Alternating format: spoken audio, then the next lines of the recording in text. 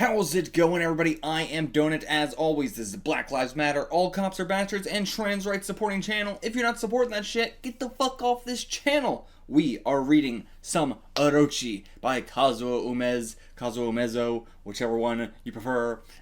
We have previously read a little bit of, what did we read? We read Snake Woman, and we read Cat-Eyed Boy.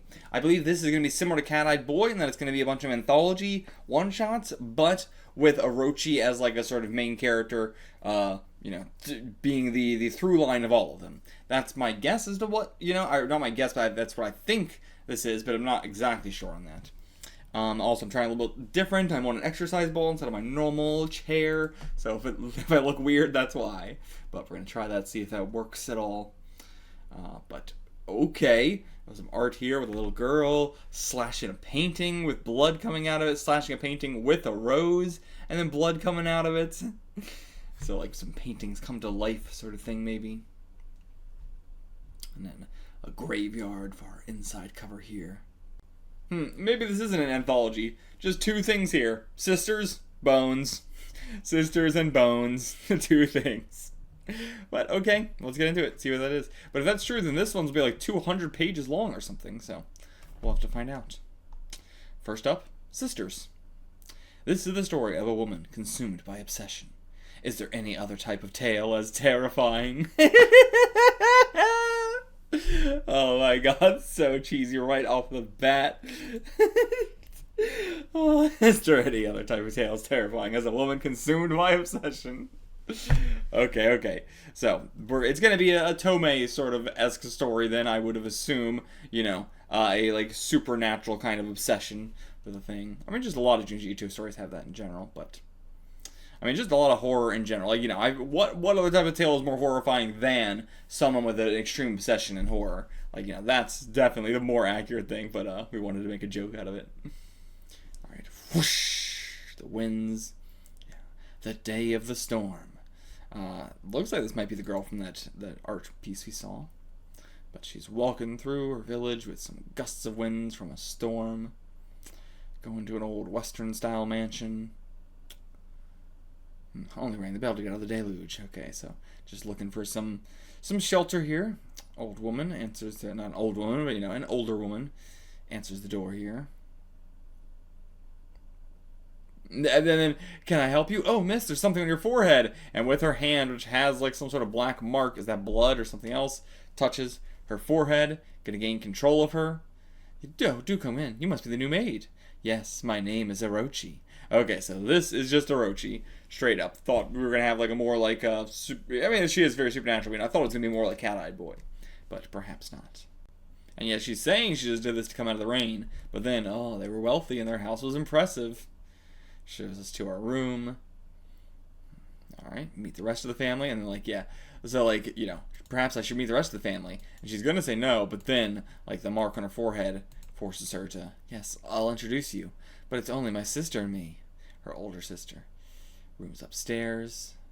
And then she goes upstairs, goes to touch the doorknob with a pointer finger like this, and the whole door opens up. But then, no, none of that. I need to pass as a simple maid. But why does she need to pass as a simple maid? It seems like she's got pretty, sick mind powers, so why does she need to? But either way, so instead, knock on the door. Come in. But yeah, you're not Rumi, who are you? And then she instantly rushes over to her. Yeah, so if you need to be seen as the new maid, I assume it's I can't use my supernatural powers to open the door, because then they'll know I'm supernatural and I need to be seen as the maid, but also I'm going to use my supernatural powers to become the maid. So, I don't know. But either way, so Emmy and Rumi are the two sisters here. But there's a spider on your forehead, and so she did have, did she implant a spider on her or something? I don't know. But then it skitters away, and then it just becomes a button. Just a normal button. Did she take a button off of her and make it look like an illusionary spider, or I don't know. Stay away from the room on the top floor. We keep a pet up there. It's our late father's. It's perfectly safe, but we had a number of maids quit because they found it disturbing. I see, a pet. Is it like a pet human sort of thing? And I touched her hand as I spoke. Her mind was obscured, as if by a heavy black cloud. The closed door to her heart was a thick one. Perhaps the monster was terrifyingly loathsome.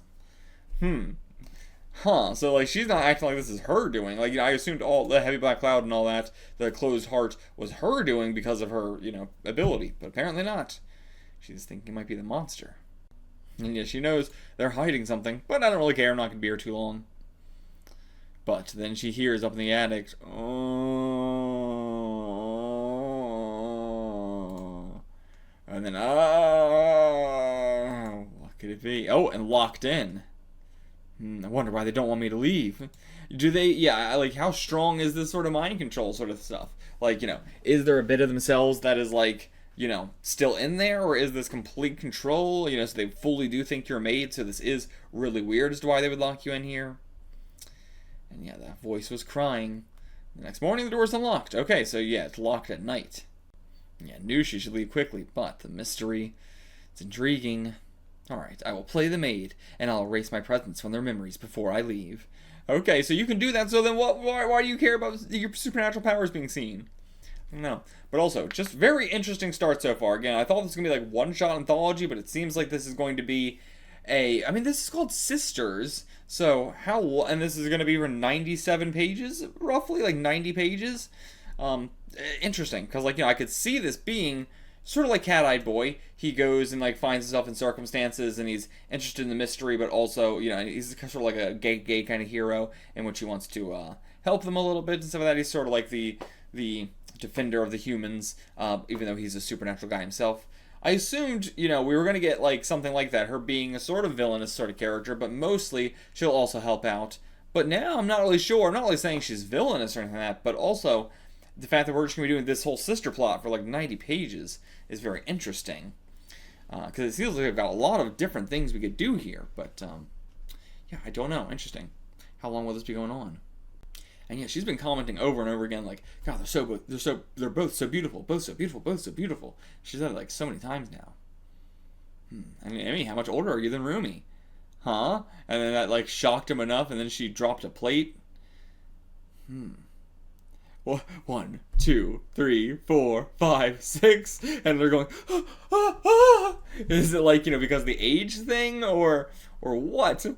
Like, I'm guessing they're both, like, way older than they would seem, but there's something, they're keeping maybe their father alive and, like, sucking out his blood. Why would you suck your father's blood to make you younger? So, no, I don't know. Maybe it's a third sister, and they're, like, draining her blood to keep themselves young or something. 16, 17, 18. What the fuck? The counting's really driving crazy. I'm scared, Rumi. I'm so scared. God, very good art here. But also, damn. So, like, I'm not sure if this is the age thing or this is like a PTSD sort of thing of, like, when their father would, like, count or something, then, like, but you would think that would be in the opposite way, like counting down to something bad that he's going to do or something. But, and the fact that it's as we got to 16, 17, 18, are they actually younger than they would seem or something? I don't know. But they're both just complete cowering. And what was it? I don't think it was the dish shattering. I do think it's the counting that did it. But, okay, so the younger is 16, the older 17. Where'd you get that? Where'd you get that from? Just because, like, I don't know. Did she already know? Because she already read their minds? So she was, like, saying that? But, yeah, so they seemed a little bit older, but they're actually only 17 and 18, or 16, 17. Why are they so scared of the number 18? So when they turn 18, something will happen? I don't know. But okay, gonna give them some medicine or something. And then, oh dear, a glove fell out. Is that simply just a glove? Yeah, I know you're closer to 18 than I am, so definitely something happens when they turn 18. Once we turn 18, we'll start to grow ugly, just like Mother and her mother and all the women of the Rujin family. Okay, so it's a curse. When you turn 18, you become ugly. So maybe they're not supposed to look like, older. I wonder how old Orochi is supposed to seem then, because I guess I would assume, like, I don't know, 12 maybe? Now that I know that, I'm not sure if I would have said that before, but now that I know they're supposed to be, like, close to 18, I guess she's, like, 12 or something. But, anyway, yeah, we weren't supposed to be led to believe maybe that they were, like, roughly in their, like, 20s or something like that, but either way, this just, they have this, like, the standout beauty that will go away once they turn 18 because of this curse. And so is that their other sister locked away who's become impossibly ugly? It's our dad's pet. You know, it's sort of like their excuse, but it's really her sister. And the other maids find her too grotesque to, you know, do any maid work here. But yeah, it seems like this is wrapping up pretty quickly, actually. Hey, were you listening? You guys were shouting so loud. So loud. Of course we heard. But yeah, won't tell anyone. I got no family. Please let me stay and serve you. I'll stay and serve them until they grow old and die. Change so fast. You went from I'm just here to get out of the rain to I will serve these people until they grow old and die. And they're only a few years older than you, so that would be your entire life. God, I cannot get a read on Orochi's character. But then Emmy leaves. She's the one closer. She's 17. She's 16. So she flees. I see. She went to go see her boyfriend because, yeah, turns to him when it becomes all too much to bear. It's only 1 month until her 18th birthday. Oh my god. So yeah, seeing Orochi is her only solace. And like, she wants to get as much as she can before she turns ugly, I'm sure, as well. You know? But what will happen to me? She's all I have. What will I do then? Yeah, then you'll have to go through your final year alone. She didn't have to go through her final year alone. But, once again, yeah, she's having another fit. Okay, it's a sister, alright. It's one of their sisters. And she opened the door. Oh, mother. Oh, that makes more sense. That makes more sense. So it's her mother. Okay. And her father kept her around as a pet and everything like that. Yeah, the creature is their mother. Well, let's see what this creature actually looks like. Is she actually impossibly ugly? Or is this just, you know, all in their head? So the fits seem like, you know, this is actually like a medical thing going on with these fits. And, you know, the next one might kill her. But something I must tell you, something important. My voice. Come closer. And okay, comes closer, whispers it to her. We don't get to hear it. But then and then, did she just die? Did she just die right now? Okay, come on, are we going to get to see it? Are we going to get to see it? Or are they not going to let us see? Yeah, they might not let us see. But it's kind of, you know, it's where we're in this, you know, suspenseful, like, you know, whatever we can come up with in our mind is scarier than what they would show us. If there is, in fact, you know, if she is actually ugly or if it's just complete normal. But from her reaction, I don't know, it's not like a, oh my god, so hideous or anything like that, so I don't know. Alright, covers her up. And her face, this is their mother. Okay, so she can recognize, she can still tell their characteristics, though. So it can't be too ugly. And yeah, what was the mother's last words? But alright, gotta go find Emmy, go tell her. Alright, picture of Emmy. Got a picture of Emmy, put it, I thought she was like putting it into a thing, but I guess she was just looking at the picture. But then she bites, drops some blood onto her to like to cure the curse somehow or something. I'm not sure, but yeah, when she was like, "Oh, I gotta go find Emmy," she just made a picture actually. To an automotive repair shop, which is where her boyfriend works, taking some solace in his arms. Oh, great detailed face there. And yeah, my God, this guy, that is a guy you want to cradle in you want to be cradled in his arms. And now that she's 1 month away, she's like, oh no, I can't see you again. Yeah. After we become so close, haven't you introduced me to your family? Why? After we become so close, haven't you introduced me to your family even once? Can't you at least do that? Okay, so, yeah, she hasn't told him about any of this stuff. I thought she might have confided in him, but no, you know, they're not even tell maids and stuff like that, so. But yeah, after my birthday, you'll hate me. I can't see you again after that. It's the only way we can stay in love is to be separate. I can never hate you. You're beautiful. This guy. Oh, these fucking eyes. God damn, very well done art here. Alright, back to the house. And yep, mother passed away. And yeah, Rumi's in shock, locked herself in her room. Brought your mother's body downstairs so you could see. And Rumi was kinder to Emmy after that. Oh, really? I mean, it didn't seem like she wasn't kind to her before, but we were kind of implying she wasn't, but we didn't really see any of that. And damn, she's just staring at that calendar, watching the days go by. Not even getting any use out of this beauty while you still got it. Okay, so by she's so kind, they mean like she's not freaking out and afraid anymore. But like, so her not being afraid makes her more kind? That's fucked up. But something at the doorbell. It's Orochi. Yeah, send him away. Can't see him anymore. Nope, invite him in. And yeah, would you still love her if she were ugly? If she were ugly? What do you mean? She's beautiful. It's a serious question. This motherfucker can't even answer a fucking hypothetical. My God. Oh, fucking men. Alright, he's saying nothing can change about how I feel about her, but he won't say, like, oh, I'd still love her if she's ugly. He's still kind of beating around the bush. So, I don't believe him at all. And yeah, we told him the curse and everything like that. He's not going to believe it, though. He's going to be like, nah, she's going to be beautiful forever. So, okay, when we turn 18, we start to develop moles. First on our foreheads and hands, but then they cover the entire body. So, okay, just covered in moles is all it is. I mean, you know, it depends on how much, you know, the moles... Again, we'd have to see it to really see, you know, how much moles is this?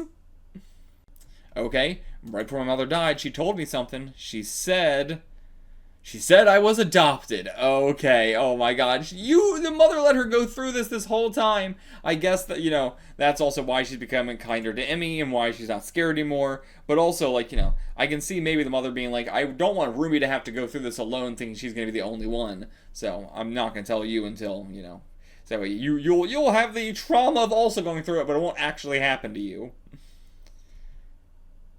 But okay, yeah, so...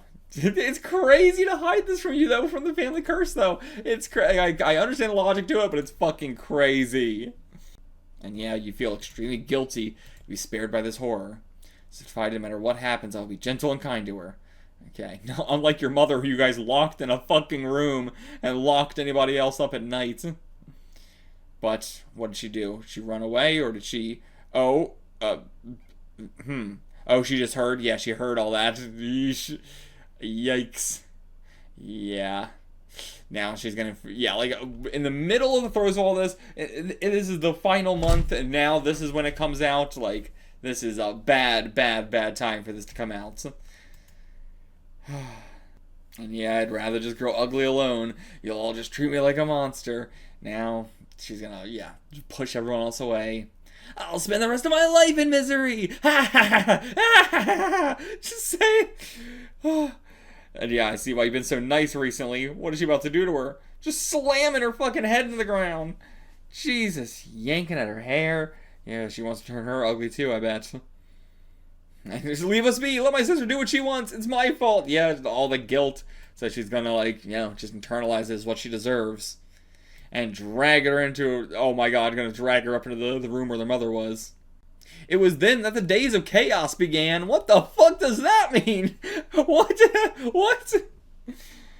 But alright, so... Yeah, so wait, is this...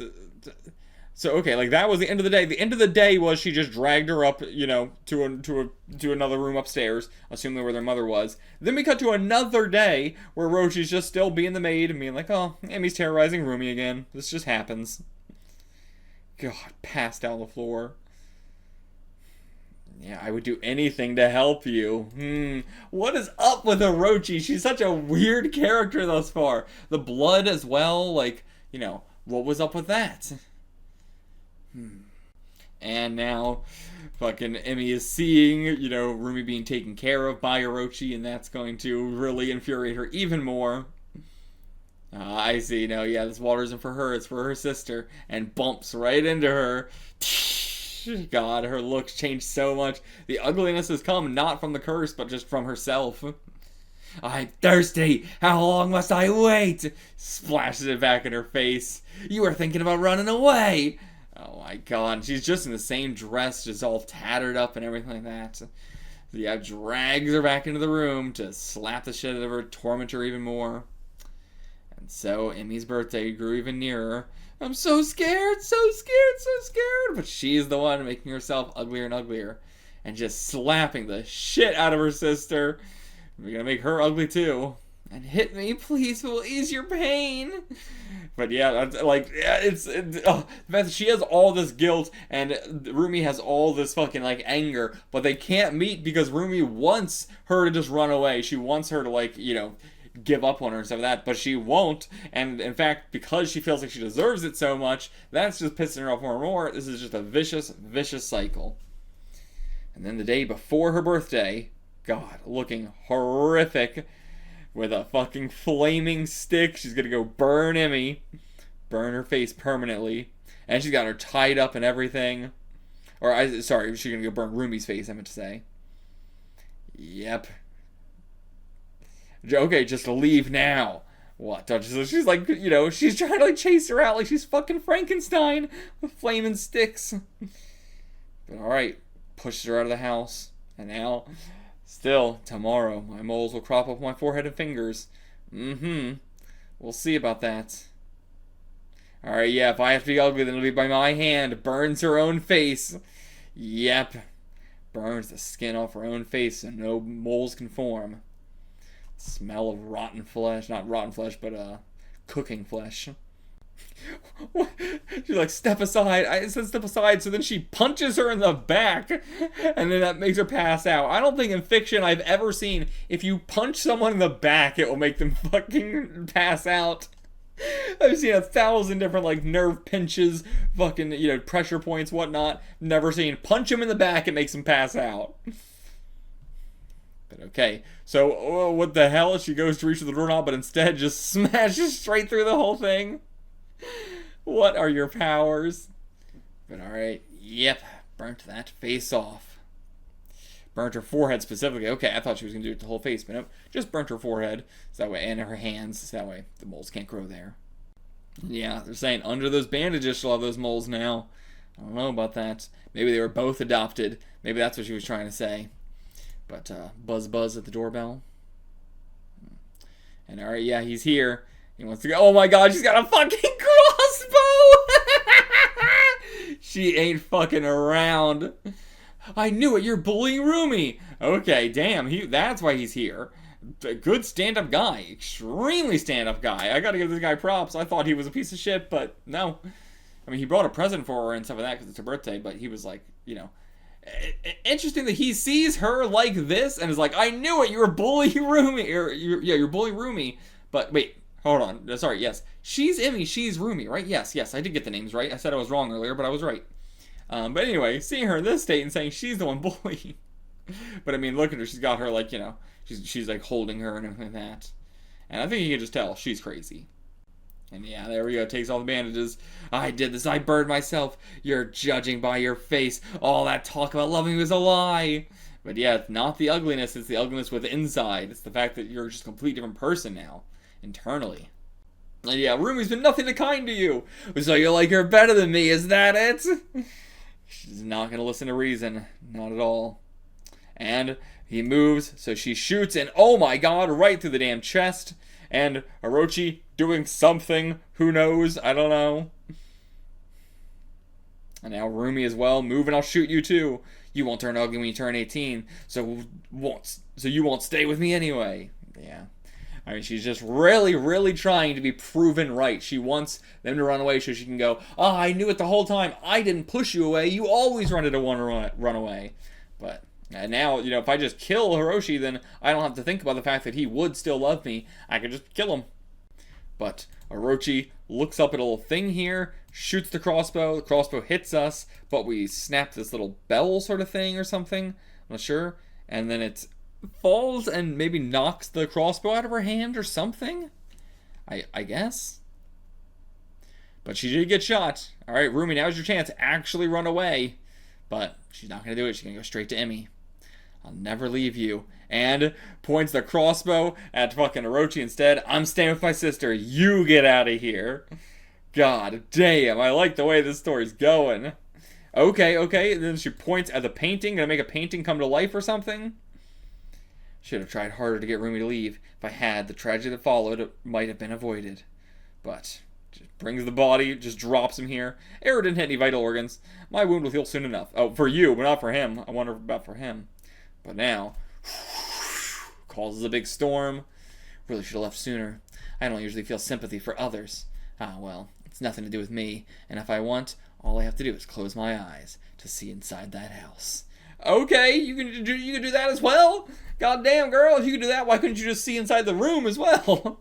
Maybe you have to have already been there or something? But, so she creates a storm as she leaves within it. But yeah, very curious, like, her whole personality being like, I just want to stay here for a night to get out of the rain, and then being like, well, actually, I typically don't have sympathy for others, but you got wrapped up within this just kind of cuz. It wasn't like this was like, super, like, like, it was tragic and that, but, saying, like, I usually don't feel sympathy for others. When she started to feel sympathy for them, we didn't really know that much. It sort of just seemed like she had sympathy for normal people. So, I don't know.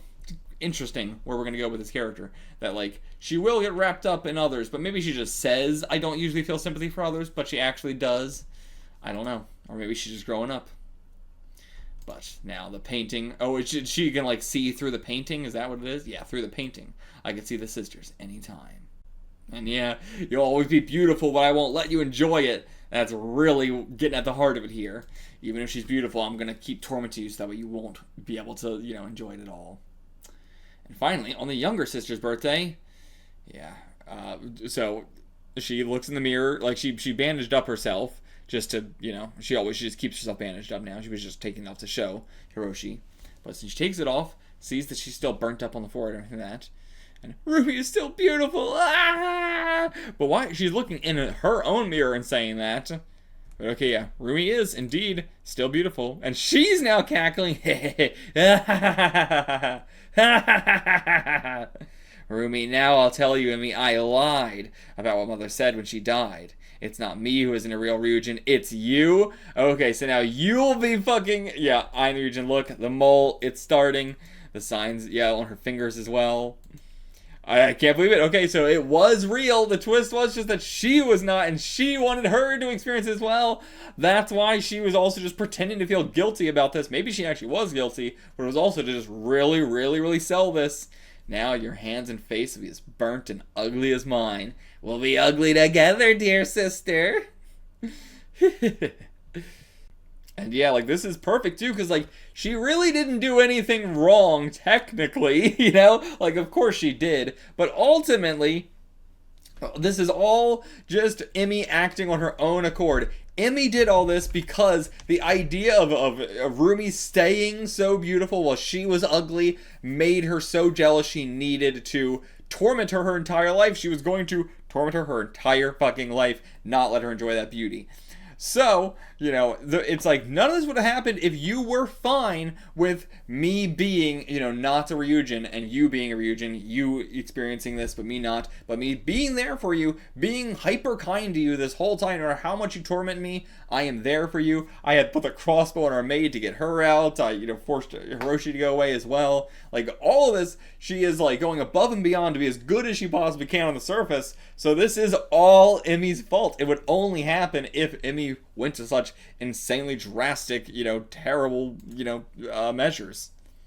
Like, if she did not burn her own face and hands in order to be like, no, I'll be ugly by my own design, then, oh, my God, great twist.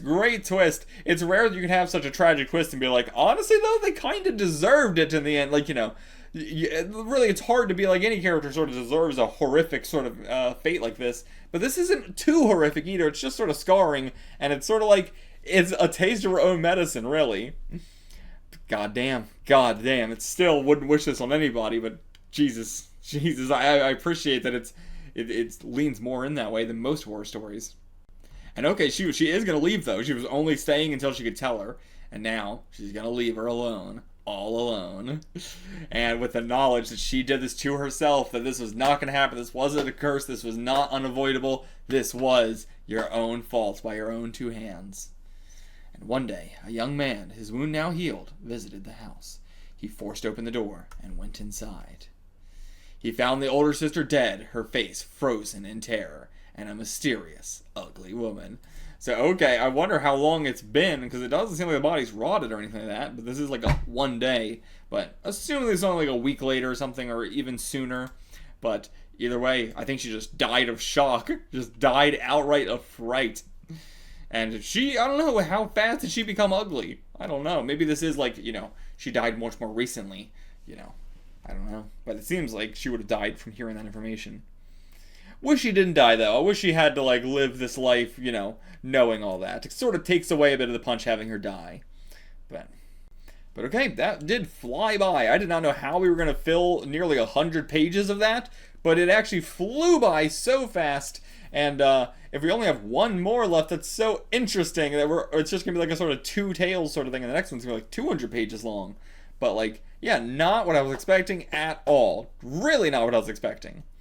I was expecting something much more short for sure, at the very least. But, but it's also, this doesn't feel long, and, it doesn't feel like 100 pages. It doesn't feel like half a volume. That's like, it's crazy, But, great tale. Curious to see what we're going to do with Orochi, knowing we only have, one more tale to do, but we're going to act like this is a, character that reappears a bunch. And is this our Bones guy? You there! Why do you hate bones? Bones are beautiful! It's the flesh that surrounds them that is so despicable.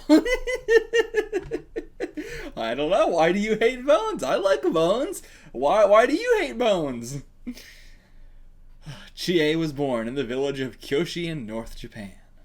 And then this seems to be her there. And is this the mother and that's the father? Yeah, so mother seems to be dying. Died giving birth to her. Okay, so newborn baby. And this was this was only the first of the girl's misfortunes. Her father had no love for her. Chie's family was poor, never given enough milk. Chie was hungry year round, but she still grew. Okay, and then when she was 4, father remarried again, but her stepmother seemed to have no love for her as well. Her stepmother was unkind. Chie could not please her. Yeah, no matter what she does, never enough. Cried every day. Neighbor children called her Crybaby Chie. Chie would wander without a destination. And when the stars came out, she went home, where her stepmother would beat her for being late. Couldn't do anything right. And her father only had eyes for the bottom of a bottle. Drank more every year. He and his wife quarreled often, usually about Chie. Yeah, they're both fighting him. I mean, he doesn't have any love for her either. Neither of them want her. I'm throwing bottles at her and shit. Chie's grandfather was ill and bedridden, so no help there. And made Chie care for him. And yeah, it's how she could earn her keep. And her grandfather was not grateful. He wept and he cursed her. There was never enough to eat, and he demanded Chie give him more food, but they never had enough. And he took most of her portion, leaving her to starve. God, truly, misfortune after misfortune after misfortune. It's terrible family all around. But, I mean, you would expect them, if one's that bad, you would expect the rest to follow suit. She wept, and when it rained, a strange smell hung over her grandfather, making her even more miserable. When it rained, a strange smell hung over her grandfather, making her even more miserable. Is that just naturally the rain sort of kicks up smells, or? But gradually, she grew into a girl who kept her feelings to herself. Yeah, she's going to be very shut off her whole life. A mean-looking man called Ojida used to come to the house, hounding the family for more money. She was almost never allowed to go to school. When she did go, she couldn't stand everyone else's eyes on her. But despite this, she became a rare beauty. A beautiful girl looks good in anything. Yeah, now they all change their perspective on her. She's still closed off and, still, she's got her heart closed. But, because she's got the physical beauty, beauty only increased her misfortune. Yep. Her father began talking about selling her to pay for his drinks. Then she received a marriage proposal. He was average in most ways, but extremely kind. He said he'd long held Chie in his heart. It goes without saying, this man paid Chie's parents a hefty sum to take her away. Yep. So then they went to Inatori and Izu, and just like that, everything changed. She was married and moved to a different city away from the family. And yeah, though it was such a rush and he paid for her and all this sort of stuff, at the very end, at least she got out of the situation, and the husband seemed gentle and kind, and that seems, we'll see where we're going to go with this, but yeah, at this point, though, she was truly happy to be married to him. Did whatever she could for him. The days passed in bliss. Until modern day. Oh no, we're gonna get hit by a fucking car and be left alone again. A hit and run as well. But alright. And then, okay, here's Orochi now coming into this story. It'll take 3 years for your husband to recover completely. And Orochi, gonna feel that sympathy again, perhaps? She devoted herself to her husband's care. 3 years. Another misfortune, but not nearly as bad as the previous. Okay, it's been 3 years. Taking him home now. And Orochi, what are you thinking about? Then she got a job. Her husband recovered more quickly than expected. He was able to walk around. I'm gonna go take a walk to build up my strength. Please be careful of cars. Yeah, kind of thing doesn't happen every day. Yeah, but still, terrifying. But that day, her husband slipped, fell from a cliff, and died. Yeah, I'll be careful on cars, but I'm gonna go walk on a fucking cliff when I can barely walk, period. Idiot. But gets himself fucking killed. Now, that's a big misfortune. After 3 years of taking care of him, 3 years in the hospital by his side, taking care of him every single fucking day, waiting for this moment, having all this, bliss finally, and then it ripped away right as he gets better. The day you take him out from the hospital, he goes and walks off a fucking cliff. Can't even goddamn imagine. Buried in a nearby cemetery. Crybaby Chie once again. First of many sad days. And yeah, you gotta stop crying. It's been a whole month. It's only been a month.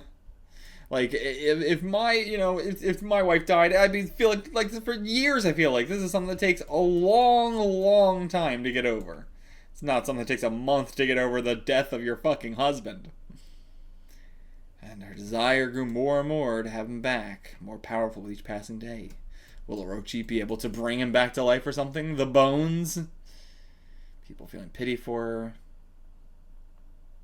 And yeah, just constantly in front of the altar praying and crying. I mean, yeah, how do you move on? Like, her life has been completely miserable. She had one good thing going in her life, and it was ripped away from her. Like, how do you not just become obsessed with that? And then Orochi appears. I can return your husband to you. The nurse. And yeah, she's desperate for anything. Anything. She's not thinking about how creepy this sounds. I probably wouldn't be either. I'd just be immediately like, okay, hell yeah, bring him back to life then. No answer. Yeah, why'd you come here? Just to tease me, make me more miserable? Came because I'm worried about you. You seem so terribly sad, but perhaps I spoke too soon. Huh? What do you mean? What? Why are you taking it back now? What do we do? We're not sad enough? And yeah, she's catastrophized. Of course, like, if her husband was the only one who was ever kind to her, of course, she'd think this one was not being kind to her either. I mean, she's clearly not, I don't know what Orochi's whole deal is here, but... But okay, she's gonna run out to the cemetery or something. She's starting to realize it. You're gone forever. In this moment where she's finally starting to realize it. That's when Orochi is gonna go bring her husband back. Alright, already prepared everything. It's at the hospital. Patients are all asleep. Going to room number 1. Tonight is the night. Gonna get some... Oh, no, you just got the body here. I was gonna say, are you getting equipment or... Nope, the body's right here, ready to be revived. Okay, he does seem... He's not just bones, actually. He's a full body. No one would think he was a doll. I worked hard to make an exact likeness. Okay, so it's just a doll, actually. Even if I can't bring a person back to life, I can make something without life move. But if I fail, I forfeit my own life. This is crazy. Crazy she'd want to do that, though. And she's like, oh, I usually am not sympathetic with other people. Yeah, right, girl. But, okay, what are you going to do? You're going to put a heart in there or something? Oh, to her own blood, I see. Okay. So, remove some of the, she just cuts straight through it, actually. And then bleeds onto him. Puts blood into this doll. I give you my life so that way you may live. Okay.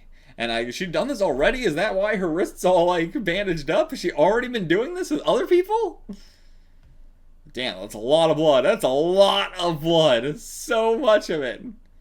I can't tell. Is somebody watching, or does, like, Kazuo Umezz just really love these fucking kind of panels where it looks like somebody's looking in through a keyhole? I don't know. But okay. Well, hopefully that's enough blood. It's a hell of a lot. Didn't work at all. Oh, but... what the hell? It's all cracking away. The whole thing shattering to pieces. Okay, didn't work. Yeah, completely failed, it seems. And she's like so distraught over it too. I really appreciate that she says she doesn't have these like empathy, but you know, she clearly has a lot of empathy. To be able to do something like this, which could have cost her her life, god damn, you know, she's got a lot of fucking empathy. She really, really wanted this to work. But meanwhile, in the cemetery, the bones, you can bring the dead back to life. You, in fact, can. And okay, he's not bones yet. He's in there, waking up in a coffin, alone, in the ground. Horrifying, horrifying, horrifying. But I love any tale where somebody is like, you know, I'm wishing, you know, my partner back to life. And they're like, okay, I wished him back to life. They're still in the goddamn coffin, though. They're now just going to suffocate to death in there, unless you can get to him in time. And I love the way this is being drawn and shaded. But yeah, you can tell I'm inside a coffin.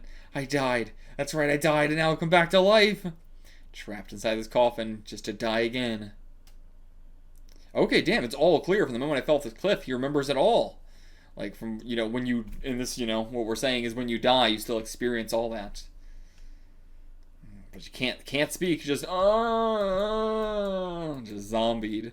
And his nails all grown out as well. He's definitely decayed a little bit. And if others come back from the dead like this, mutant, helpless, have I come to life only to die again? And my screams are only in my heart. Okay. So, like, even this, is that only in his heart, or is that being vocalized? I don't know. But okay, he's gonna rip through it to return to Chie. I must, I love her. I appreciate again that he's got this much, you know, this much love in his heart to rip through a coffin and 6 feet of dirt to get to her. If he can. If he can. And Orochi just passed out there on top of the blood and the rubble left from the doll. But okay, wakes up, and is that just like rocks, or is that like bubbling stuff? I think it's just rocks. But alright, I better clean up all this blood. Oh, cleaning up my own blood is really easy. Just but it won't go away because I hurt my hand. I have to get the hand treated first, and then I can clean up the blood. Okay. Glad I didn't die, because I couldn't keep my promise to Chie. God damn, she really was just gonna almost die there. I mean, it was a hell of a lot of blood. There was a lot of blood. And yeah, now it seems like you lied to her. You shouldn't have gone to her first. You should have tried this first. Damn, I'm really liking Orochi's character. Was not expecting to be this into it. Thought it was gonna be much more of a cheesy sort of like, you know, Crypt Keeper sort of character. But okay, through 6 feet of dirt and mud and a coffin itself, he crawls his way out. And okay, he doesn't look too rotten, actually. Yeah, he looks real good. He looks real good still. Very nice. Oh, great art here as well. Fantastic. Beautifully done art. Alright, back to Chie we go. Feels like there should be something, you know, like worrying here, but so far, this is just very promising. So, okay, whatever it takes, I will return. Oh my god, a fucking, like, dog guarding the graveyard, maybe? And yeah, it senses the unholiness of him, something's not right with him. Yeah, can't call for help, just, Okay, tongue's been rotted away, that's why you can't speak. Tongue's been rotted away. So, okay, still, he is rotting a little bit. But yeah, not much. Like, he's gotten way skinnier and stuff like that. He actually, yeah, looks a lot more like a ghoul now. But he hasn't fully rotted away to a point where it'd be like, okay, you know, I can't be with you. You're way too rotted and like, disgusting. Like, you know, he's still at a level of rot, which I could still be with. And his throat also got a hole in his throat. Hole in his stomach as well. Okay, maybe he's a little more rotten than I thought. Maybe he's a little bit more rotten. But maybe we, you know, we could transfer him to the doll, maybe? Alive, my body is dead, but you don't seem to feel any pain from it at all, so that's good. And this fucking dog. Yeesh. God, very crazily drawn too. Looks terrifying. This dog looks way scarier than he is. But okay, the dog chomps on his hand. Just gonna rip it right off, basically, because it's so... Oh, and then he goes for the eyes. Yeah. I mean, you gotta do what you gotta do to survive in this situation. God, blinded the dog. It really, really sucks he had to do that, but he was gonna fucking eat you. But okay, his hand seems okay. It's not like, I thought it was gonna get ripped off. I'm no dog's dinner. God damn. I love this. This is so fucking cool. This is so, like, not creepy. This is just, like, this is, like, scary, but not creepy, if that makes sense. Like, the fact that we're rooting for this guy, again, never would have expected from, like, a horror story. Both these horror stories so far have been very different from what I would expect. Like, still very traditional, but also having a unique twist on them. Not even a twist, I would say. Just, like, I don't know. I just like how the characters act. Got great, very, like, I talk in Junji Ito a lot about how Junji Ito's characters are just meant to be a way for the plot to happen. But I appreciate that in Kazuo Umezz, his characters are actually, worth thinking about, They are actually characters that you can get invested in. But okay, her wrists all fixed up. Alright, now it's about time for my rounds. Hope no one saw what happened last night. You still didn't even clean it up. But alright, bringing in him. They found him. Yep, found him on the road. Oh my god. He's got flies buzzing all around him. He's got a huge hole in his chest and his neck. Surprised they didn't just go like, oh, this man's dead. But I guess they can sense that he's breathing or something. Yeah, body's decomposing, yet he lives. I was hoping we'd be able to, like, they're saying it in a way where the body's going to continue decomposing as well. If it was just left at this, point, then we might be able to, do something about it. But if his body just continues to decay and decay and decay, this is not going to work out. And we just have to wait for him to recover and then ask him. I guess, yeah, you got no other way of finding out. And yeah, to be fair, there is just diseases. I guess catalepsy is what it's called, or maybe it's a different version of it or something. But, like, diseases where your body does rot, and, like, it does slowly rot. But typically, it's not going to be like this, where your whole body's going to rot. It's simply, like, parts of it rot away, while others, are not. I thought it was, like, necrosis or something like that. But, either way, like, yeah, that is a real thing. So, they're not going to immediately jump to, oh, this is a corpse. They're going to be like, oh, he probably has, something like that going on. But yeah, they also, I forgot, but they can get, like, holes in their body as well through their skin, rotting and everything like that. But you can still live even with all that, It's, to us, we're like, oh, would you want to live like that? But if it's the only way you can live, and especially to be with the one you love, then, I think it's worth it. But yeah, so Orochi figuring out that this is her husband.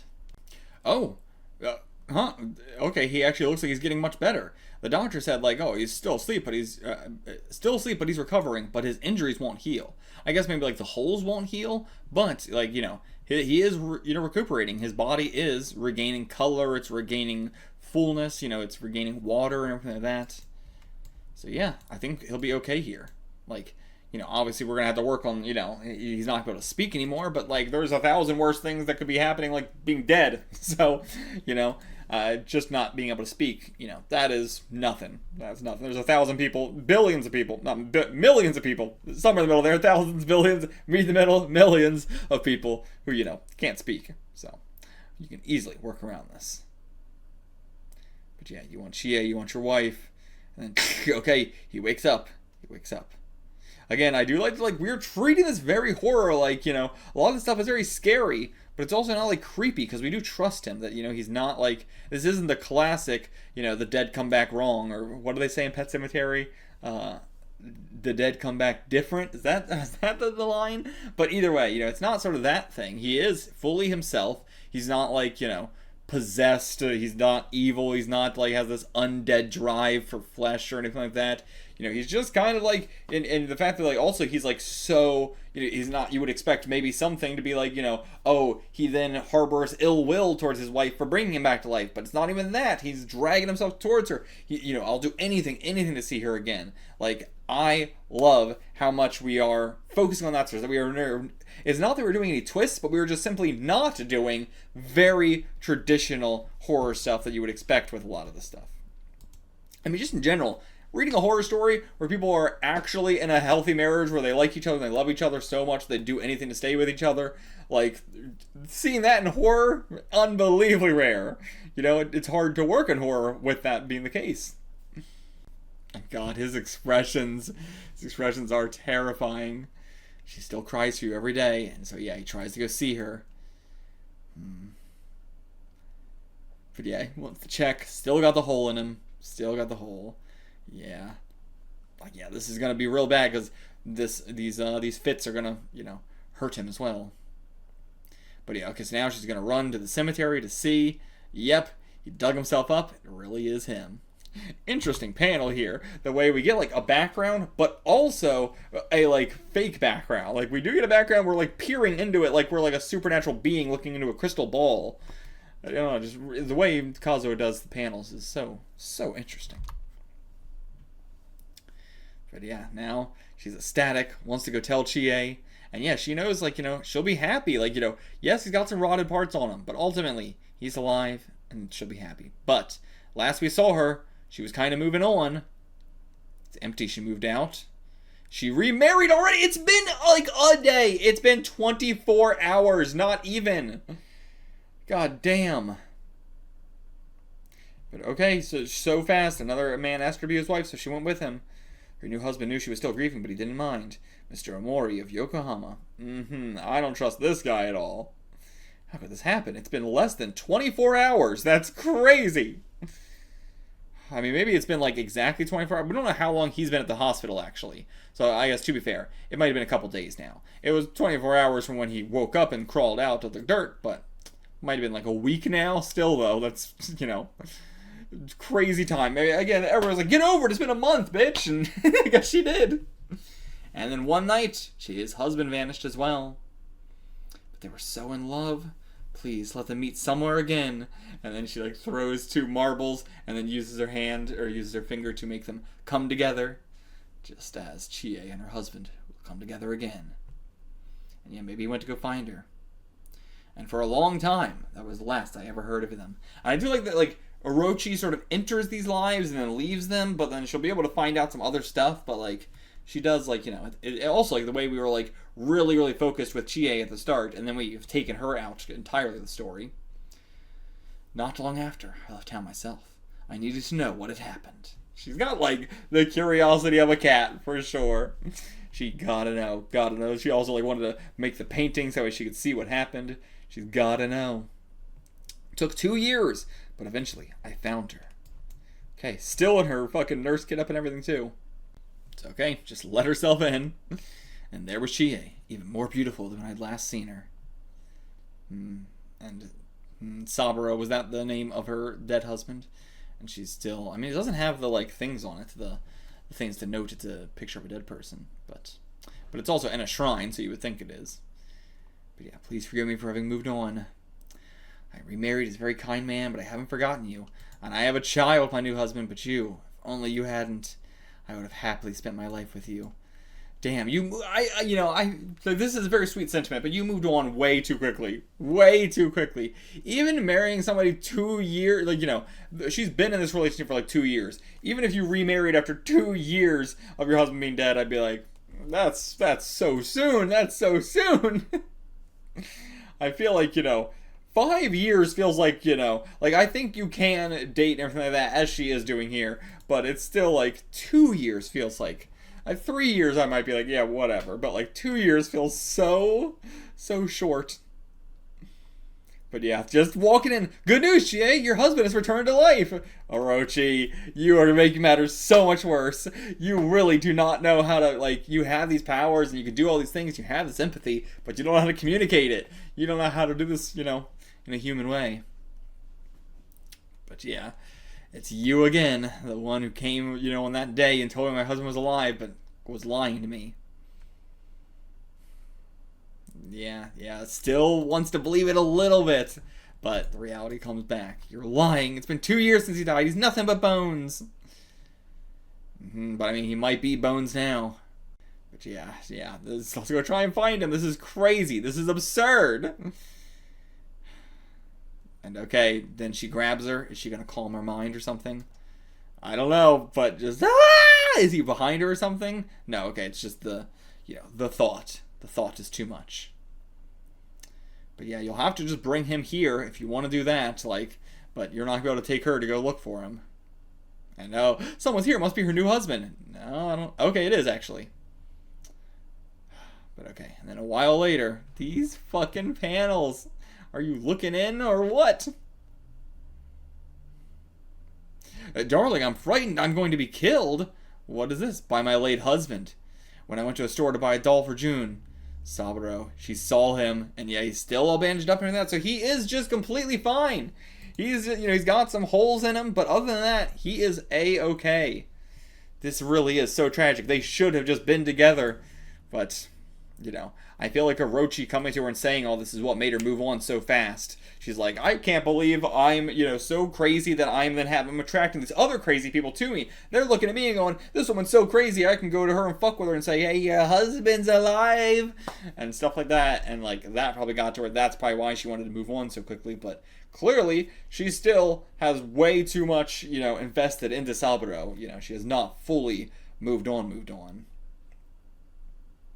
But then he sees her and he's following her.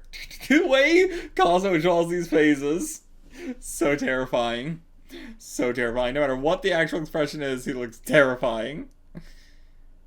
Tries to run away. But, boom, how you ran away and then you ended up behind him. How did this happen? And he can't say anything either. He can't say anything to her. But then he brings out a fucking knife! Because she moved on and, he's upset about her moving on. But that's what I would expect out of horror. Yep, that's what I would expect out of horror. Okay. So then she runs away, finds someone else, goes back home, and... Okay, he stabbed the baby, doll, which assumingly means he's going to stab the baby. But now I don't think he's going to kill you. He wants to kill that baby.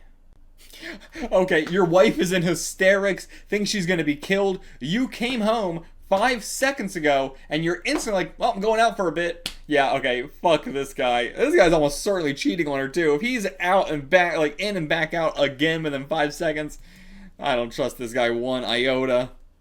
And yeah, even now, I still love you, but I had to do what I did. I mean, even in this marriage, she doesn't seem like she loves this guy, but she definitely loves Saburo still. And yeah, I would think that too. Your late husband wouldn't hate you for remarrying. So what's all this about? And now she's going out shopping too, gonna leave Chie all alone. Oh my god. These people are terrible, terrible. No matter if you think this is real or not, don't leave someone alone who's going through hysterics, or you're so fucking bad. Alright, and then the phone call.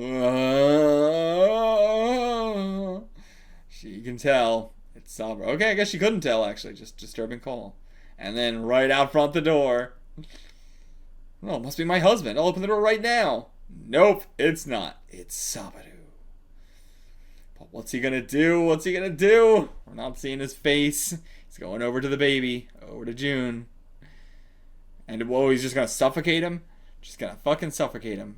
Yep, pulls it, sees the hole inside of him, passes out from fear. And then, whoa, and then he spits something onto her face. What the hell? From his tongue, he spits something right onto her forehead. Takes the child into another room, or just left with him. What the hell? That's so terrifying. And yeah, you think he hates the fact that I remarried, but is there something else going on? I don't know.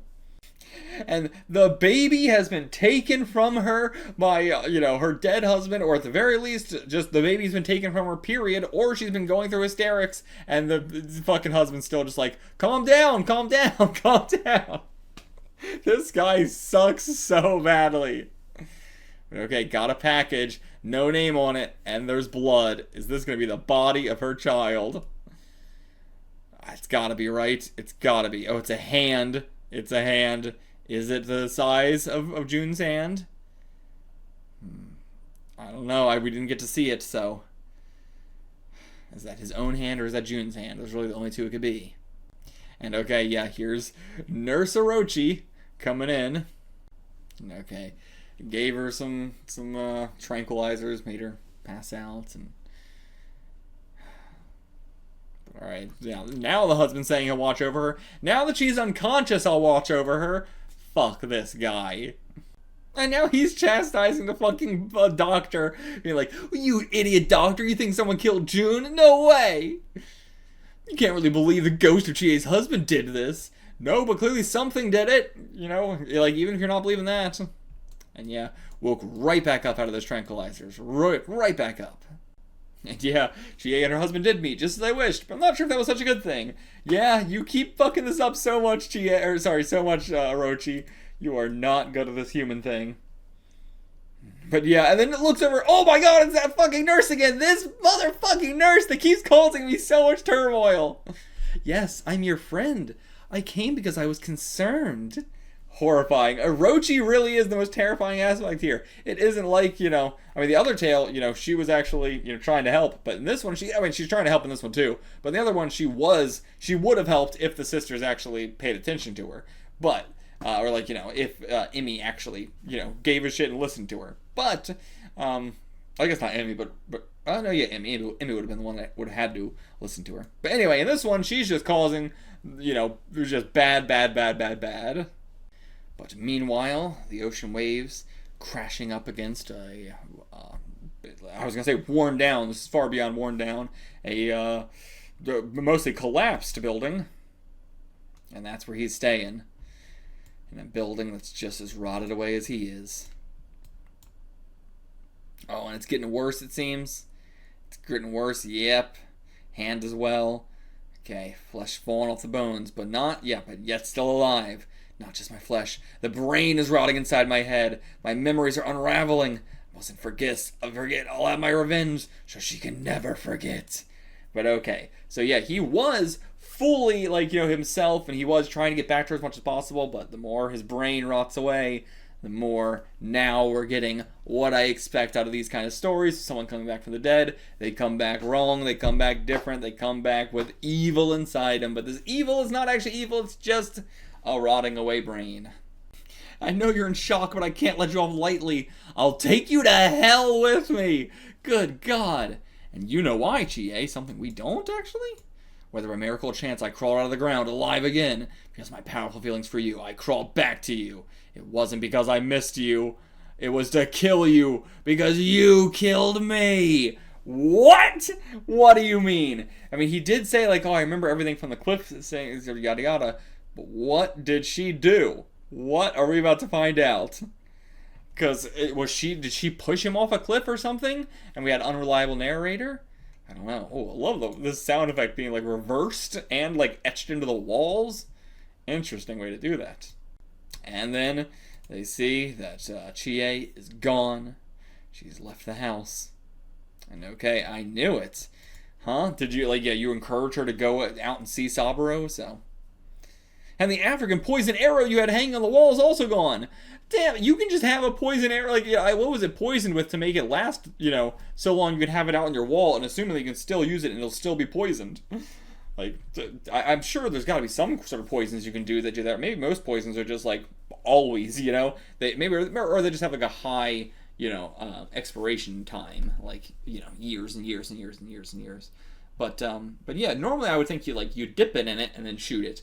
But, I assume you can also make an arrow where it's got the poison built into it somehow, but I'm curious, how you would go about something like that.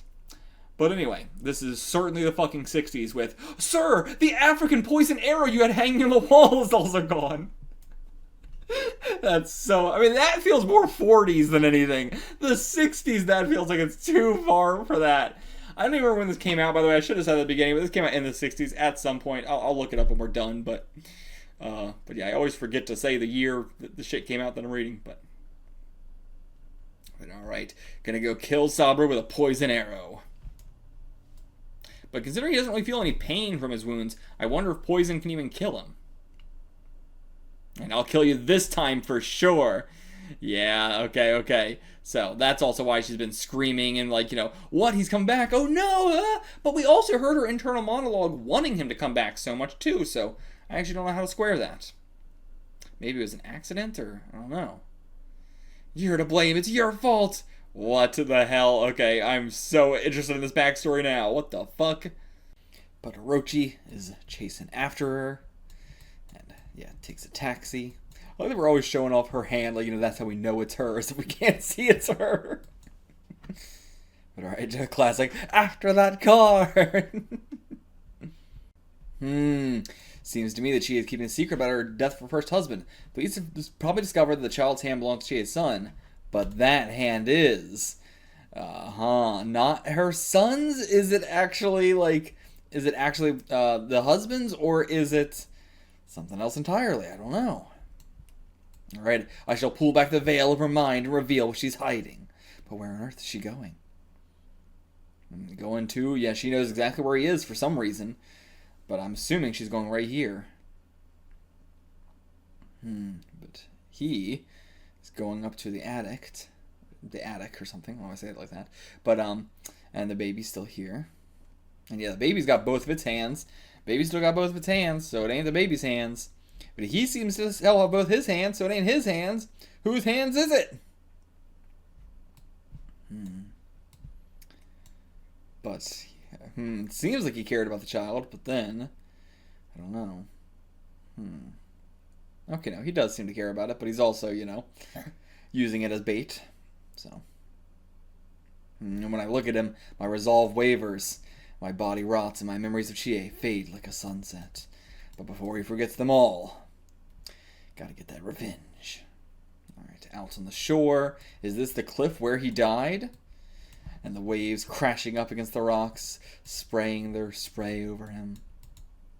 And here she comes. She arrives with the fucking bow and arrow, the poisoned African arrow. Meeting him face to face, hiding it behind her back.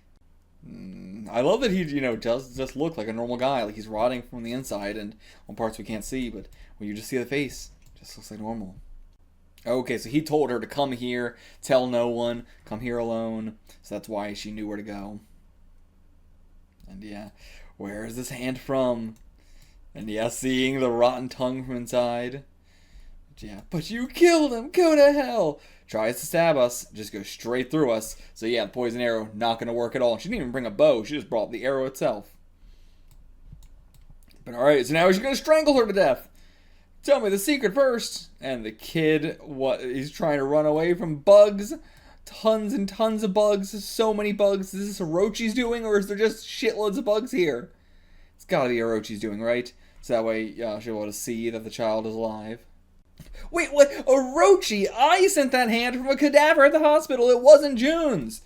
What the fuck? So, okay, he wasn't trying to send a hand at all. He just sent, a note and just kidnapped the baby. But Orochi sent a hand? That's fucking crazy. Not the twist I was expecting at all. But okay, now they're just driving off somewhere. Where are they going now? And he turns around, sees her, but he doesn't know what the hell's going on there. He has never seen her in his life. Alright, off they go. Oh, no, wait, okay, damn, she is fast. She's keeping up. She's keeping up, god damn. What's she about to do? Takes out a string of hair, throws it, and it'll attach to her. Okay, so they'll should be able to, track them or something. Yeah, it's a tracker. Okay. But alright, we returned to the graveyard. Gonna bury her down in there instead. Bury her alive. Yep, right at his gravestone. It is you indeed. And my grave right next to him. Yeah, they would have pre-planned it out most likely. So okay, gonna bury you in your own gravestone. God damn brutal. Yep, shoving her in, locking her in, and just crawling out for June. But sealed away. This does not feel 6 feet deep, I gotta say. And yeah, I'll sleep next to you for all eternity. You'll never leave me now. The bones poking through. No more muscle, just bones. Orochi has arrived, and she's just gonna... Even with just the finger, it's always just the finger. But crack through, bring her back out. Yeah, you gotta answer me, Chie. What happened? You were devastated by the loss of your husband, so what changed? Seems you had finally found happiness with him. You wept and wept when he died, and yet you were frightened when I told you he'd come back to life. Your grief was a lie? Maybe. The whole time her grief was just a lie. I feel something inside you. Why does everyone bully me so? Why must I be subject to such misery? I don't know. My memory's gradually... It's going away. He barely remembers anymore. Why am I cursed to be so miserable? And did she just fall off the cliff? Or, I'm not sure. Why does life destroy my happiness? What's going on? Oh, the human heart's a mystery. What's the mystery? Give me an answer. Now she's going up the same cliff he was. No joy for me. The cliff where I died. And I can't remember. It's gone. Why did I hate her? I don't know. Damn, just seeing his memories fading as this is all happening, as he's trying to get his revenge. And he's coming closer, I'll jump! He came here on that injured leg. I followed him here the whole way. I was so worried he might fall, but deep down in my heart, I wished he would. Why? When you were injured, my happiness disappeared once again. Your injuries were so awful. I said it was nothing but I was forced once more to carry a burden in life. I hated that pathetic life more than anything. I wanted to be happy. So, okay, it's just the fact that he got injured, even though he was on the road to recovering and basically fully recovered. Just the fact that he was still slightly injured, still the fact that he was limping a little bit, made her go, I'm going to kill this man. This woman, after all that, after your whole life. And yep, I'll kill you again. Get this burden off my life. And damn, even like this, you grabbed on like this back then too. But I pulled you off. God damn. But this time it's different. You killed June, so I'll kill you. But nope, she's not going to be able to hear the truth. Falls off, dies once more. And yeah, now you'll never know where June is either. But okay, so I guess it wasn't her that did the bugs thing. That was just happening. That was just happening after nothing. And now the wind takes his skin away. Nothing but bones. Nothing but bones remains. And Orochi going down to him. Bones! But okay, so left overcome with a terrible feeling. Gotta find June. But at some point, feet turned toward the coast. Found the way to the ruins of a house. Okay. Found an entrance to an underground room. Went to open the door. The room was utterly silent. But choking air came wafting up from inside. Baby dead in there too. Yep, baby's dead in there too. Eaten by a bunch of bugs to death. Jesus Christ. Well, and then he was decayed beyond recognition as well. So, how long was it until you found him? Because it seems like this was the same day. So, was this like a supernatural decaying as well because of the whole, circumstances? But, I don't know. But either way, good twist for this one. Good twist. I did give it a lot of praise saying it didn't do the traditional horror tropes that I would have expected. But in the end, it did all of them anyway. But I appreciated the, moment of Bones where we were, not assuming that she had done anything, and where this was just a tale of tragedy rather than like a tale of, someone being real fucked up, like in all horror. But yeah, in the end, I think I would lower it a little bit. I would have said it was like a 9 or an 8 before. Now I would maybe get like a 7 or something, but still very well done. And Orochi will return in Volume 2. Wait, is this not a 1-volume thing? This is a multi-volume thing? Why did I think this was only 1 volume? I thought this whole thing was only 1 volume long. But okay, maybe I was wrong. Guess I got more Orochi to read then. Well, so much for planning to get this out in a decent time period. I'm going to really have to try and, I wanted to get this all out for Halloween. Now I'm not sure if I'm going to be able to because I thought there was only 1 volume. But we will try. If not, this might have to wait until like next year or something like that. Or this might just come out in like November later or something. But, yeah, was not expecting that. But, okay, more Orochi. Okay, moving on to Volume 2. This also definitely explains why I was like, why? I thought this was like an anthology thing. What do you mean she's going to be 2 chapters? Like, I really thought Orochi was just this character that appeared in these 2 chapters, and that's it. And that was just like, okay, I guess it was described as an anthology series with a reoccurring Orochi character, but she's only in 2. But okay, now we're actually going to get some more tales and get a little bit more about her. What the fuck? And yeah, nothing from like the art in the first volume had anything to do. I guess the painting is semi, but like, not really, wasn't really connected to any individual story. But here's her looking like a fucking warlock with bats, and she's like either dropping leaves or they're like coming out of her hand. But yeah, it seems like this wrapping thing around her wrist is going to be the big thing. Okay, Prodigy. A lot we can do there. Post-war Japan, the Showa era. Okay, going back in time, and Orochi is here as well. My name is Orochi. I'm following a man. The first time I saw him, he was just a cute little baby. Oh, and is that cat-eyed boy? It looks like he's got a cat-eyed boy mask. Oh, that's cool. But yeah, at a little festival, it seems. Like, we got the, I assume that's something like, what the hell is it called? Cotton candy, but maybe it's something different. But okay, so Bodhisattva. I never know how to say the full name of that. Bodhisattva of contraception. It's okay. Yes, it's like, a deity for contraception, stuff like that. This is the baby that she was talking about. This is his mother. But yeah, so she went here to get a blessing to have a child. She got that child. Now, why is Orochi interested? To Tachibana Estate. We got a nice little family. Wanted to know what path the Tachibana baby would take. Okay. When the leaves started to turn. And celebrating a little birthday for the boy. First birthday, assumingly. Helped him blow out the candles. And okay, Dad went off to K University. But yeah, it's a long way off for him. But yeah, Dad's very smart. But yeah, it seems like a sweet family. Very nice dynamic we got going on here. I like it. Kazuo Umezz was really good at doing a very nice, wholesome sort of thing, which, lulls you into a sense of security for when he'll pull the rug out. So, okay, goes to put him to bed, the window's wide open, and from inside the cupboard, Orochi, nope, not Orochi, just a man here who's gonna, is he robbing them or what? I don't know.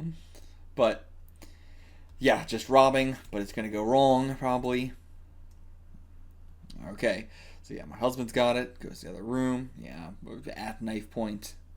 Alright, but yeah, this should just go very simple. But, is the child going to do something? Is he supernatural in some way? He starts crying. And yeah, it goes to shut him up as, puts his hand over him. Mom's not going to let that happen. And through the cries, though, he just stabs the baby in the fucking neck. Jesus Christ. And yeah, he was not expecting that to happen. He didn't stab the baby on purpose. He was just desperate, and so he was, flailing the knife around and stuff like that. And now he's just gonna flee without even getting the money because he did not expect that to happen. And right into the hands of the police, right outside. Yeah, just wanted the money. My wife and son are starving. Yeah, it was just an act of desperation. And they have a very nice house, very huge house. And the man was telling the truth. He was poor, had a sick wife and a hungry child at home. He was thrown in prison that dreary autumn when winter was already in the air. God, yeah, his family was just going to die then. And decided to keep watch over the baby Yu and his family. God, that's a really fucking shitty situation. Really fucking terrible. For both parties involved. So, okay, after that incident, they moved to Tokyo. And there, everything changed. Yeah, the big old stab wound on his neck. Oh my god, he's being bullied because of it. Yeah. Neck cuties. Kids are the worst. But then he tries to find solace in his mom, but nope, his mom slaps him. And yeah, no playing, only studying. Like she said before, I don't care about him studying, I just want him to be kind. But now, it's all about studying, keeping him inside as much, and keeping him away from other people because of what happened. God, yeah. No, she's just causing him more torment than the kids bullying him. Oh, and she tries to pry his hand open. Crunch. Breaks a bone or something. Yeah, and then squeezes it shut on his broken fingers. Yeah, forcing him to write with a broken hand. Oh, and yeah, thinking you just forgot your syllables. Nope, it's not that. I'm pretty sure it's just because he's got a broken fucking hand. Jeez, this is terrible. Yeah, definitely need Orochi here. Okay, but damn it, he actually can't remember. I thought it was because of his hand, but I don't want to be success. I hate studying. I want to play. Big mood. Big mood. Yeah, every time I looked at him, he looked a little paler. Will it change him to never be allowed outside? He had piano lessons and painting in addition to his schoolwork. Just everything to keep him busy, but not allowed outside. But yeah, not remembering anything either. And I bought it for you when you were born. Okay, so I thought you meant to do you remember what to play, but just do you remember the piano? But yeah, the more you try and force something into a child, the less that child's going to want to do it. Gotta just let them, want to do it on their own.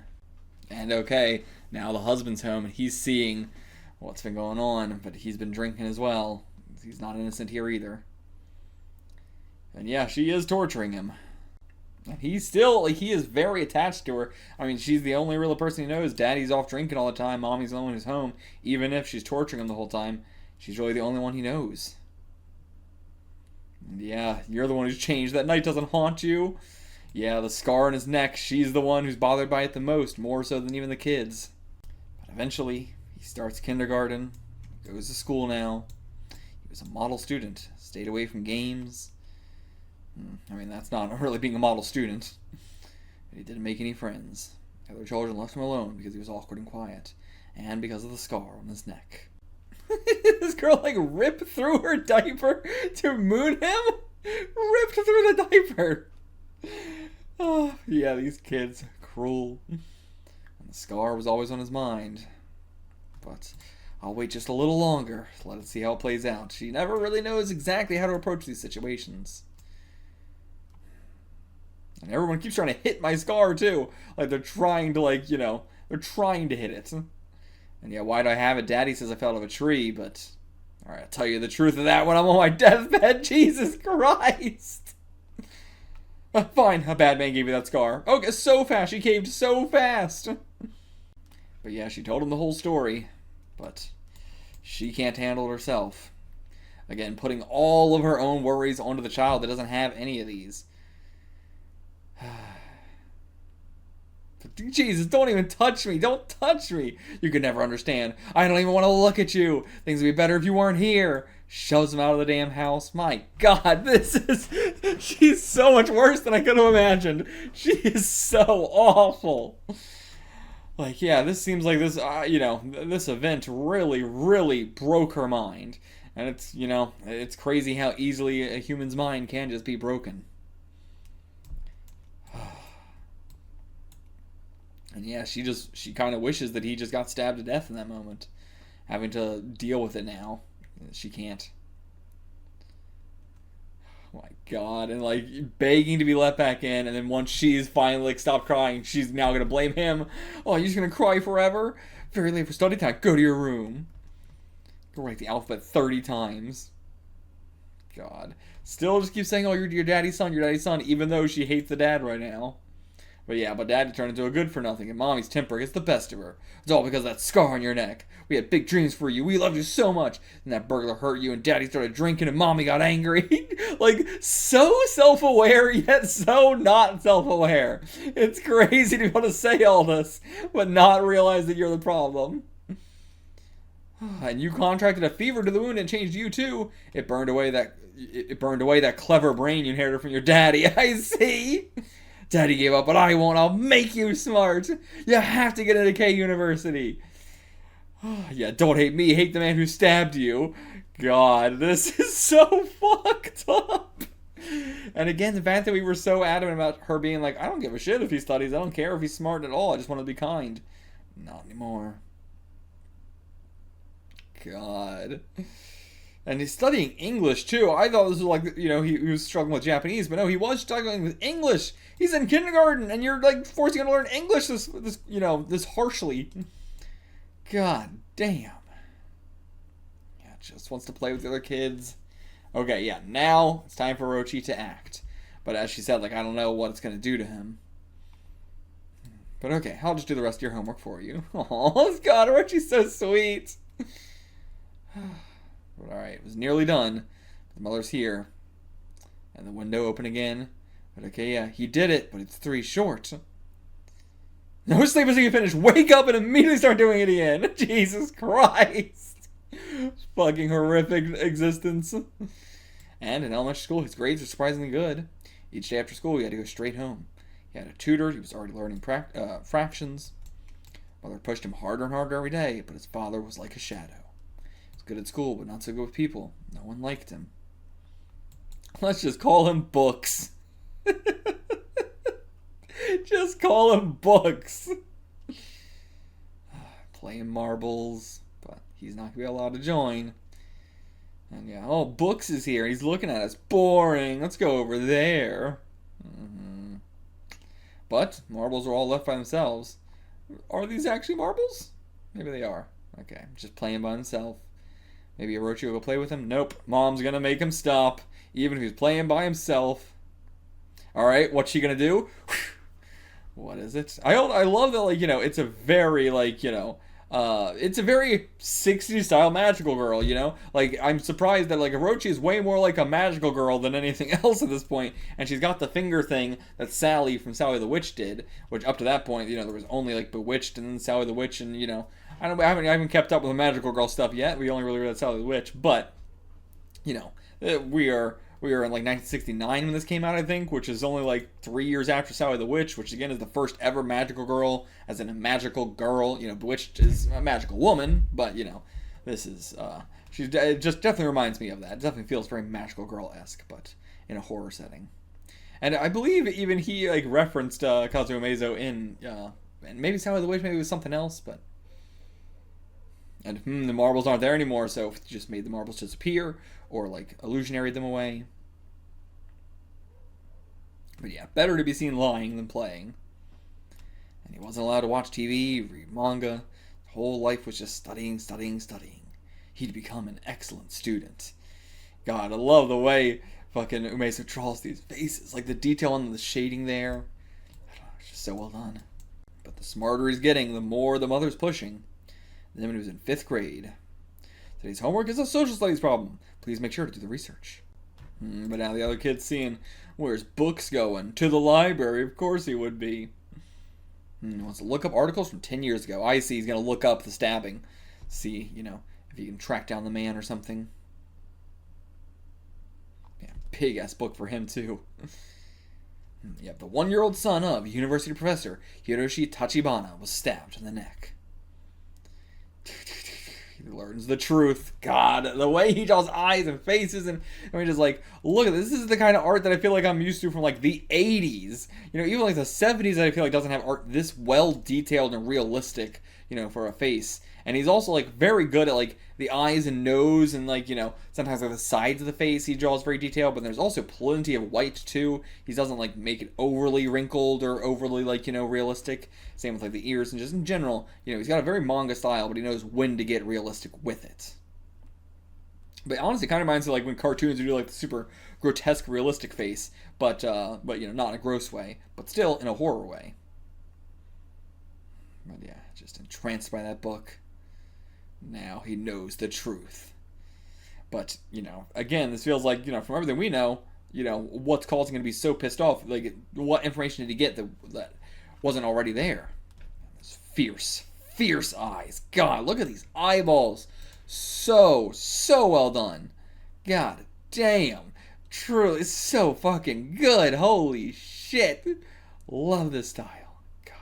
I love these little lines and stuff like that where it almost looks like he's injured. Like, I've seen so much manga do this as like an injury, but it's just like the shading of the face. And then he leaves, going back to his house to confront her. And yeah, just fully ignores her, just walks right past, into his room, slams the door, locks the door too. Damn, showing some rebellion. The next morning... And did you make up for the study time you wasted yesterday? Fuck off. Not even here. Bag of notebooks are all here. Hasn't studied at all. But the name, Iwao Natsue. That's the man who stabbed him. Yep. He's gonna go find him. And Orochi on the same train as him. Again, love the way he does shading to bring out the horror. Alright, down to Incho. Through the deep traffic. And yeah, I wonder if he's still at the same address. Well, I highly doubt he had the money to move. Who knows how long he was in prison for. And yeah, he's looking for Natsui. Shizu Natsui, the sick woman. Ever since her husband went to jail, she's had to work so hard. I love Orochi's just following him around. It's such a weird character for us to be following, but the fact that she's not like so assertive is actually more interesting. Alright. Who might you be? My name is Yu Tachibana. What? Yu Tachibana? So then you're... Yeah, the guilty tears. They come. Yeah, please leave. I don't know you. But yeah, he wants answers. She doesn't want to get involved. But is even going to get an answer? Now they're both just crying. Both just crying outside the door. And her big tear as well. A tear. How many decades has it been? Poor dear, he didn't do anything wrong, and yet he has to carry such a heavy burden. And she's like holding her tear in her like palm. So supernatural. I just found him so pitiful. She's got so much empathy, but she wants to believe she doesn't. But again, I mean, she's doing way more than any other normal human is. Like, normal humans do not get this involved, but she is, and she acts like she doesn't have that empathy. And okay, so he went straight to the mom for answers, but she ain't gonna give him any. And today of all days, you will not cry and make a fuss. Why today of all days? Is it the anniversary of the stabbing? I mean, that would have been on his birthday, right? So, and he's like, I'll do all of it. Do all of the work until I won't even sleep as I do it. And she's like, oh, there's no way you can solve all of them. She's making him do all this work, but she doesn't even believe he can do it. But the light in his room didn't go out until morning. You're already hating on him before even seeing him. But going in there, hasn't slept a wink, and he did finish. But yeah, now he's got to go to school too. 10-year-old doing an all-nighter. And yeah, just ignoring the kids. Walking right into a railway crossing. He's just basically sleepwalking. He is on autopilot. But Orochi, gonna do something? Come on, Orochi. You've got the power, assumingly. Yep. Okay, she has to like get on the tracks too and push him with her finger or something. But, okay, yeah, she pushed him. But it seems like she got hit by the damn train. And yeah, like, of course, the kids are bullying him and everything like that, but they don't want him to die. You know, they think they're being playful about it. It's always the rough thing about kids, too. They can be extremely brutal, unfathomably brutal, but also not think they're doing anything wrong. Think that they're just being a friend, you know, being friendly and stuff like that. But, like, it's, you know, they, of course, don't want to see him die. But they spot blood. Yeah, it didn't look like Blix was hurt. So whose blood is it? Alright, parents gonna have a talk now. Yeah, he's going after the man who stabbed him. But as they said, the dad is basically just a shadow. Barely exists anymore. Yeah, just denying it, not face it. And yeah, now though he has changed because of this, started studying properly, stopped saying he hates it. Wonder why. And yeah, maybe we'd be better off if we just found out everything. If it meant an end to this. He'll learn at some point anyway. But yeah, the dad does not really want to deal with it. He just kind of is like, oh, maybe he'll just figure it out and then it'll be no more problem anymore. And yeah, I'm trying to give the boy the same intellect as you. You know, that seemed to trigger him. I wonder if he had a, bad upbringing as well. I mean, anybody who does, like, insanely well in schooling, I can't help but think they probably had a bad upbringing. And yeah, I gotta make him study more and more difficult subjects. You're already like, oh, I don't believe he can do this work. Now you want to make it even more difficult. But yeah, yes, Mommy, I'll study, Mommy. I like studying. My tutor's waiting, isn't he? But yeah, you gotta study difficult things too. Please give him more difficult problems. Enough quadratics. Teach him cubic equations. He is in fucking elementary school. I know this is Japan, but it's fucking crazy. God, yeah, it's too much. No, I'll do it. I'll do it. Please leave. I'll do it. God, why is he doing all this, though? What is he gaining out of this? He's thinking about the scar. And he did him. He did all the problems. God damn. There's no way such a stupid boy could solve these difficult problems. He just got lucky, that's all. God, she hates him so much. Yeah, make it even harder and even harder. I'm not going out to play. Playing is boring. I'm just going to use the bathroom, Mommy. Okay, tell your tutor to do this one. Oh, I already did this one a while ago. I remember the answer. X is 2 and 1/3, and Y is 32, and Z is 5. I'm doing square roots now, Mommy, and writing in ancient Japanese. And now that he is this smart, she's terrified. Okay, moving on to junior high school now. Getting top grades. Now for the mock exam. Two very, very opposite students here. These two. Now they just call him Tachibana, don't call him Books anymore. And yeah, he's aiming for K University. And why didn't his parents put him in a K affiliated school then? Because again, they're terrified of how smart he is now. And he got number 2 behind Katsuya Hirai. I wonder if this is going to end up being, like, the man who stabbed him in the neck, his, like, child. So now they're going to gym class, got to put all their valuables in a box here. But this kid snuck a very valuable watch off his dad, so he's putting it in his desk so the teacher doesn't take it. But yeah, what is our boy gonna do? Is he gonna take it and frame him for something, or? So, okay, yeah. Anyone not feeling well can sit there and watch, and so we're gonna pretend we're not feeling well to sit and read some books. And now Orochi approaching as well. Okay, it's been years since Orochi has looked in on him. My injuries from that day took so long to heal. Okay, surprising. But, yeah, so she's checking back in now years later. And yep, he goes, takes the watch. What's he doing? And then he notices Orochi watching him, but then she, yeah, sleeks away before he can really get a look, but... Alright, yeah, okay, put the watch in Harai's desk. But yeah, frame him. That makes sense. Alright, now just gotta let it all play out.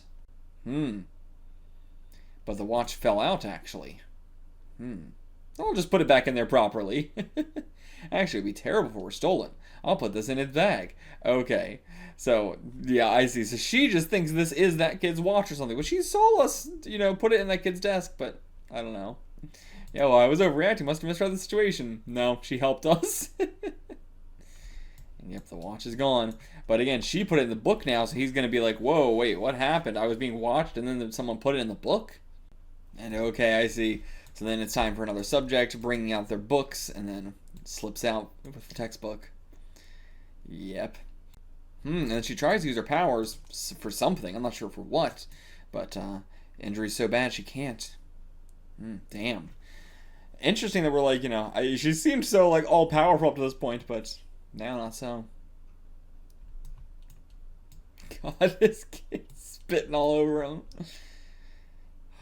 But yeah, of course, just gonna blame him now. And after that, his grades drop noticeably. Yeah, now he's being shunned by everybody. And yeah, now Tachibana's always at the top. And Harai's way down at the bottom. God damn, that sucks. He has been really, really, like, rocked by this. So he transferred schools. Now, hopefully he'll be better, but it's gonna be hard to really get back, like, in the swing of things after that. And okay, he's just telling his mom straight up, like, by the way, I stole that watch and I framed Harai. Now I'm #1. Aren't you proud? But your face says you expected this. So she expected it the whole time. But yeah, gotta get into K University no matter what, after all. And you guys aren't putting me in a school that's tracking me to K University, so. And she wants him to fail so badly. All she wants is for him to fail. But he makes it into the top-notch high school. And Orochi enrolled as well. I couldn't stand watching from a distance. Okay, she fucking enrolled! But you never talked to anyone at school about studying. In fact, he was always looking at manga. Reading Shonen Sunday. This is what we're reading right now. But yeah, he actually doesn't care about school. But I heard he stays up till 1 in the morning studying. And yeah, the girls don't like him either. But the instant he left school, the look on his face would turn serious. So okay, she's going to approach him. Why don't you join the choir? Practice is only an hour long and it'll help clear your head. I'd love it if you join. Touched his right hand, thinking I could change his mood a bit. But nope. His heart is closed off completely. Even my power can't get through. And yeah, when he reached grade 12, it was time to take the mock exam for K University. But is he going to do something to these kids to make sure that they don't get ahead of him? And if you don't beat your dad's score to get into K, you might not make it in at all. The scar on his neck. All alone, he's studying, he should rest a little. Rest a moment, you! And she's going to make him try and fall asleep, but nope. He's going to push through it. Okay, no, okay. Rest a little was not go to sleep, it was just like take a slight break. But as she leaves, what happened? Stomach in big pain. Oh boy, what the hell just happened? I don't think Orochi planned that at all. And then Yu's just gone. He went to go take the test, maybe. And his stomach's still hurting. Yeah, what's wrong? You look terrible today. And he almost collapses over. She touches him with her right hand. But okay, got a fairly good score on the test, even though he was in such poor condition. But okay, yeah, she tried to heal him, I see. But who knows what that was. And then the day of the entrance exam came at last. Right at the end, the final day. Who knows, Mom, whether it'll all go according to your wishes. Just you watch. I'm gonna beat everyone. I'll show you, Dad, Mom, and everyone. Because, yeah, like, her wishes is not for him to get into K University. She keeps saying that is, but we've also seen her, say that she doesn't, that she's afraid. And then a newspaper here from 6 months ago. Suicide in Incho. Last night, Shizu Natsue committed suicide after struggles with poverty and illness. Damn, okay. Was this Orochi or was this the mom? I don't know. But okay, I'm not the kind of person to be kept awake by a newspaper article. Okay. She's still watching on. Watched over until dawn broke. What was going to happen to him? Felt so bad, but what else could I do? But okay, did he actually get sleep? Is he okay? Okay, the day has arrived. The exam has arrived. Yeah, he's so focused on his studies, but why? You can do this. I don't know, it feels like there's going to be a twist here. Finished one section after another, and then the test was over. I watched it all. I could see exhaustion on Yu's face. He didn't seem glad to be done. And yeah, she keeps approaching him, keeps trying to have a relationship here with him. When you pass, invite me to the party to celebrate, okay? I want to give you a present. Might not even pass. Goodbye. But yeah, he used to be so cute, but he changed completely. Alright, then he slept like the dead for 3 days straight after that. Okay, calling up, how did he do? Did he pass? But in that case, please do as I asked. What? Why not? We agreed. I don't want this to be his life. Please rewrite his answers. Okay, they had a fucking, yeah. So she had a deal with, like, the goddamn proctors of the exam to be like, make my son fail. You forced me to do all this. Why would you do something like that now? How about I tell you? You only forced me to study as a way to bully me, because I'm not your real son. I'm the son of a thief. Okay, that's why she hates him so much. Wait, how? Wait, what does that even mean? Wait, what? But we saw the baby get stabbed. What? Did she also stab him as well? Like, she took in the baby because they couldn't, they were too poor or something like that, and then she stabbed its neck as like revenge or something? What the fuck? What? I'm actually the child of Iwao Natsue, the man who stabbed and killed the real you. I'm the child of Shizu Natsue, who recently killed herself. But yeah, I'm not you. You have any idea how long I've suffered hearing that name? I found out when I was in the 5th grade. It said in the newspaper that you died. I went to the Natsue house. A neighbor told me they didn't have a child.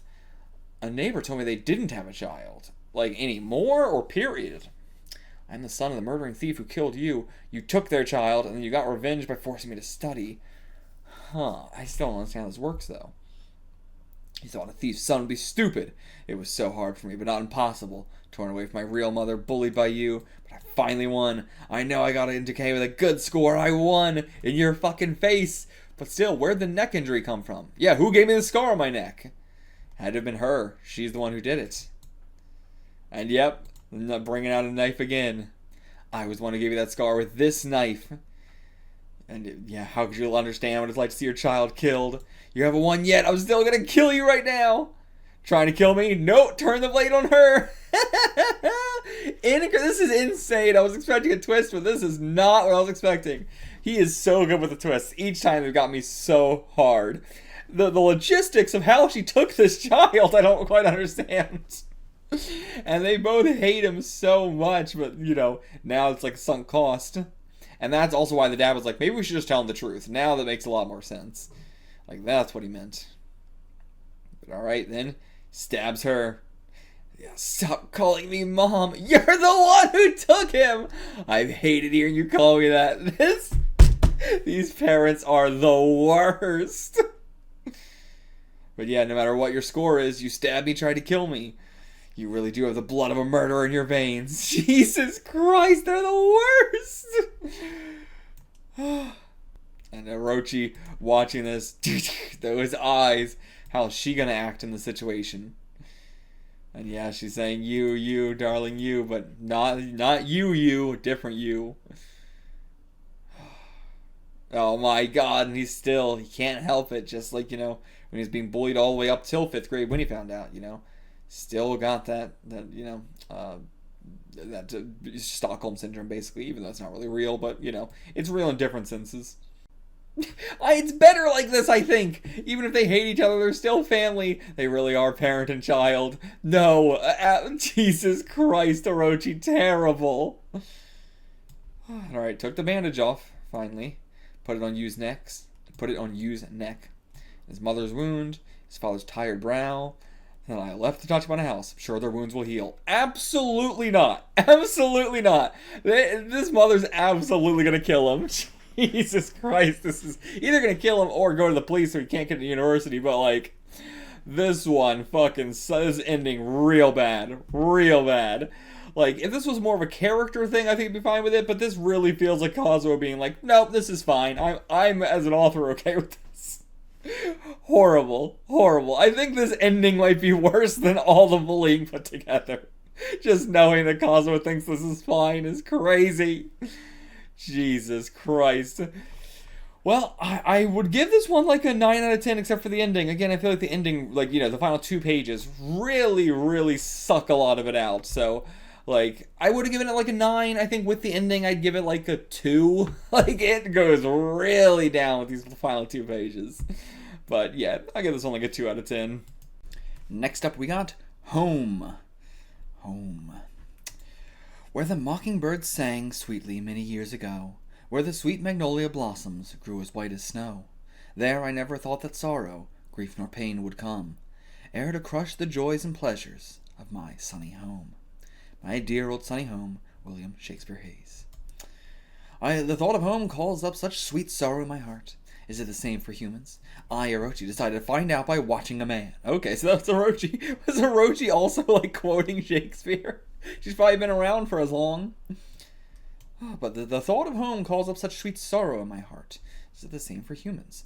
Like, yeah, I, assume she's, had a similar, sort of thing to what this poem talks about. But, the fact that her home's definitely long gone, literally impossible to go back to at some point. But, all, like, sweet sorrow. Like, it wasn't, like, a bad time, but it just no longer exists because of time. But, so, let's find out. Let's watch a man and see if he's also got these same feelings for a home. Shuichi Sugiyama abandoned his home quite some time ago. He was born in the village of Nakase to a family of generations of farmers. His parents sent him off to one side while they worked the fields. Once he learned how to walk, he begged to be allowed to hold the hoe. This only made more work for his parents, but they simply smiled and let him do as he pleased. Sweet. It all seemed peaceful and charming. Shuichi grew up in this simple world. In spring, he picked flowers and caught butterflies. In summer, he caught fish and went to festivals. In fall, he collected fruit from the tree at the shrine, and got into fights. Eventually, he started school and graduated, and then he said he was leaving the village. God, he loves these kind of panels. But yeah, now a much fiercer look. It's fine, one of my classmates lives there. I'll never be anything if I stay here, Mom. I'm sick of farming. Yeah, kids change so much. Nothing to cry about. God, this kid's the worst. But he's a kid. And off he goes. Shuichi left the village. This was his first time leaving home. His friend lived in a mid-sized city. His friend came to meet him at the station. His friend let him move into his apartment and helped him get a job at the restaurant. Everything he saw and heard was new and strange. Yeah, life in the big city, very different. Life in the medium-sized city, very different. He wrote his mother that he would come home when he was a grand success. His mother also wrote him. Her letters only repeated over and over in her own awkward handwriting just how much she missed him. Every time he read one, he vowed he wouldn't go home until he made something of himself. Awful, awful mindset. Shuichi worked very hard. Gets his pay. It was then when he returned to the apartment that everything was gone. His savings, his bank butt, everything stolen from his friend. He went and vanished. And the rent on this room hasn't been paid in ages. Oh my god. And yeah, I gave him my share every month. But nope, he never paid it. Never paid one little cent. And he made some debts around town. Borrowed money, and now in our names we're having to, pay it off. And the lenders came to collect, and he was left without a single yen. But still had a massive, massive debt now. First time in his life that Shuichi ever stole anything. He was hungry, and he could hardly stand it. Took some bread. But yeah, it was only a bit of bread, but Shuichi was taken to the police station. Made sure not to give the name of his village. Okay, good. Very smart kid. But yeah, also, so I assume Japan does not have bread laws, you know, where if you're hungry and you don't have food, you can steal bread and it's not against the law. Assumingly, Japan's also like America. Fucked up, doesn't have that law. But he couldn't stay there any longer. He ended up drifting from town to town. I mean, he went off scot-free, it seems like, you know, so maybe they do. But naturally, he couldn't go back to the country. Sure, naturally, he couldn't go back to the country. And the letters from his mother stopped, because, I mean, where is she going to send them? Fell in with a bad crowd. Stopped thinking about home. And the years passed. And has Orochi been following him this whole time? But, alright, how long have I wandered this world? How many people have I watched be born, grow old, and die? So many faces, so many places in my thoughts. If I do have a home, it's each and every one of these small houses that I'm so fond of. That's what you consider your home. I mean, it still would be a, you know, sweetly, you know, like a sweetly sad, you know, sort of thing if you're reminiscing on all the people that you've helped out. But then she spots Shoichi. He's grown up quite a bit, and yeah, he's part of a gang now. But, oh, is he good a fighter? Yeah, even against the guy with a knife, he comes out on top. And it's going to be going up against multiple guys. Against multiple guys, he comes out on top. Maybe? Did he actually get stabbed there? Or, yeah, he did get stabbed. And they try to get him with a car, but he jumps through a window to avoid it. Still, though, going to get glass all over him. And yeah, now that he's unconscious, take him out. Oh, I'm not a part of this! Great. Orochi, now we need your help. I called out without thinking. Stop right there! Snapped the stick. Damn.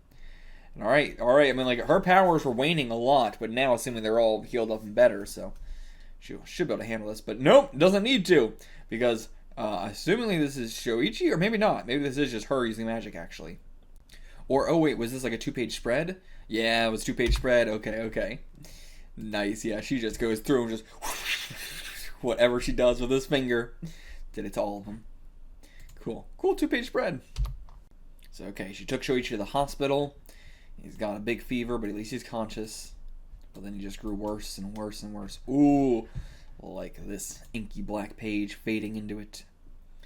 There's a scrap of iron in his brain. Jesus. How'd he get that? Maybe, you know, from where he fell. But now, I want to go home. I want to go back to the village. I know. I'll go to Nakase on his behalf. So, she left the hospital, goes to the village. But he's here as well. Damn, he's on the same train. Damn, yeah, shocking to her. But he doesn't know who we are, so just sits right next to us, unawares. Maybe it's just someone who looks like him. He's covered in bandages as well. But uses the turning of the train as an excuse to touch his hand. Okay, yep. Shuichi, what? Touch his hand. I knew the truth when I touched him. It's him, not when he answered you to his name. But alright, I'm Orochi. You wouldn't remember me. I was only in Nakase for a while when you were a child. And yeah, saying that when he's so much older than you. Why'd you leave the hospital? You need to rest. Oh yeah, I'm all better now. Look, don't even got scars, all healed up. Uh-huh.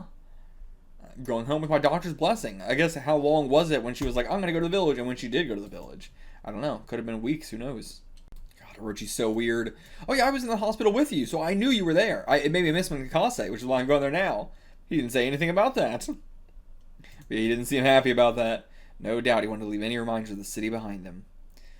So, yeah, let's just stick with him, see how it goes. Okay, yeah, we're really just sticking with him. And alright, the village all seems about the same as ever. So, alright, go see if Mom's still alive. Even if I didn't realize it in that moment, I was already caught up in something impossible. Something impossible. And yeah, nothing's changed a bit. Permission tree's still there as well. That smoking supper's on. Mom's cooking's in the hearth. Opens the door. Not his mom. Okay, that is his mom. Okay. Then what? Yeah, Dad as well. So then what's going to be the twist here? Again, from the moment I arrived, I knew something was wrong. Something's different from the last time I was here. Didn't know what it was, but there was something. And an actual picture here, just in grayscale. A picture of rocks, or I don't know. And then again, a picture here, but not here. Wonder why he decided to use a picture for both of these. Don't know. But something, the trees, the mountains, the people working the fields. It all just feels different. and just going around reminiscing on all the stuff he remembers about the village. It's been so long. They used to say that in this like shrine here, that the stone enshrined there fell in flames from the sky, and that it shone with a pale light at night. They used to worship it. Yeah, now it just seems like a meteor, but I don't know, maybe it's not. Back then it was different. He was saying, like, with Ryoko here, he was saying, I remember locking up my friend Ryoko in that hall, you know, when they were just kids and fighting and stuff like that. But one day she said she didn't want to walk home. I got mad. I grabbed her hair, dragged her up the stone steps, and locked her in the shrine with the stone. Jesus Christ. Okay, I thought this was like, oh, we were play fighting. No, not at all. This was just you being a shitty, shitty boy. Oh, and the stone's glowing. And then he just left her in there. Ran home. When they finally rescued her that evening, she was unconscious. No way the stone was glowing. God. He doesn't even give a shit about what he did. I wonder what she's up to these days. I'll go see. And we're just focusing on him leaving. But okay, his friends as well. There was a rumor that you died. I mean, yeah, you know, like, after everything that happened, I wouldn't be surprised, you know. It seemed like, you know, he just, like, vanished off the face of the earth. Faces dropped as soon as we brought up Ryoko. What happened with her? Oh, she had a baby. I mean, are they just, like, upset because it's like, oh, we know you were, you know, in love with her and you're probably still asking about that or something, but... okay, maybe something more than that. The babies. No, shut it, don't. Okay. Baby, like, something going on with the rock and the baby. You know, something there. Alien baby. And yeah, none of them want to say anything, so they all just try and vanish, but... okay, they do. And yeah, still, Orochi's just been following him this whole time. Okay, what the hell? And he passed out? I mean, maybe it's the rock as well, because then when they found her, when they found Ryoko, she was unconscious. He's now, oh, he's dead? He's dead. And Nobuo, that's not, like, you know, that's not our main guy, that's just one of these guys, actually. But okay, so Nobuo died here. What the fuck? What the fuck? So I don't think that's the rock thing. But, the baby did it. Let the secret get out, the baby kills you.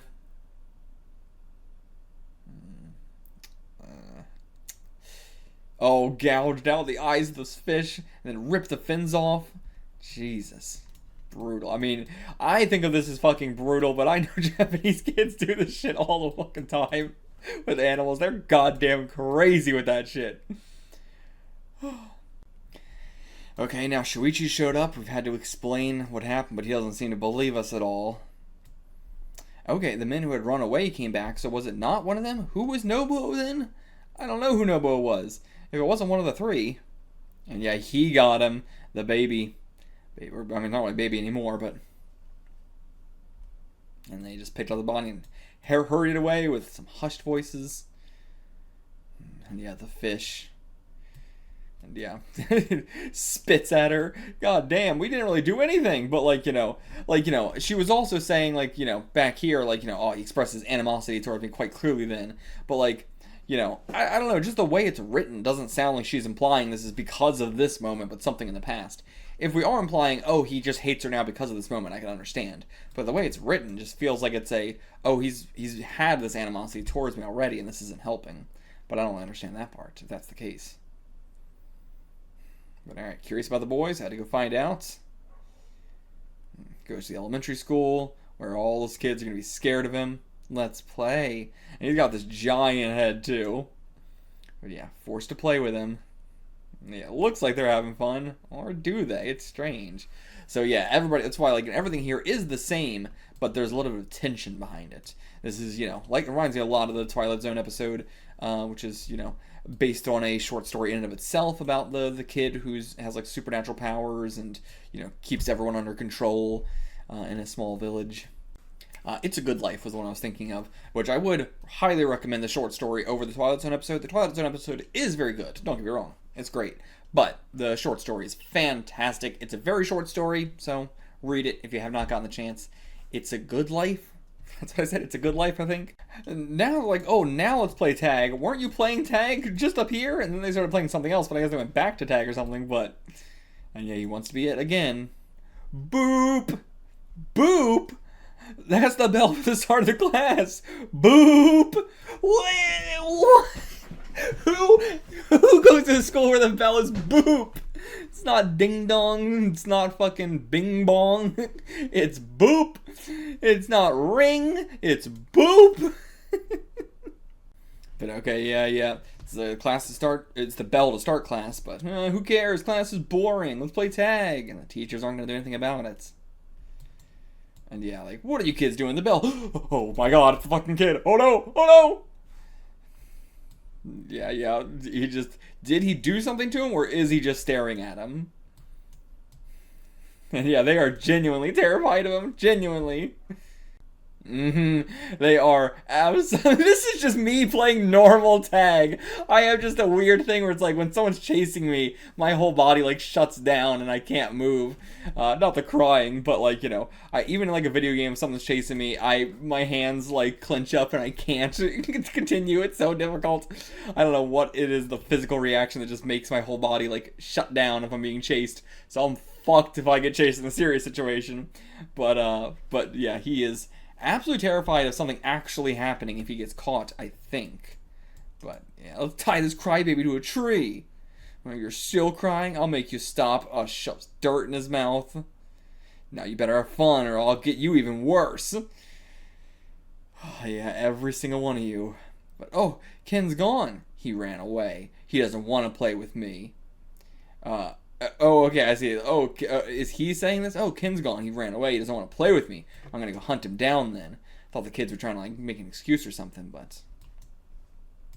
And I'm going to find you. He's in the classroom. Does he just know he's in the classroom, or is he guessing? Yeah, you're all hiding Ken, aren't you? Oh, what? They were hiding him. Oh, my God. But so he only messes with his own class. Gonna rip you apart. Yeah, these kids are terrified. Okay. Nice. Does her magic. This is like Scarlet Witch magic. I don't know how else to describe it. She just sort of makes a thing happen, but it's not like any specific kind of power. She just sort of makes a thing happen. Sort of chaos magic. But yeah, now you've made an enemy. And oh, those eyes. Oh, the glow from the eyes. Oh, Kazuo is so good with the art.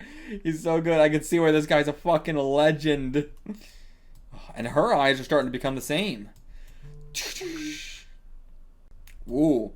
What was this? Like, I thought those were like hairs, but I think that's speed lines actually. So she has to go like, oh, she starts bleeding actually. Starts bleeding from the face.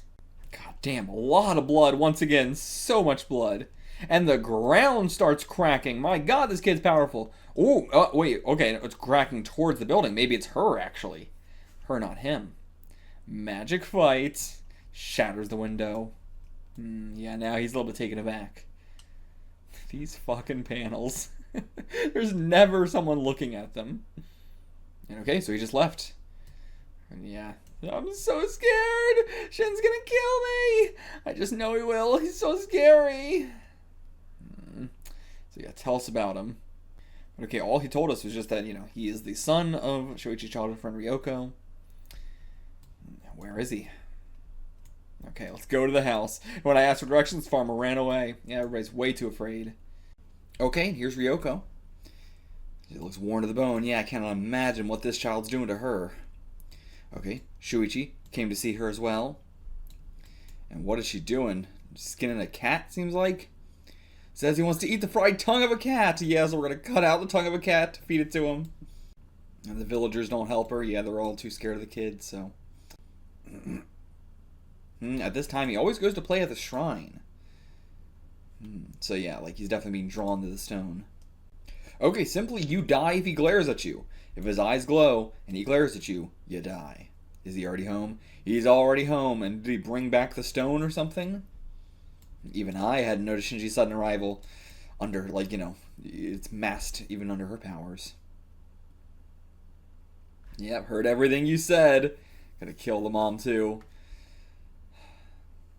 But yeah, Shoichi does not know, you know, the situation here at all. He cannot even imagine. Okay, I won't do anything. Go inside. And then the stone. Okay, so it accidentally fell out. Didn't want them to see. But Orochi, doom, doom. Okay, going inside. Yep, he did. He did, in fact, kill her. Damn. He just didn't want to do it in front of Shoichi for some reason. But... And this time, her tongue's been cut out. Didn't fry up a cat tongue for me. I'm taking your tongue. And yeah, get out. It's Orochi. You're the cause of all this. Finally make it back and look. And now, yeah, get out of here. I'll kill you. Jesus Christ. Okay. Shuichi told everybody about Ryoko's death, and in fact, Orochi is leaving. That night, every door was locked, and everyone stayed inside. And okay, here's Shuichi, or not Shuichi, Shinji. And okay, he's like making rocks from within the mountain, like, come out. Something like that. Or he's causing an avalanche to, like, seal the road so that way nobody can leave. Something like that, maybe. Yep, that's the road out of town. He sealed it up. Now he goes in the opposite direction. Face to face with a wild animal. What the fuck kind of animal is that? Kazuo, what are you trying to draw? I don't even know. Glares at it. His eyes glow. Okay, it was just a dog. And then the bridge. He's going to take the bridge out as well. Yep, just collapse it. Sealing everybody in. So now Orochi can't leave the village even if she wanted to. And the power lines too. Take those out. No communications. But this sort of thing can't keep me from slipping out whenever I want. Yeah, what are your... I guess her powers can just move the rocks or something like that. Maybe she can fix the bridge. Who knows? It's still so unclear what her powers are. And now he's going to the house. The little boy was so afraid of him. Man, Orochi is so bad at preventing anything. She just watches everything happen. And alright, they're not opening the door, so forces his way in. All cowering around. They know what's about to happen. Okay, come on, Ken. Taking him away. Taking him away. Yeah, I said I'm not going to do anything to you. But he said the same thing to the mother and then killed her. And then, yeah, they go into the grass and... Okay, he's not dead, but it's going to be something with the stone. No, it's nothing, okay? Me and Shin are friends. Okay, see ya, Ken. See ya. And yeah, nothing, it's nothing, it's nothing. What is it? What did he do? And yeah, he gave him the stone. Gave him the stone, and maybe the stone will, like, you know, do something to your mind? Like, you know, I think it made Ryuko pregnant, but, or definitely altered the pregnancy, but what's it going to do to Ken? So, okay, Ken goes, takes the stone back. Okay. Okay, no, it's just an ordinary rock. So, yeah, they replaced it. Okay, she goes to a spring, uses some divination magic to see where Ken is. And then a leaf splashes down on it, and it's gone. But okay. Okay, we found him. It doesn't have the stone on him. The sky matches my mood. The tepid air stagnates, gray and overcast. So poetic.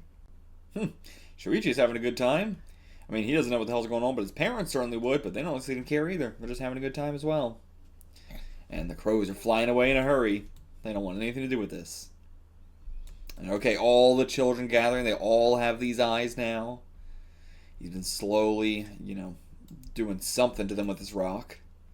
No, they're all just laughing. Seems like they're having a good time. And now, this kid, this guy, like, trying to tell these kids to get out of here when you know there's a kid here who can fucking kill you. But yeah, none of these are, whatever his name, what the hell was, his name? Shinji. But yeah, none of them are him. But still. Slaps them and they just fall down. But they don't have, like, the glare at you to kill you thing. It doesn't seem like. Okay. So, adults hadn't realized everything was going on. Been staying in the shed of a girl named Sayako since they came to the village. That evening, something truly frightening happened when Sayako didn't eat her, Sayako, didn't eat all of her supper. So then she's going to, like, do the death glare now, maybe. They all have the ability. Sharing that ability with all the other kids. Sayako, do as your father tells you. He gets mean when he's been drinking. Great mom. Great mom, too. Yeah. And yeah, slapping the little girl on. I'll tie you up then. Jesus Christ. Yeah, yeah, I can see why she wants to kill him. And locking you up in the shed. God, this guy, this isn't even any supernatural shit. This is just a fucking dad. This is just a piece of shit dad.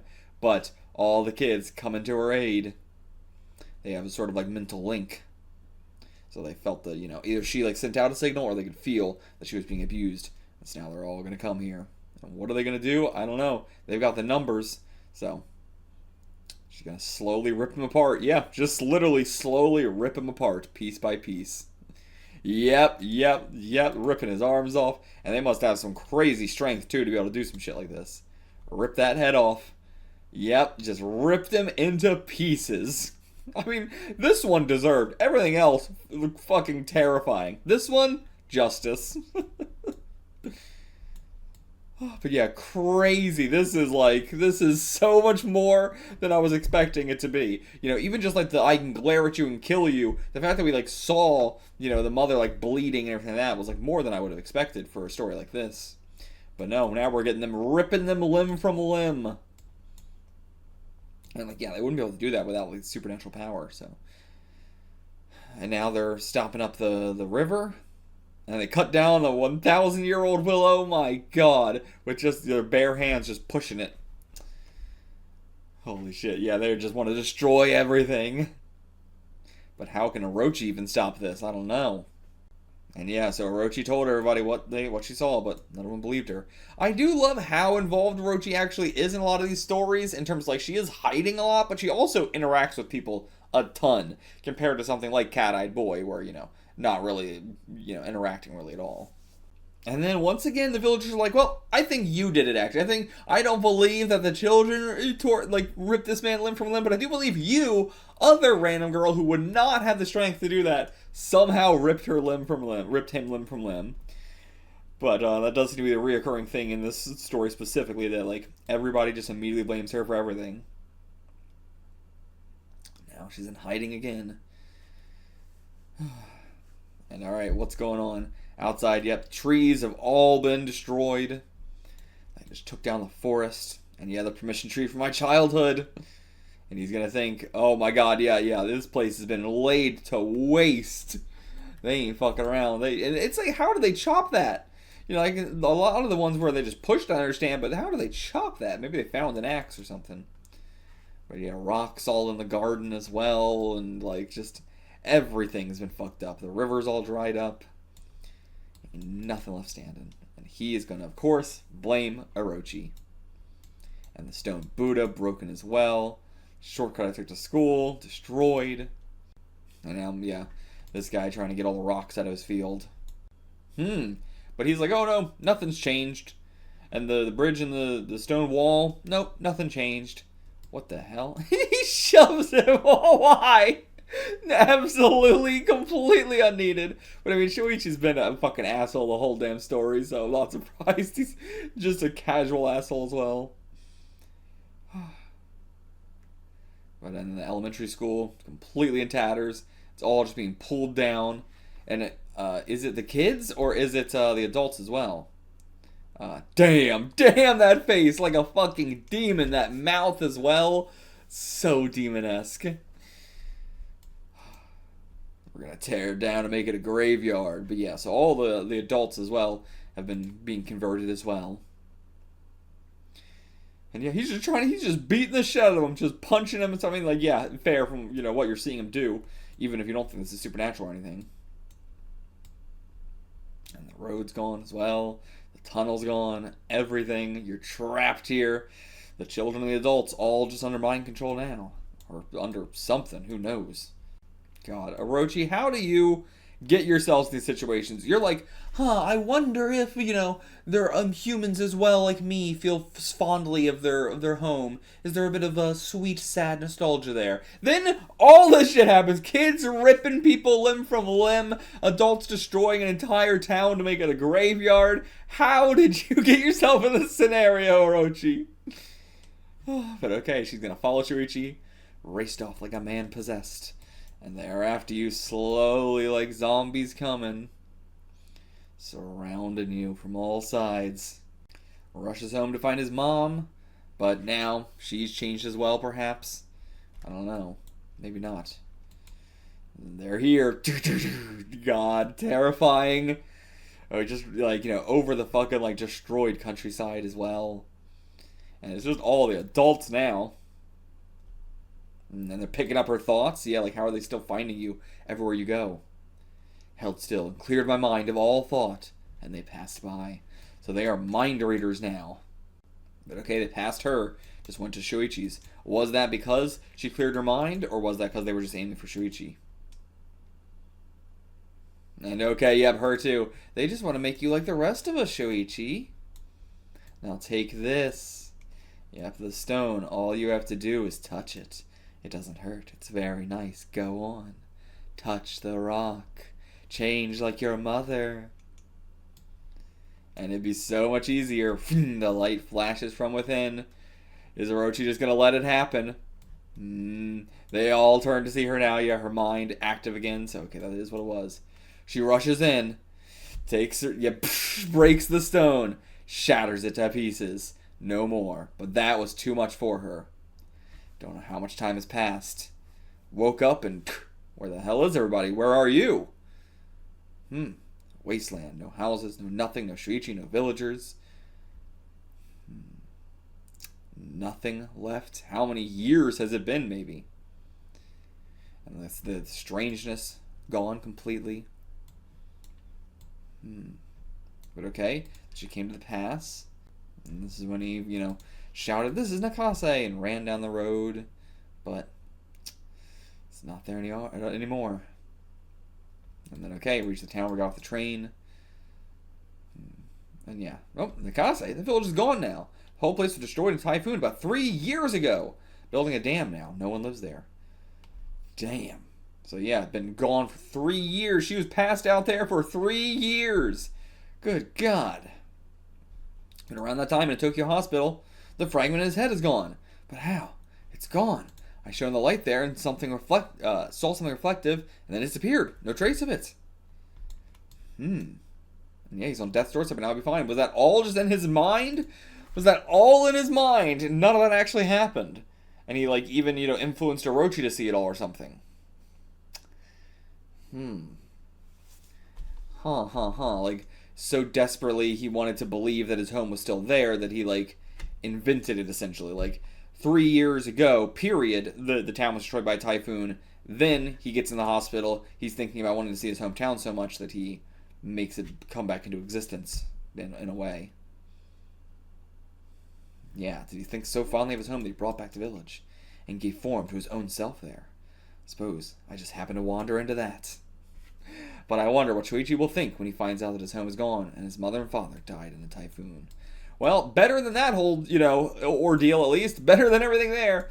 But very interesting, like, shattering the stone also, like, caused you to wake up there, you know, as well. Like, you know, well, I guess, I think, yeah, like, she was physically there and all that. And, you know, she just, like, destroyed the stone within the mind of Shuichi, and then that caused him to, like, you snap out of it or something. Or maybe that was the fragment within his head. Like, yeah, he had that little metal fragment in his head, which, you know, we assumed was from the fight, but maybe it was actually from, you know, the stone somehow, and he had, like, powers, and then it went away once she destroyed it within the dream. I don't know, but I did like this one a lot more. You know, the twist at the end, I mean, it wasn't like, you know, the twists typically didn't, like, ruin the other ones. It was more so the final 2 pages, you know, did some, like, weird moral shit, you know, or whatever. Or was just ridiculous. But, you know, this one I feel like holds up a lot more. I'd give this one a solid 8 out of 10. Very solid 8 out of 10. Next up we got Key. I do like how, you know, very basic these titles are. Key. A scary person can be nice, and a nice person scary. Therefore, in truth, the scary person is scary. A scary person can be nice, and a nice person scary. Therefore, in truth, the scary person is scary. I guess, okay, if a scary person can be nice, but a nice person can be scary, then a scary person being nice is just a scary person being scary, because we're saying a nice person can be scary, and thus there's no difference between nice and scary. But does that make the nice person nice? What is this? What? A person makes a building makes a person. I want a key, the key to the truth. What the fuck? This is ultimate, like, pretends to be philosophical, not philosophical at all. Okay, in the heart of a big city, my name is Orochi. Decided to move into this apartment complex because I was interested in the people who live there. And what makes you interested in the people who live in this apartment complex? You're always like, oh, I'm interested in this, but there's no real hook yet. This is just, I'm interested in people who live in apartment complexes. I guess if you've lived so long that you're immortal, then I guess you would be like that. So, okay. Evil looking boy already? I know him 3. Just keep going this way. Came to find out, people called him a liar. So he just lies about everything. Did you see our baseball? No, I didn't. And then he's got the baseball. Yep, and he throws it in the incinerator. More than a liar, he's a real asshole. The fact that this is an official release, but they don't translate this shit, and they didn't, like, you know, the ending of last chapter as well, they didn't translate this. I tried to look it up on a translator on my phone, but it's at a weird angle, so it couldn't quite get it. And same with this, is so small, there's no way my phone's going to translate that. But still, that's what an official publication's for! And okay, now she learns, that little boy lied to me! I guess I shouldn't assume it was deliberate, he's still a little boy, yeah. But no, he lied. He even lived in Building M3. And then sees him about to rip a flower out of the garden or something, but then, oh no! Runs away, because someone who, you know, he lies to, he doesn't want to have to confront. Yeah, who is that boy? Oh, you mean liar? Yeah, he's a thief too. Yeah, really bad kid. Don't play with him. Perhaps because I was tired, I felt an ill will toward this liar. She's already so mad. She's normally so, like, forgiving usually, or, like, you know, she doesn't really act on a lot of stuff, so it's crazy that she's already like, I fucking hate this kid. My apartment was the most inconvenient one at the end of a 5th floor. Liar was on the 2nd floor. He lived with his parents. Beside him was a nice office worker and his wife. The daughter had been born with bad legs. They would occasionally take her on outings. Most of the residents were office workers. The wives loved to chat. The children played happily, all except one. Watanabe, the liar, the thief. Today's fried eggs were kind of weird. Ate them all, though. What did you say? Why is she so upset about that? No school for me. I want to watch TV. I guess this was supposed to be him being rude or something, but I guess, you know, he's a liar, so yeah. But alright, he watches his kid cartoons or whatever. But yeah, you gotta go to school, and you're gonna wake your dad up. No, I want to watch TV. I don't want to go to school. And yeah, he just sees his parents staying home all the time, but in fact they work super late, so. Then he collapses over on the ground. My tummy hurts. He's definitely lying, right? The fried eggs were rotten. Mommy made me eat them and now it hurts. Yeah, probably done this many, many times. And yeah, this is probably just a vicious cycle of the fact that he lies and then gets reprimanded so hard. Like, she's slapping him and shit. Like, it's just, you know, reinforcing it. Okay, here's our key. Giving him the key. Takes it, leaves. No goodbye. And he was so honest when he was smaller.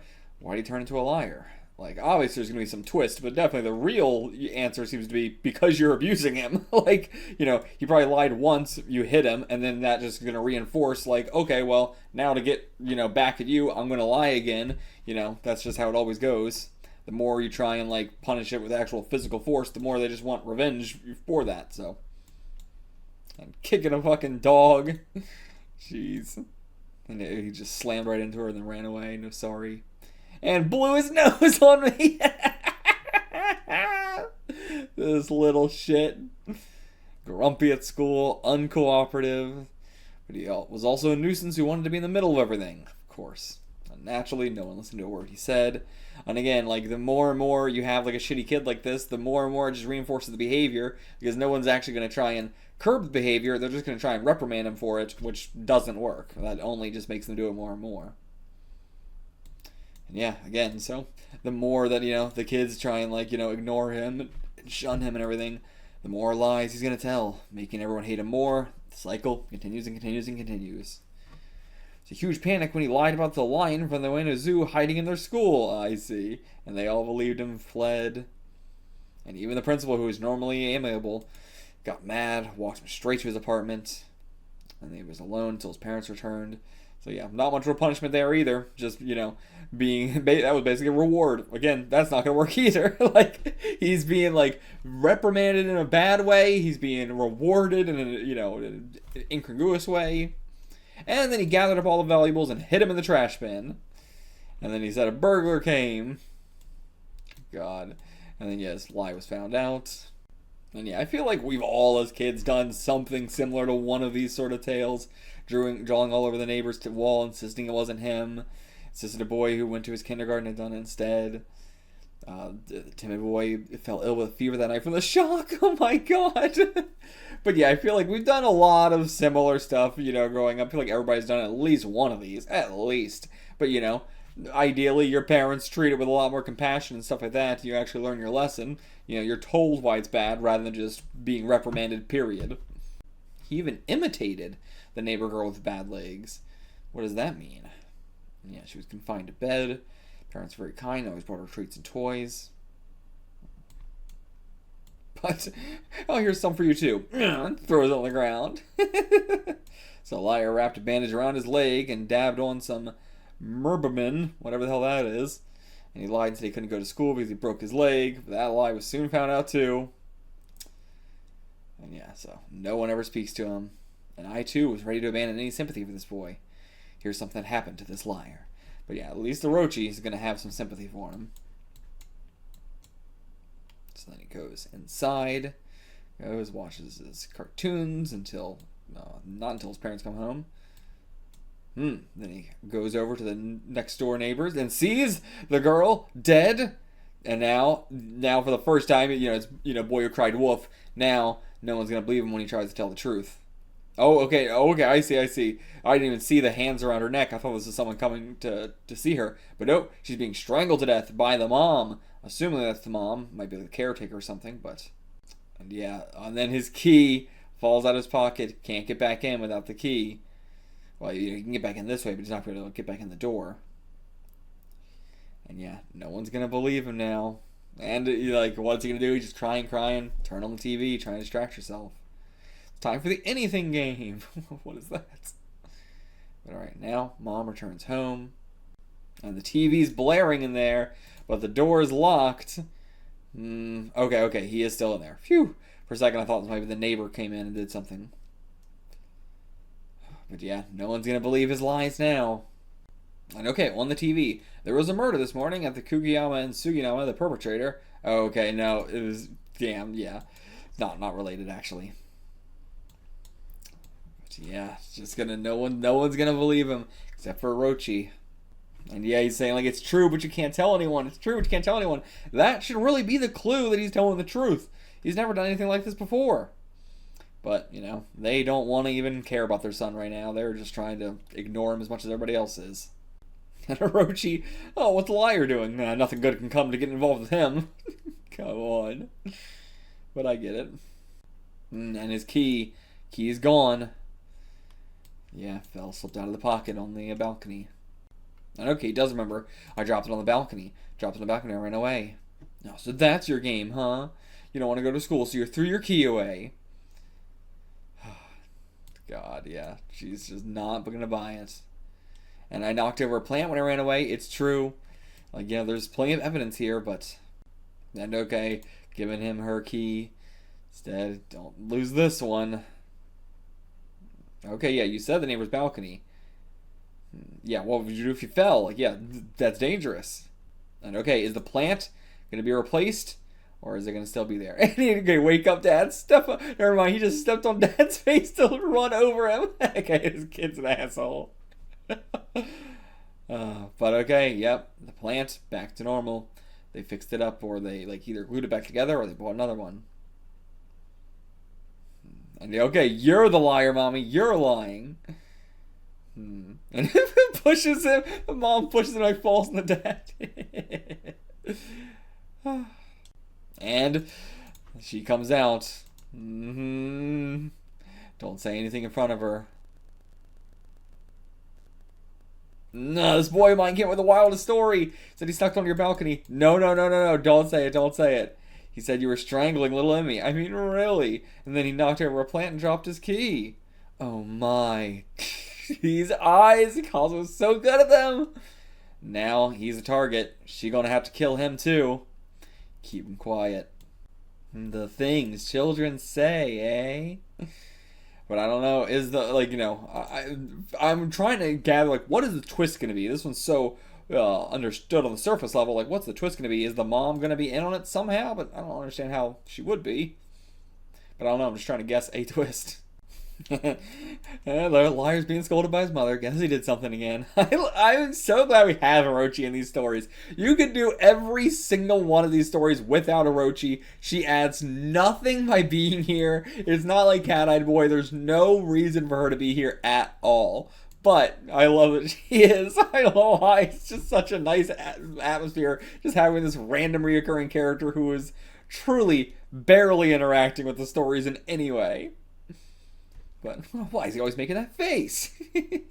I'll follow him for a bit. So curious. And everyone gossiping about him. And he crosses right before the crosswalk. Oh my god. He's not crossing in a crosswalk. That's dangerous. It's literally a foot away from it. I hate when people do this, but, you know, it's still like, if someone runs into you in a car or, you know, whatever, this looks like a bike. A guy in a bike's gonna run into him. When you are a foot away from the crosswalk, you were going to hit him if he was in the crosswalk anyway. But, alright, it makes this guy fall over and drop all the shit he was delivering.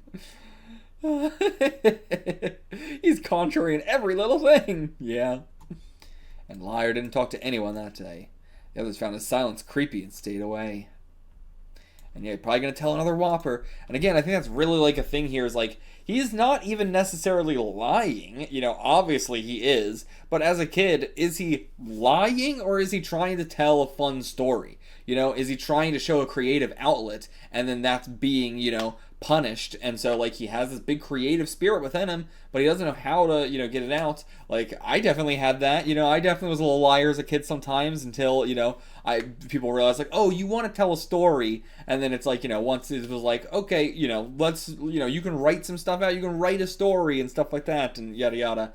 And, like, I feel like that's a lot of what goes on here and a lot of what goes on with a lot of, you know, stuff like this as a kid where they just have, you know, they want to talk, they want to interact with other kids. This is the only way they know how because they've got a big creative brain. And, you know, they're just thinking that.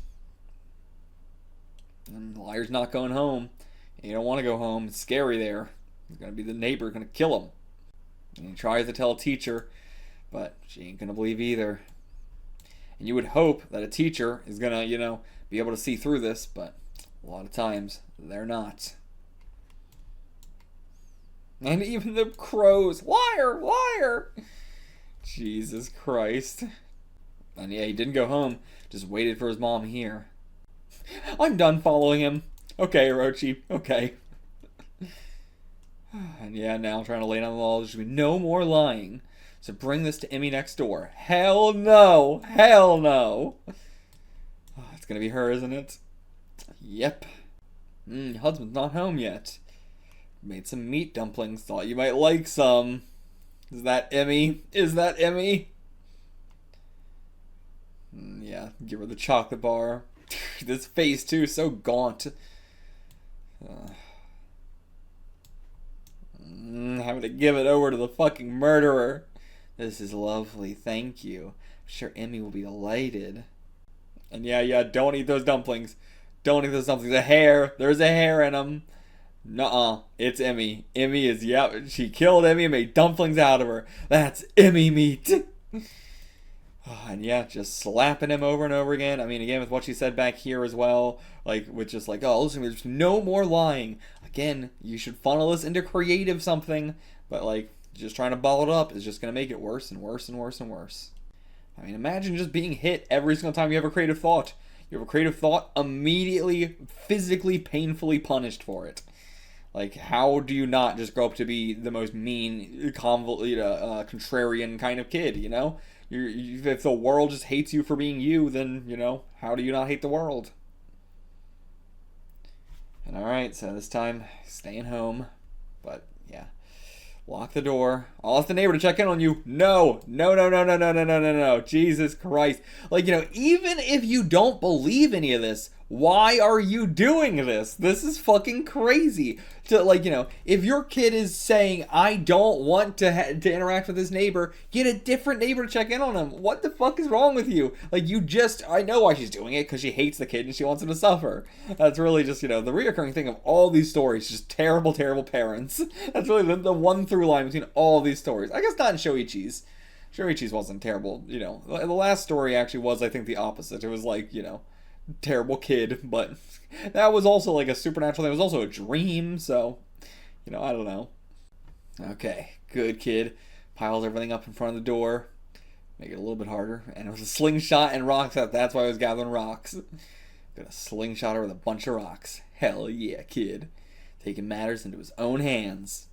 Honestly, this kid's going to grow up really, really well. Obviously, he's not going to talk to his parents anymore. But I think the fact that he is, not just going to cower and cry about it, but he, preemptively got all these rocks, got a slingshot, piled everything up in front of the door. He's very proactive. The fact that, after all this, he can still look after himself. Because, this could be a lot of, learned helplessness then, but there's not that in him. And she still pushes everything over. Makes her way past. Oh, no, it's Dad. Okay. Whew. Dad, please listen to us. And, they have, it's crazy that they can't see how different this is from every other lie he's told. But they don't want to see it. And he's taking all the fucking rocks. Taking our fucking slingshots. God, man. Kazuo really can make you hate fucking parents. Okay. Dad's gone and he's gonna sneak out. Over to the neighbors. See if he can learn something maybe, or just run away. Okay, yeah, so the dad went over there and talked with her. And brought rope and a thing. They're going to tie him up and gag him or something. Jesus Christ. Maybe the dad and, whatever her name is, the neighbor. I'm not even sure if we got a name, but yeah, maybe the dad and the neighbor are, secretly sleeping together or something. Again, I don't buy that the dad is in on this, but there's nothing to make me believe that. But still trying to figure out a twist here. And yeah, trying to get help from anyone at all, but no one gonna help him. And yeah, Emmy's just at home alone? Oh, we put into her facility with children with bad legs. Yes, Liar was spouting you were gonna kill him. Oh my, that boy really does love a joke. Which way did he go? And she can't kill him now, because everybody knows, so if he does die, it'll be very obvious it's her, so they're just gonna have to I don't know, kidnap him and keep him locked up and tie him up somewhere. Trying to go to the police too. But the police are probably the least likely person to give a shit about you. Yeah, I mean, they push him down concrete stairs. Jesus Christ. That's the police, we know. Yeah, they're still after him. Going on the subway. Okay. They're gaining. You got tiny little legs. They're gaining on you fast. And yeah, they don't have a ticket. But did he have a ticket? I don't know. But he just let him right through anyway. All right, he got on. Got on a subway. And they got on too. Motherfucker. But what are they going to do? They can't just do it right here on the train. But, at the same time, they're just going to... It's like, well, he's a kid. They're adults. Nobody's going to bat an eye. And yeah, saying, oh, telling a lie like that to make a fool of mommy, huh? She's lying, that's not my mom. And the dad's just going along with the lie as well. And okay, yeah, latch onto a lady, try and really appeal to her. But again, this sort of stuff happens in real life all the time. And, people just refuse to fucking help. And yeah, she just shoves him off. God damn. And lady, what an awful child. He was just like a fucking high schooler or something. Still, absolute piece of shit. And, oh, okay, almost caught him, but thankfully, the train stops. Alright, off he goes. Just go between people's legs and everything. I love this story. This one's really good. This is actually pretty scary, too. The others have been just a fun read. This one's actually pretty scary. Alright, yep. Taxi. Get in front of it. Come on, please. I have to go to my daddy. Let me in. And they don't give a shit. No one's gonna stop for him at all. Like, this is really just the perfect showcasing of so much real life shit. You know, plenty of people trying to escape from serial killers got just put right back in with serial killer because nobody wants to help. They do the opposite. Like, I don't care how much you're saying this person's trying to kill me. I don't want to be a part of it. And Japan probably even more so than anywhere else. And so he like latches onto this guy and he tries to get on the bus with him, but nope. Oh, my money's disappeared. My money's gone. I think it was when this old man pushed me. It's gone. And yeah, now they're just gonna blame him. Okay, I can just pay for it. I'll pay it. It's fucking nothing. Like, this should be the most, like, how are you upset about this? Like, he's mad at it. He like is also like, oh, get off me, what a rude little boy. I cannot imagine. I know these people like this. It's the same thing when, like, you know, I don't know how to put it, like, you know, people not letting other people zipper merge in traffic, where it's like, I cannot imagine being that kind of person. And yet I know how many shitty people are in the world, but I cannot imagine. It's so hard for me to wrap my mind around. There are people who don't, like, who aren't happy helping others. Like, you know, I feel like the easiest way to just instantly feel happiness and euphoria is just to help a person with something that is so mundane and doesn't matter, like paying fucking 10 yen or whatever the hell, 100 yen maybe, for a fucking bus fare. I would do this in a heartbeat. Like, it's like a drug of happiness. Like, what? How are there people like this in the world? I will never be able to understand. It feels crazy that I can wrap my head around people being like a fucking, you know, bigot, but I can't wrap my head around someone being like this. It's just like, it doesn't benefit you in any way to be upset about this, and it benefits you more to just be happy about helping somebody. It boggles the mind. But okay, finally got away.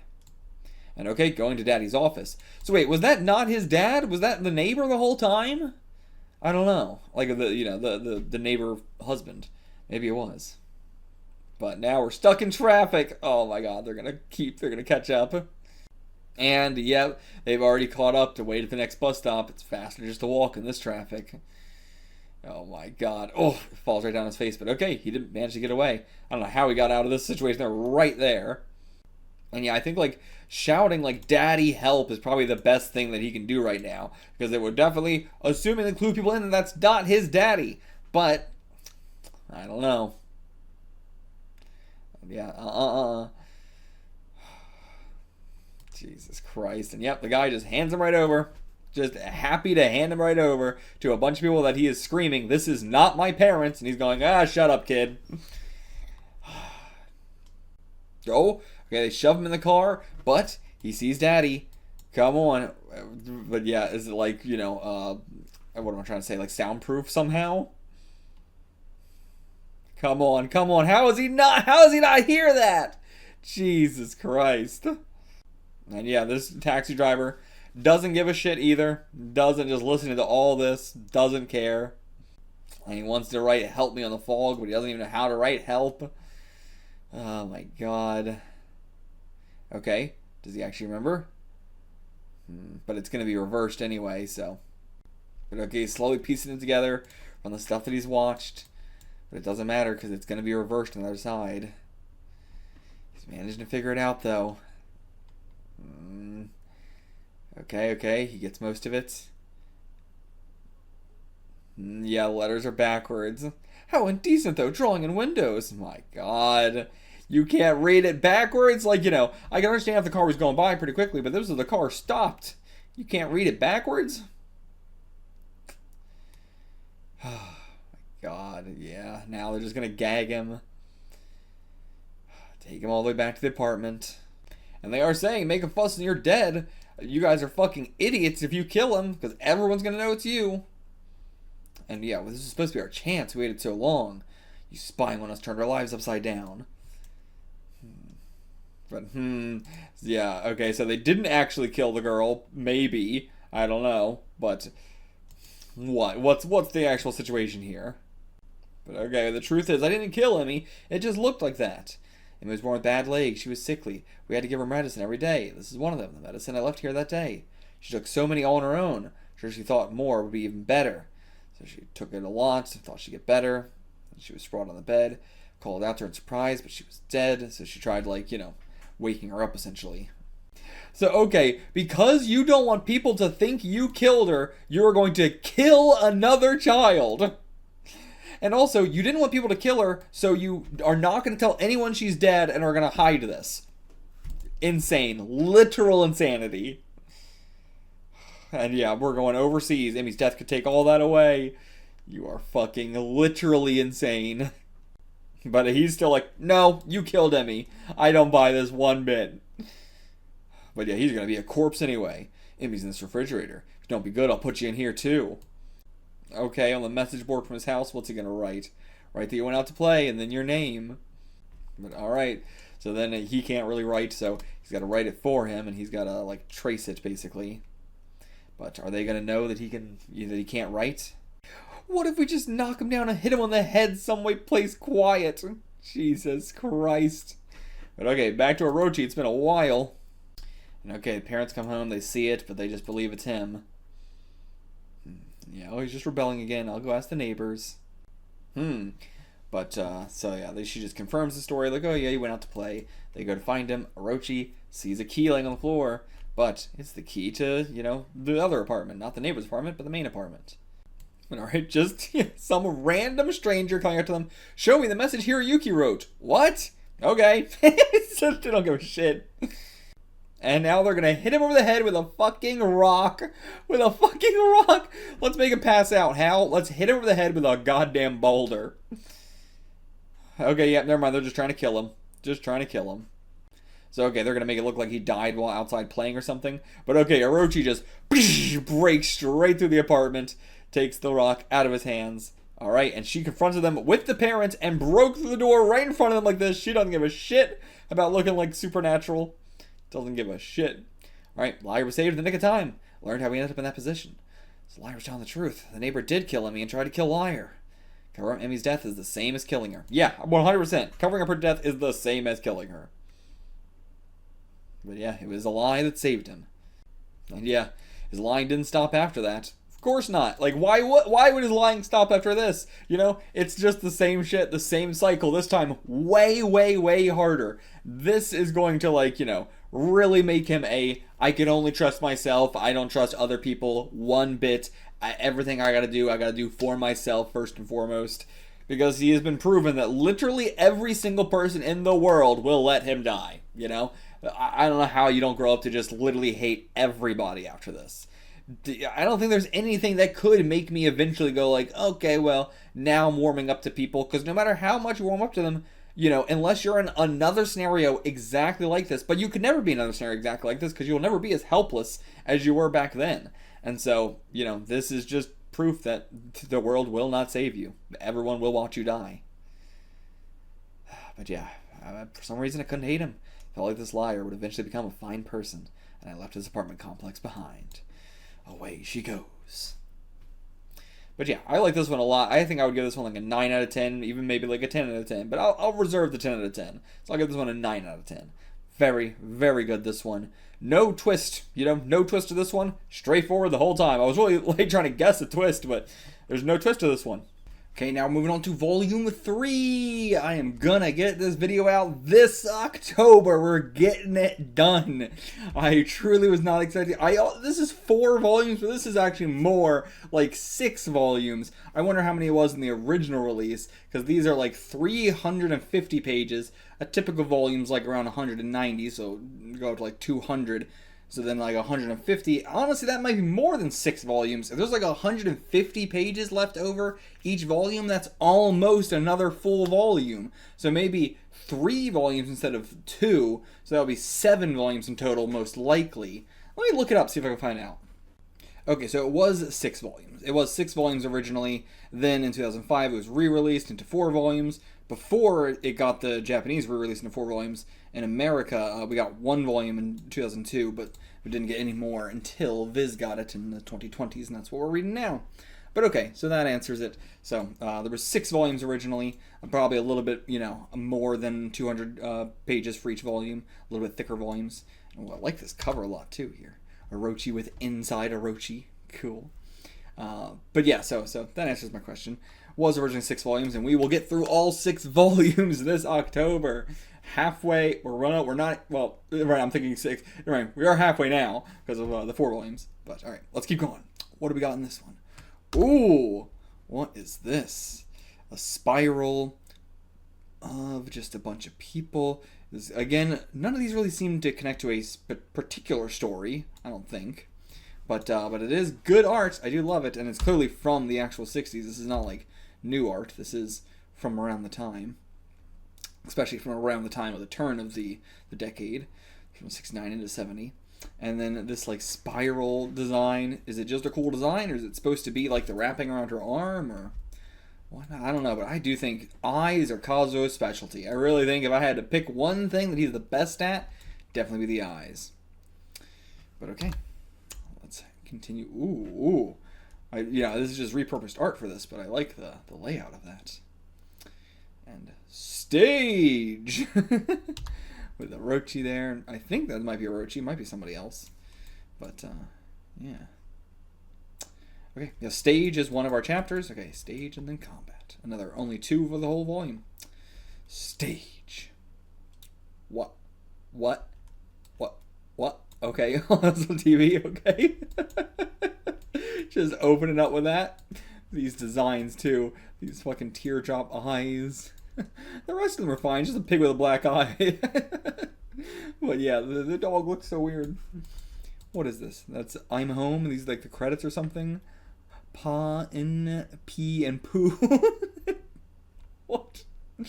I'm Home is brought to you by Oiso Products. Up next, it's Jungle Boy. Oh, I feel like I've heard of Jungle Boy. Is Jungle Boy actually a real one, or is that just like a fake name? I feel like there was a popular manga around the 60s called Jungle Boy, but I don't know. But a even smaller child. We've had a lot of small children here, in a lot of these stories, but this one might be the smallest one so far. When he was 3 years old, Yuichi walked to the main street by himself. Where you going, Yuichi? Gonna see Daddy. Be careful, okay? He waited across the street. The light was red. Waited for it to turn green. Yellow. Green. No cars in the intersection. Even so, Yuichi looked both ways before crossing. I mean, I am in my 30s, and I still look both ways before crossing. Always look both ways before crossing. He held out a hand, just like his mother had taught him. Don't they have, like, the flag things you're supposed to carry? And then he spotted his father. Yuichi, Daddy! But a car speeding past, not giving a shit. I also appreciate that Japan has clearly, like, a double-wide crossing. That's really cool. I don't, like, ours is only about the size of one of these. But gonna get hit by a car, or is he gonna save him in time? Okay, he pushes him out of the way. Daddy gets hit instead. And is the car just gonna speed off? Yep, and the car just speeds off. Hit and run. And then, yeah, the wind kicking. We see this, like, winds whenever Orochi arrives or whenever she leaves. That was when I found them. Rushes over. Ooh, I like how she's dressed here. Okay. He's alright. Okay. I really thought it was going to be a lot worse. Okay, but yeah. Is he really okay? He wasn't. Headache. Yeah. Oh, it's not good. If you're in an accident and then you got a headache, don't go to sleep. You could die. You could have a concussion. And literally, as I said, if he didn't go to sleep, he might have still lived. But that's fucking fathers, isn't it? Just constantly putting off the mortal wounds that they get. But yeah, the hit and run killed him. No one knew who the driver was. Alright, yeah. Detective, please catch whoever did this. I know who it was. Okay? What do you mean? It was the Morning Man. The Morning Man hit Daddy. What do you mean the Morning Man? The Morning Man! He was in the vroom vroom. Who's the Morning Man? Makes sense! God. Why are parents so shit in all these stories? I mean, I understand her husband was just dead, just got killed, and she was trying to figure out why, but still. Okay, where do you know him? Here! He's always on. Oh, the TV. Does he recognize the, like, car from the TV or something? But yeah, so it's him from the morning show, the Morning Man. Why? Why do you think that? Like, I doubt he saw him in the car, so I assume it's just the car he's recognizing or something. And yeah, the detective, like, trying to reason this out, like, okay, logically, this kid watches this show every morning, something traumatic just happened to him, he's gonna try and, connect it again. It's, how is this any different from The Liar, It's just him trying to cope with it. And okay, the show was Good Morning Children. But alright, so yeah, okay, they still investigated him. Damn. I mean, again, much better than the last story where no one would believe the kid whatsoever, no matter what. But he had no alibi. And every morning he watches and goes, "That was him! That's the man who hit Daddy!" Yeah, it's all he talks about. And yeah, now the mom's like dead sure on it. But he was arrested. He pled not... Okay, never mind. I thought it read he pled guilty. He pled not guilty. Case went to trial. I can't believe they actually arrested him off of this, though. That's even more insane, God damn. It's very Japan, though. Okay, and Orochi went to the courtroom to watch the trial. Tanabe wore a pretentious suit. His eyes moved shiftily in his pale face. Jesus, Orochi. This 3-year-old Yuichi was there, too, sitting on his mother's lap. And yeah, he has no alibi. Let me ask the 3-year-old, did you see this man?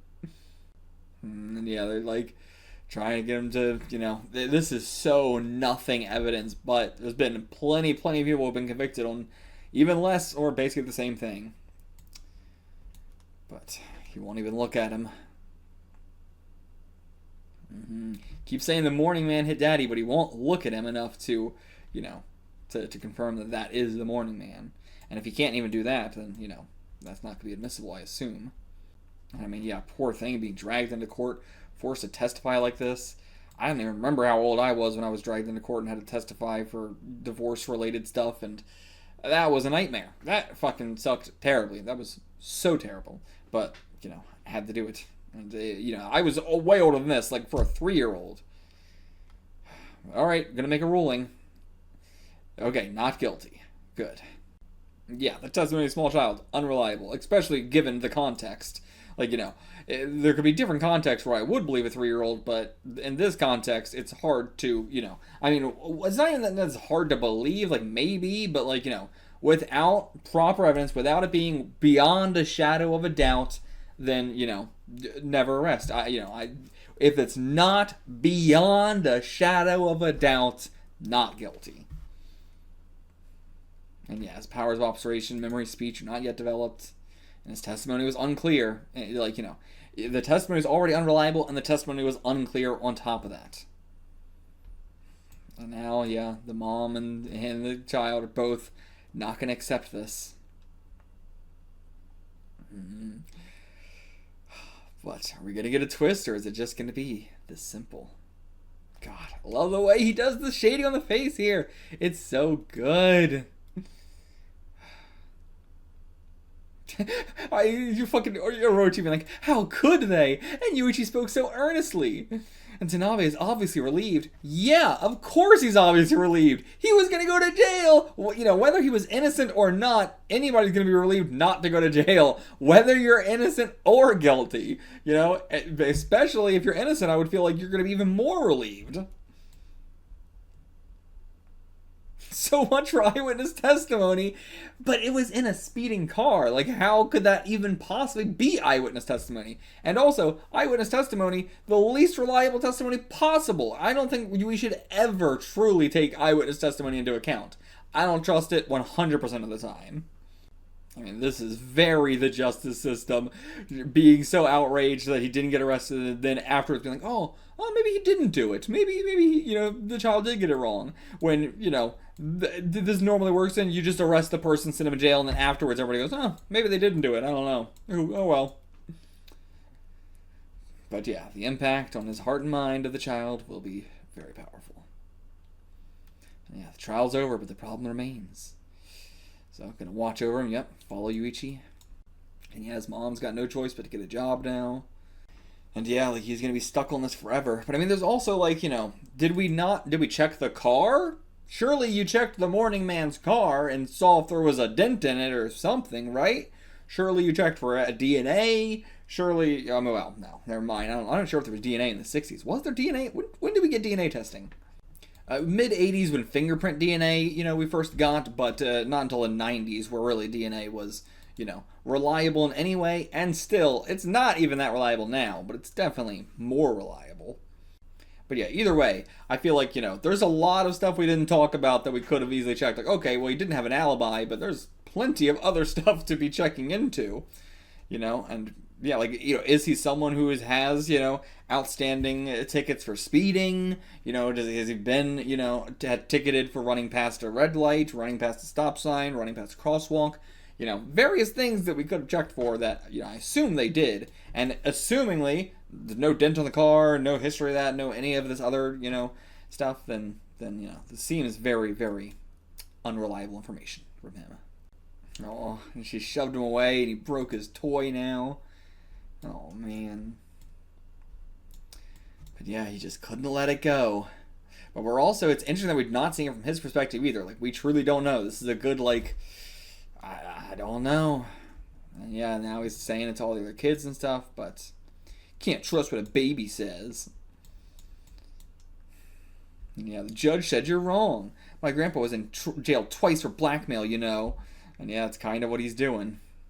And yeah, is Orochi gonna confront them? How dare you bully him like that? Huh? A girl? Out of the way. Nope, we got that super strength, bitch. Alright. What are these panels? I don't know.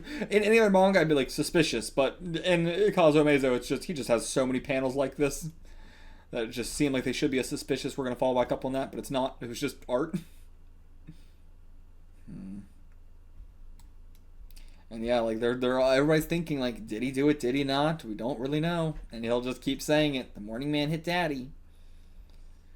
And he'll just say it forever and ever and ever. And Tanabe left the good morning children after that. Damn. So yeah, this is really affecting his life and everything. That fucking sucks. God, this guy might be guilty, but I'm treating it as if he's innocent right now, and this is fucking terrible. He's had his fucking life ruined over this. And so Yuichi looked for the morning man inside the TV. Eventually, he found him, giving an interview or something. Yeah, this 3-year-old boy going around.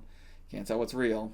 He would watch my show, gets made a pretty strong impression on him. In the end, the judge realized the word of a small child couldn't be trusted, but he went to trial. He was arrested and he went to trial. That is going to blackball him from, this shit forever. Like, Japan doesn't give a shit, whether you're actually innocent or guilty. If you went to, trial, period, at all, they just treat you like you're guilty. And from the kid's perspective, if he's true, just watching him say all this, getting away with it. But I don't hold it against him. In fact, it was a good experience. What?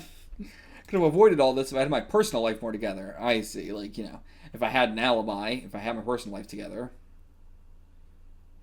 But okay, so he left it of his own volition, actually. I don't know. Well, to be fair, that's also something he would say even if he were fired.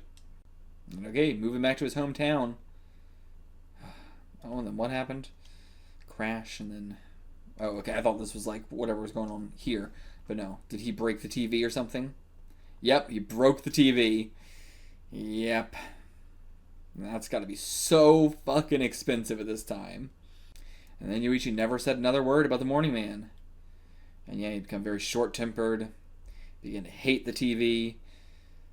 Yeah, anything he saw with TV just rips it up. Even got in trouble for trying to break the TVs in a store. Damn. He was quick to anger. The other children started avoiding him. Again, we're seeing, how the liar kid started as well. His mom couldn't bring in enough money, so they were just poorer and poorer and poorer until they had to move. Grew into a gloomy boy. In middle school now. Or not, in elementary school, rather. Yeah, I don't know why I said middle school. Yeah, not studious. Not in language arts or math or music or art. Others made fun of him. Never joined in their talk of TV and movies. And he hated everything about the world of entertainment. He's all alone when he got home. I'm so obsessed with, this kind of person in general in life. There's been plenty of people who have had something like this experience where someone in the entertainment industry, does something horrible, whether this is like a murder or, something like a rape or something, something more specific or something like, and then, it gets brushed off or they get played off, they get away with it, and then you have to see them on TV forever. It sort of spoils the whole thing for you. It's, I can't imagine being in that kind of situation where you just know this person who's like so famous and everywhere, even if they stepped away, the fact that they didn't face any repercussions and like the world at large is like forgiving them when you know what they did. Can't imagine. And then he became too much for her to handle, so what, you gonna send him away? I want a transistor radio, give me 10,000 yen. If you don't give it to me, I'll just take it. Jeez. And he's immediately in front of her just going to take it. But okay. I mean, she did. And then he stayed up every night listening to it. Just wouldn't listen to her. Just wants to listen to his radio. I want a record player. Yeah, they're so poor. But he wants to listen to records. Well, fine. I've been keeping my tuition and lunch money anyway. What? You didn't give him your tuition. How are you still going to school? Yeah, why is he so interested in records suddenly? I don't know. But then he would just listen to records all the time. Okay, gonna be a singer. So yeah, enter the entertainment industry in a different way. And then get back at him somehow.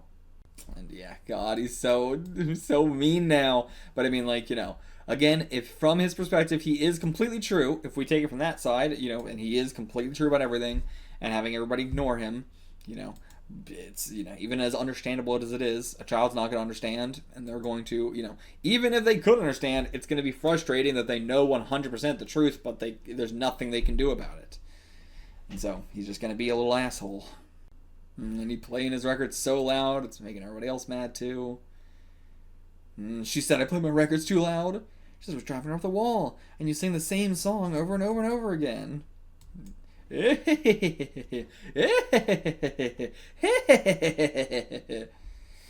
Jesus Christ. Just kind of funny. Go to the record store. Jesus, this kid.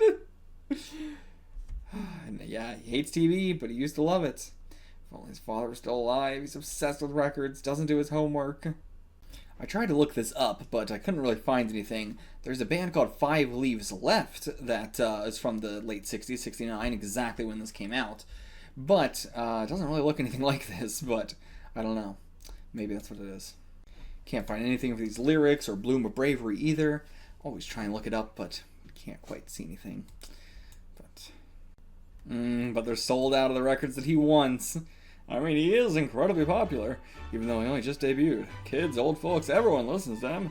He's like Yujiro, Saburo, Kitajima, and the Beatles all rolled into one. So yeah, okay, this guy is like fictional, but I assume the rest of these are not. Couldn't find Yujiro, but Saburo Kitajima is like someone, definitely a real person. I mean, like, I assume the other guy is too, but I just can't find him particularly because we only got one name there. But yeah, maybe I'll put in a song of his or something, if I remember to. If I remember to.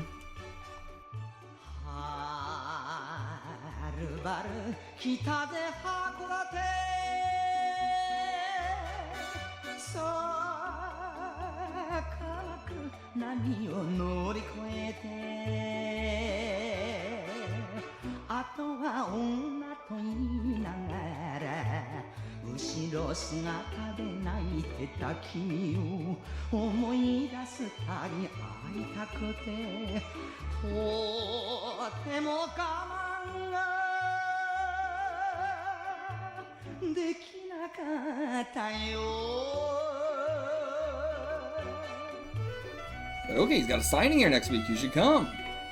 Okay, and yeah, here he is. New star, Hideji Hanada, signing. Those eyes. Okay, very, very excited. Yeah, he's excited. Okay, he's got an angry face, but he's still excited. Okay, we're just like not really going to see much of it. Oh, we are going to see it, but after seeing him, he became even more determined to be a singer. Is he going to manage to get an autograph? Nope. Old woman booties just knocking him out.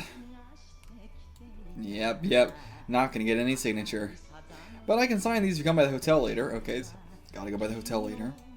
And all the girls are loving him, but he seems still salty, but it's so hard to tell when he's happy or not. Damn, even called a thief when he, did he do this on purpose? Or, like, did this kid drop his pen on purpose in order to call him a thief? Or was it just he accidentally dropped his pen, he went down for it, and because shit's gotten so bad about the rumors about him, they just call him thief now. It's because he's so poor and he's stupid too. Yeah, watch, just you wait and see. I'll become the greatest singer you've ever seen. Okay, Hideji Hanada is going to be on the New Year special. But yeah, you see him and run away. Oh, okay. They're like, oh, he's going into that dump. But I thought it was his house, but no. Because Orochi's like, what's he doing in there? So he's going into some rundown dump in order to listen to his records and sing to his heart's content without bothering anybody else. And yeah, singing some Hiroshi Hanada. But yeah, when he sings, he's brilliant and full of energy, completely transformed. Oh, I see. That time the neighbor complained that was actually Yuichi.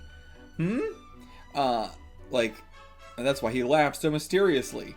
Oh, I see. Like, she was like, he's singing. Well, no, she did say he's singing. Like, she did say it was Yuichi, right? Let me go back. Yeah, it was you sing the same song over and over again. But then he found that very funny because he sang the song over and over again. That's exactly what they said. I don't really understand. That's exactly what the neighbor said. Okay. He's so good, she thought he was the record. No, she didn't. She explicitly said it was Yuichi. But, whatever. I think, I have to take this not at what the words were, but what they're trying to tell me this was, which is the neighbor said, you're playing your records too loud, period. None of the other stuff. Forget all the other stuff. If I forget everything else the neighbor said, then sure, we're trying to say, like, oh, she thought, I was the record, but it was actually me singing, and, I must be that good. Wasn't what happened, but I think that's what they want us to believe now. We're doing a retcon. And Hideji Hanada grew more and more popular, started appearing in TV and movies. That is something we don't really get anymore. You don't really hear about modern, musicians just getting, whole movie line after them or appearing in a bunch of TV shows as an extra and stuff like that. It's just not a thing that happens anymore, but it was so, so popular during the 50s, during the 60s, maybe during the 70s, I'm not sure, not super aware of that time period yet, but yeah, like, it's, it's something I really, miss that used to be such a big thing. I mean, actually, earlier we brought up the Beatles. I love that I can just watch a random movie from the 60s and just get jump scared by one of the Beatles just fucking being in the movie. Like, that's just how prevalent they were and shit. Except for the Elvis as well. I mean, Elvis is usually like the star of the movies. But the Beatles, man, they'll just fucking pop up. They'll just pop up as a random-ass character for one scene and then have nothing else. But I miss that period. Like, the monkeys would just appear and shit. I miss it. But Hiroji Hanada had a respectable life, passionate in art, and he was kind to everyone. Media loved him. Hanada became the center of the entertainment industry. Damn! The center of the entertainment industry! So, is he gonna go kill him or something? Like, what is he getting out of this? And when he finished 9th grade, and yeah, ignored all the way up through high school, but he actually approaches them and goes, morning, I'm going to high school in Tokyo. Yep, going to live with my uncle. Didn't know he had an uncle in Tokyo. And his mother came back to the apartment the day Yuichi graduated from junior high. Something was shattered. Something shattered. His record was shattered. And his clothes are all gone. And a note. I'm going to work in Tokyo. Please don't look for me. If you do, I'll kill myself. I took your secret savings. Jesus Christ. Kazuo can't write anything but fucked up people. I love, like, we read Junji Ito stories and it's like, man, these people are so insane. Everybody acts like, like they would in a Lovecraft story. They're all fucking insane. And then Kazuo Umezz, everybody is such a piece of shit. Every single person. And now getting this kind of panel, but like 3 times, and with Tokyo in the middle. He just loves this style. Okay, so he went to Tokyo to go to Hideji Hanada's house. Looks like someone just got his autograph. Okay, is this him or is this who is this? Here to see Hideji Hanada. I want to be his student. Please, you gotta let me see him. Well, come in and wait. I'll go ask him. Oh, okay. I thought you would have been immediately turned down or something, but no. And then a dog coming out here.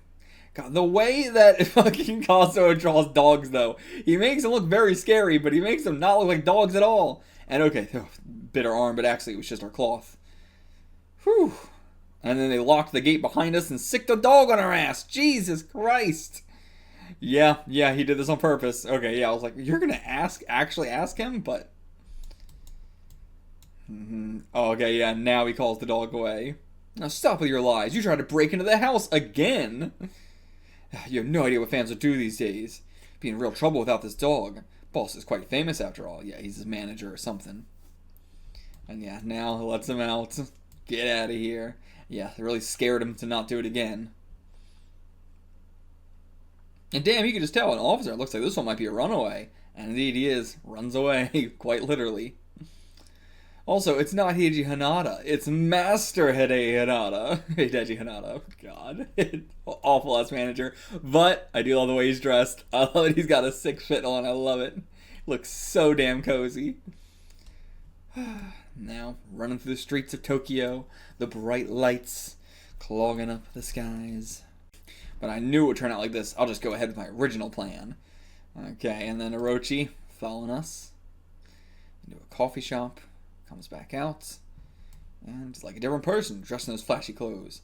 Flashy clothes? He's wearing like a pea coat. This is like probably the least flashy thing you probably could be wearing. But you know, he's not wearing his ripped up shit anymore, but still, I wouldn't call these flashy clothes. I maybe I'd have to see it in color or something, but... And then to the Rainbow Club. 10th anniversary special guest appearance by Hideji Hanada. Okay, so he gave a fake name, lied about his age, started working as a live-in waiter. Yeah, became a totally different boy. Now this seems quite fancy, but that's also like a working uniform. And all kinds of singers came to perform. And Yuichi watched each of them breathless. So he is actually invested in this stuff. He's not just doing it to get revenge. And when Hideji Hanada performed, he would forget about his work and stare as though possessed. And then you get in trouble with the owner. Just you wait. Spent his first paycheck treating the guys in the band. Okay. What simpletons, buy them dinner, and suddenly we're pals. Now I just have to butter them up and get them to accompany me. And okay, so this guy's a fan of Hideji Hanada, so let's get in with him. I love to sing, and I was hoping you could teach me. I can't sing at all. I could accompany you, though. Oh, that'd be great. It'll teach me a lot. What do you want to sing? Hideji Hanada's Bloom of Bravery. Oh, that's a great song. He's a fan, so get up on the stage. Nice. All right. First time on the stage. I honestly forgot this was called stage. Forgot what we were doing with this chapter, but right, stage. And his first time singing in front of anyone. Did a pretty good Hideji Hanada, huh? Oh, shucks. From then on, Yuichi never missed out on a chance to practice his singing. Huh, idiots. Now I can practice all I want. Now to move on to stage 2. Auditioning for You Can Be a Star. Or You Too Can Be a Star. Stars are everywhere, they just don't know it yet. You might be the next sensation. Sing, act, become a star. Our judges are Hideji Hanada, Hinako Inabaya, whatever, blah, blah. But, yeah. Yuichi wrote his application on sheet music paper to stand out. And then a notice came out as audition. That's actually a really, really clever thing to do. Please come to BBS Studio, not TBS, BBS Studio on Friday at 3 p.m. That day, Yuichi wore a striped necktie, the kind Hideji Hanada wore, and did his hair like Hanada's too. Yeah, he's got that nice like crease right there, a little bit high up hair there. And just in case, I've got a razor. I've got to win, I have to. And just in case, I've got a fucking razor blade to hurt the other contestants or to just go straight after Hideji Hanada if your plan fails. I don't know. But alright. And now this is BST, or maybe it's like BBS TV. Yeah, BBS TV probably. That's also why these are in a different font than that. And so I see, yeah. I'm sure the kids at school see me on TV. None of them will recognize me. Quiet little me, a singer. Not even my own mother would guess. And I've changed my name too, so I guess, yeah, I thought he was going to, like, wanting to stand out to be like, and I'll show them. But no, it's actually, like, I don't want them to recognize me. It's also why I'm dressed differently, hair's differently, name's different, all that stuff. And, you know, the classic Clark Kent Superman thing, like, no one would buy that this kid is doing this stuff. No one would buy that, you know, the him that they knew would be doing this singing stuff. So, opens the door to a new life. All here because they want to be stars too. Okay, out of this big group, only 5 of you will be selected in the audition. Then we'll go straight into filming. You'll be ranked from 1 to 5 in the audition as well. Just deciding the winner in the audition. Doesn't the winner get picked on the show by Hideji Hanada and the other judges? Nope. It's all fake. Yeah, the winner's already been decided by the time the show airs. So the whole thing's a fake. That's television, baby. To fit it all into a half an hour, everything has to be set in advance. This is only a half an hour long show. That's actually pretty wild. There's not a whole lot of only half an hour long shows at this point. It looks like everything's like 40 minutes. And yeah, pretty much all TV is like that. A few are off the cuff, but basically everything's preordained. I see. So you got to perform on the show the same as you did in the audition. The judges will evaluate you using a script. Okay, now that's all way too far. I don't believe any reality show is literally that scripted. This, again, feels like when people hear reality show is scripted and then they take that to a degree in which reality is not, like, I don't know how to put it. Like, there's like, yes, clearly reality TV is scripted, but then also it could be taken so far. Like this, they literally have a script they're following or something. It's crazy how many people actually believe something like that. And yeah, of course, he doesn't know any of that, so throwing a wrench into his plans. So this girl here, because she is a composer with Jun Mizuno, then, she's the winner. Even though she's a bad singer, just her connections are gonna get her the win. The auditions are beginning, and a lot of the other ones are not as confident. Because, I mean, they've only been, selected via, like, a pen and paper thing, so. It was mostly singing, but with a bit of miming and some tongue twisters as well. Ouch. And then the auditions came to an end. Once he picked the girl in the bell-bottoms did indeed win first place. Second was a girl in a miniskirt from Osaka, and Yuichi was third. Okay, he got in. It was then that Hideji Hanada arrived with his assistant. And they let him in on... the fact that he's a big fan of him and everything like that. He's that boy over there. Bows to him. Very humble. Yeah, they definitely can't change the ranking on the show. To actually change the ranking, well, just you watch. What's he gonna do? Yeah, the razor blade. Alright, first the girl in second. He's just gonna slit the wrists or something? What's he gonna do? Okay, I see. He's just gonna cut her pants open or something? Maybe it looked like that. Maybe the shirt as well. But, like, he's gonna, like, cut their clothes. It must be, like, a really sharp razor, so that way they're not even really gonna feel it. You're just gonna go... But, smart. I really thought he was gonna do something way more crazy, but no, this actually makes a little bit of sense. This is, like, something you're not really gonna get caught with, and it's just gonna seem like their clothes sort of ripped. But if it happens to everybody... And that's going to be, everybody but you, it's going to be real suspicious. If it only happens to people in front of you, real suspicious too. So, he said first, the girl in second. So, it seems like he's going to do it to both the girl in second and the girl in first, which is going to be very, very, very suspicious. And yeah, this is definitely written when, like, Kazuo was, like, found out, like, oh, reality, it's not even, like, reality TV is scripted because there's not even really reality TV at this point. Reality TV doesn't really happen until, like, the 2000s. Up till then, the reality TV is not really a thing other than, like, game shows. And, like, to be fair, if we're thinking, like, game shows, then this might be, like, playing on the fact that, like, the first game show is around the 50s? Was it the 50s? Maybe in, like, it had to be the 50s. But, like, there was, a game show in the 50s that was, like, heavily scripted, literally scripted everything. But that's, like, one thing in the history of all reality TV, If something like that was happening again, there'd be, so much people, so many people talk about that one from the 50s because it was so, rare that something like that has happened where it was all completely scripted and everything like that.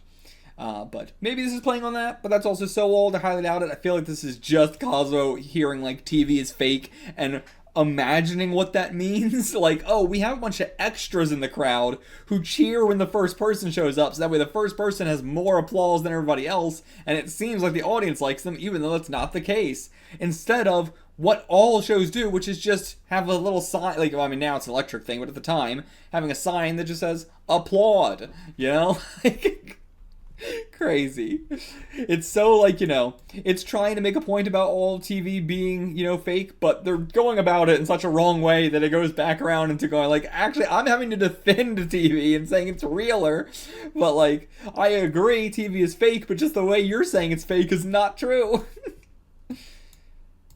But okay, we're filming now. And yeah, she's so nervous she didn't even notice. This will probably put me in second. Now to take care of bell bottoms. Okay, we're going to use this to our advantage, that she puts the mic right up in her mouth. because she can't project. Plus, her singing's bad, so she tries to hide that with the mic. Okay, how's he gonna go about this? And if the, being like, oh, well, the rankings can't change, but if something like this happens, will they change the rankings on the fly? We'll see. Who is this? It's just two kids out of the host. Alright, next up is the second place girl in the miniskirt. First, to check you made the right stuff, we'll test your acting ability. Is she here to act, or is she here to sing? If she's here to act, why are we, testing her first? This is so weird. But okay, you'll be miming for us. It's time to go to school, but you can't find an important notebook. Okay, go ahead and show us. But yeah, now they're all laughing, because, this works well that she is an actor, so that way they'll see the back of her. Because if she was just a singer, they wouldn't have, but... Yep, gonna see that her clothes are ripped, assumingly. And she thinks they're laughing because of her bad performance.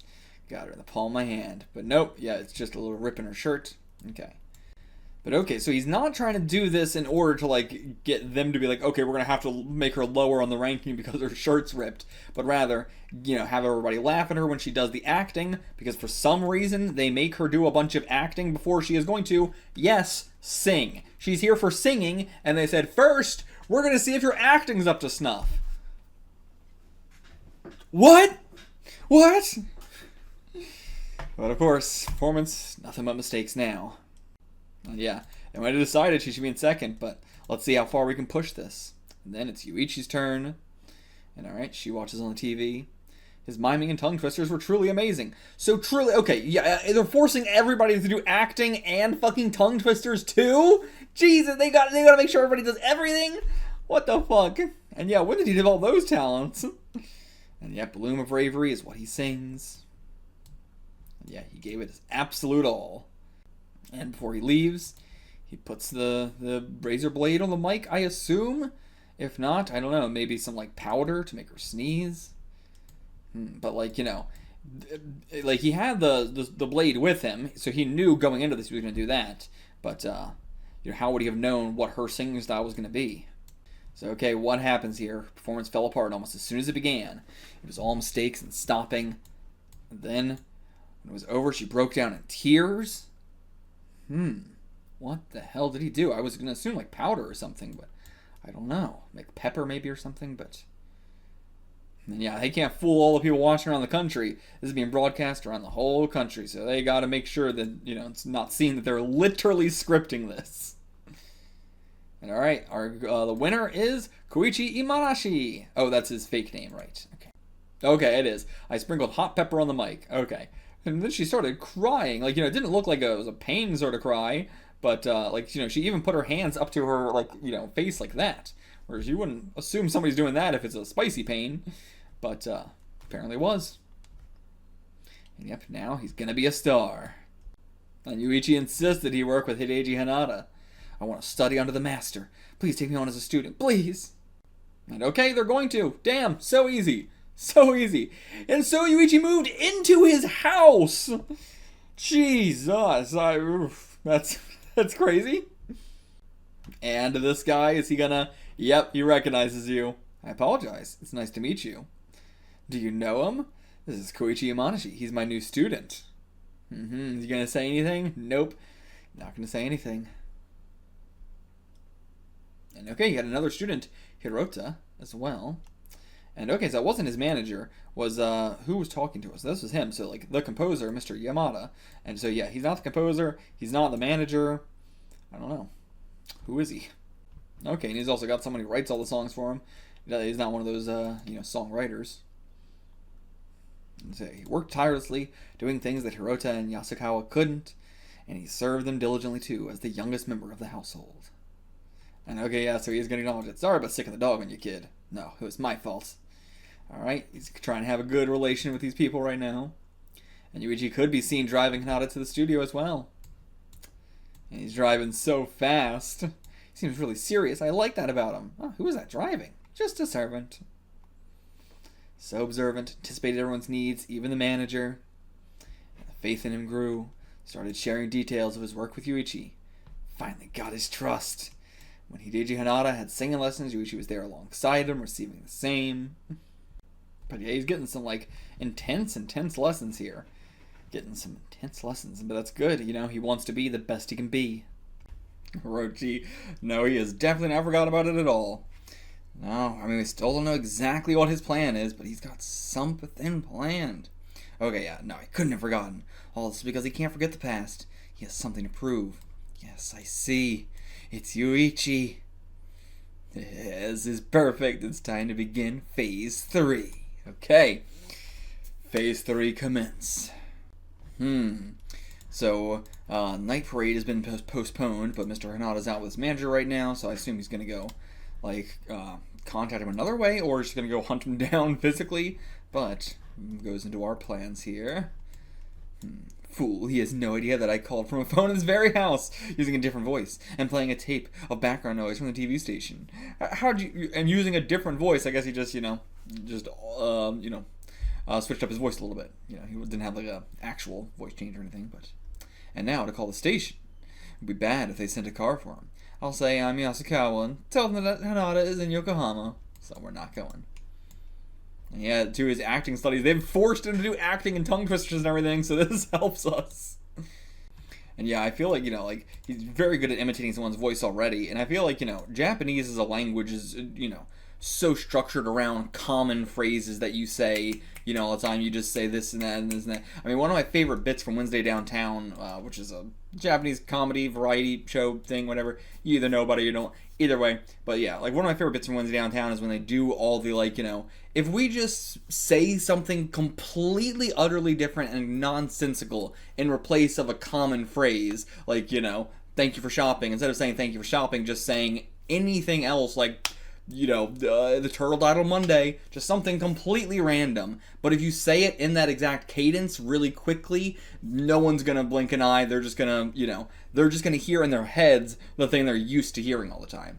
And so I feel like that definitely, goes into this a lot too, where it's like, if you're already good at mimicking the voice, you're just saying a lot of stock phrases and stuff too. Like, you're going to say the initial thing of like, oh, we can't make it because he's in Yokohama. But aside from that, you're going to be following a sort of like social script a lot more than, certain other languages. And so I feel like that also adds a lot to the help of this. Like, people are going to hear what they want to hear, especially in Japanese, when it's so structured around that.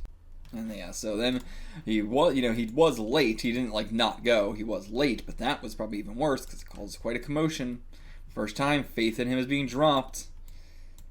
And then, yeah, of course, he's jumping all over Yasukawa about it, but, he's like, I don't understand, but he's not going to believe that, so is he going to fire him or something over something like this? Just one little thing, but also, being late for one program, big deal in the Japanese entertainment industry. Like, you turn down one opportunity, you can get blacklisted.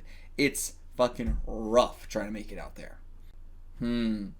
So then that day, Hirota was bringing him some throat medicine and some water. Is this actually throat medicine, or is this something to make him even worse? But okay, yeah.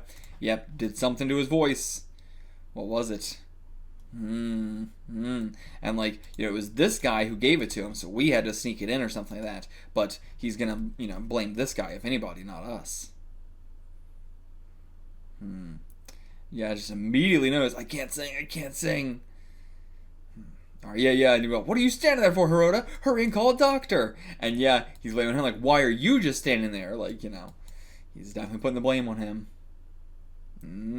And this shatters to pieces. We're just seeing that for a cool visual, or is it important? And damn, he looks like he drank mercury. Holy fuck. Okay, huge big deal. And yeah, now putting the blame directly on him. It was the medicine and water you brought him, Hirota. And yeah, if you think I'm lying, please look into my eyes. God, I love the way he draws eyes. He's so good at them. So detailed. And Hideji Hinata disappeared from the stage. His plan is being enacted so well, but he just wants to be number one. He doesn't have anything against this guy at all, I assume. He just wants to be number one in order to do something. Like, once he's number one, he'll be able to say, the Morning Man did it! It's crazy how far we've come from the Morning Man did it. It's been fucking years and years and years and years and years and years. And yep, Hirota was forced to leave. He begged, but he was convinced that his student had poisoned him, so... The broken thermometer found in Hirota's room was the clincher. But it's also so clearly a setup as well, if you look at it that way. Like, why would he just leave this out in his room? Why would he put it in the drink that he's going to hand to him directly? Why would he do any of this? But they're not going to be thinking clearly. And yeah, Hirota was your rival. Now your rival's gone, and Hinata's gone as well. You took out the mentor and your rival all in one. God, I love this fucking... This snake. And his voice never returned. But sir, someone from Mitsubo Records is here. I'd really like to record your new song, A Man's Duty. Diamond Records has a bunch of hits like Gacho Suikin's Lament of a Boy, but all we have is you. But yeah, what are we going to do? We don't have a voice. And he can't even speak. And how about I sing in his place? Confident I can copy his style. What about TV appearances? Mr. Hinata can move his mouth on stage while I sing from the wings.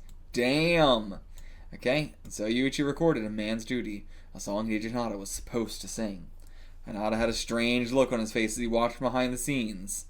Is he starting to piece it together? Maybe this boy is the one who did all this? But the record was finished. And it was, what am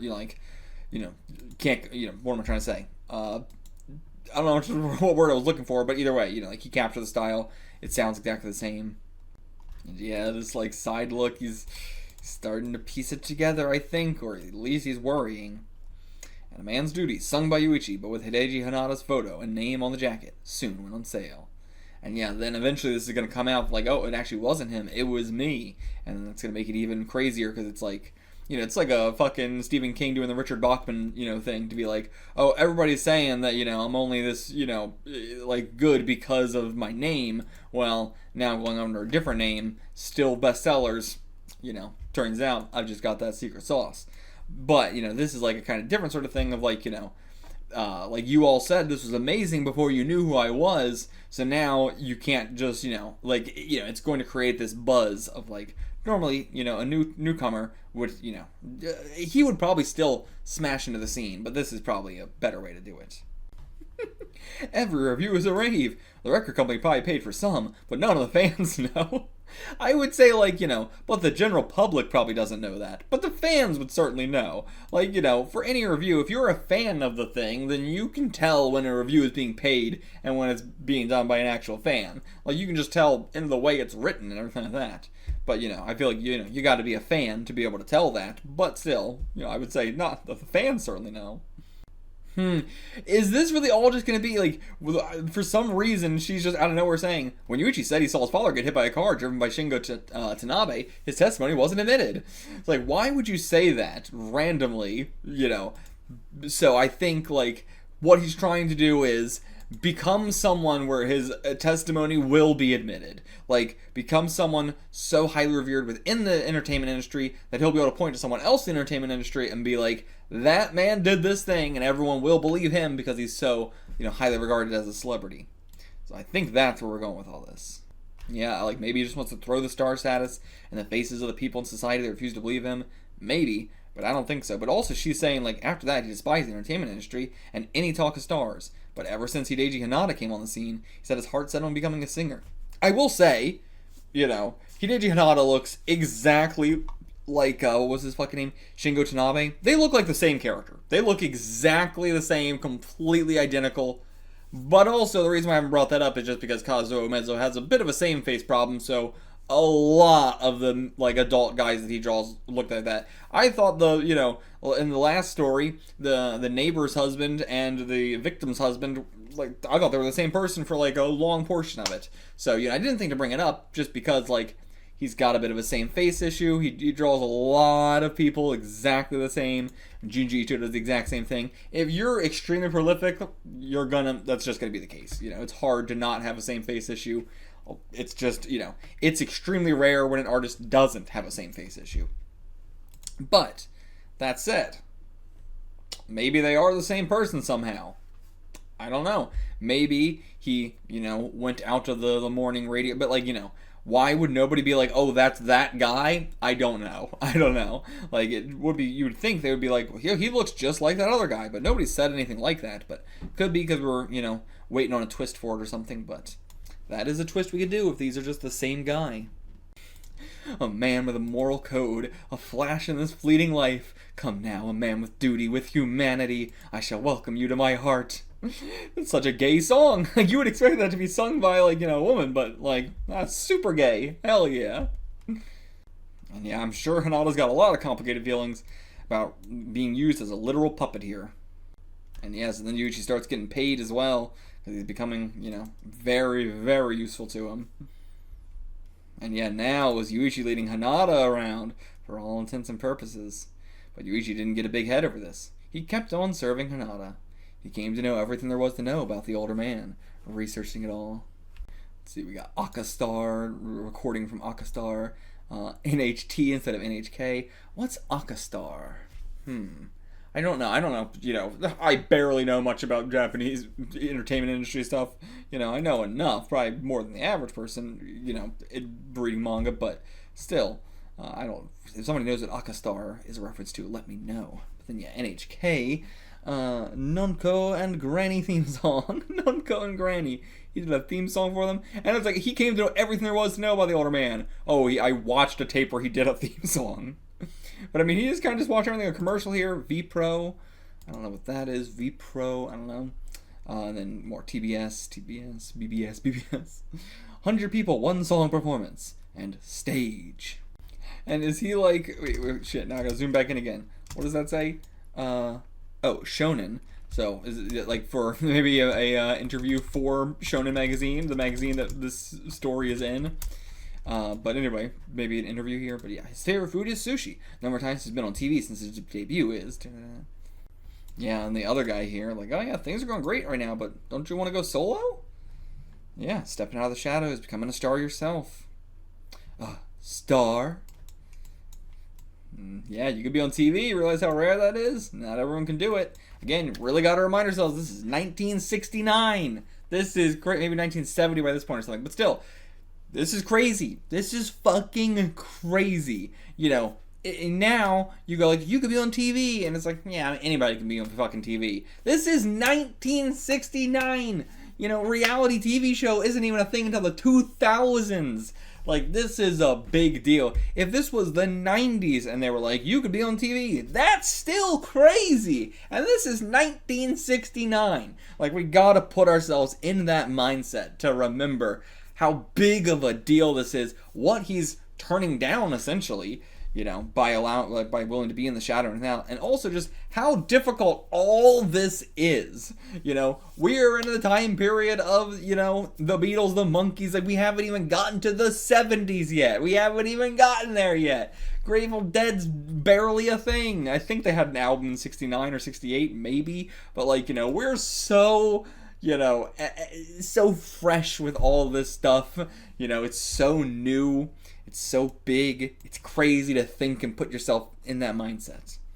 I know, because this guy is the manager, actually. I see. He's very young for the manager, goddamn.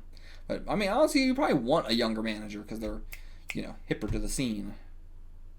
And yeah, he's all washed up, but you'd sell. And, he's also, not saying that because of the voice thing, because the public doesn't know about that. He's just saying, in general, even if he was normally singing and everything like that right now, he's been all washed up. Which is crazy to say for a man whose song just got in the top 10. It's crazy to say. But yeah, he's going to turn it down. Appreciate the offer, but I'm not interested. Happy in Mr. Hinata's shadow. I don't have the talent for the spotlight. No, you do! But yeah, I like Mr. Hinata. That's enough. Just want to keep helping him as much as I can. You can't tell anyone about this conversation. I won't. I promise. And the car Mr. Hinata rides in is really flashy. Doesn't really suit him. Don't you think so, Mr. Manager? Sure. But okay, so now we're talking to him about getting a new car. The old one's way too flashy, but this one's a sports car. Style's a little old. Songs are seen as cutting to the heart of the modern man in this fleeting modern world. The car is perfect for that aspect of you. A sports car that's a little old is cutting to the heart of the modern man in this fleeting modern world. What does fleeting modern world mean? Fleeting modern world in the turn of the decade between the 60s and 70s? What? I feel like you would say the opposite, right? This fleeting, nature or something. I'm not sure how, what I would say. This fleeting old world, this fleeting world we once knew or something, but like fleeting modern world. What? And let's get rid of your driver. I'll drive you instead. Anytime.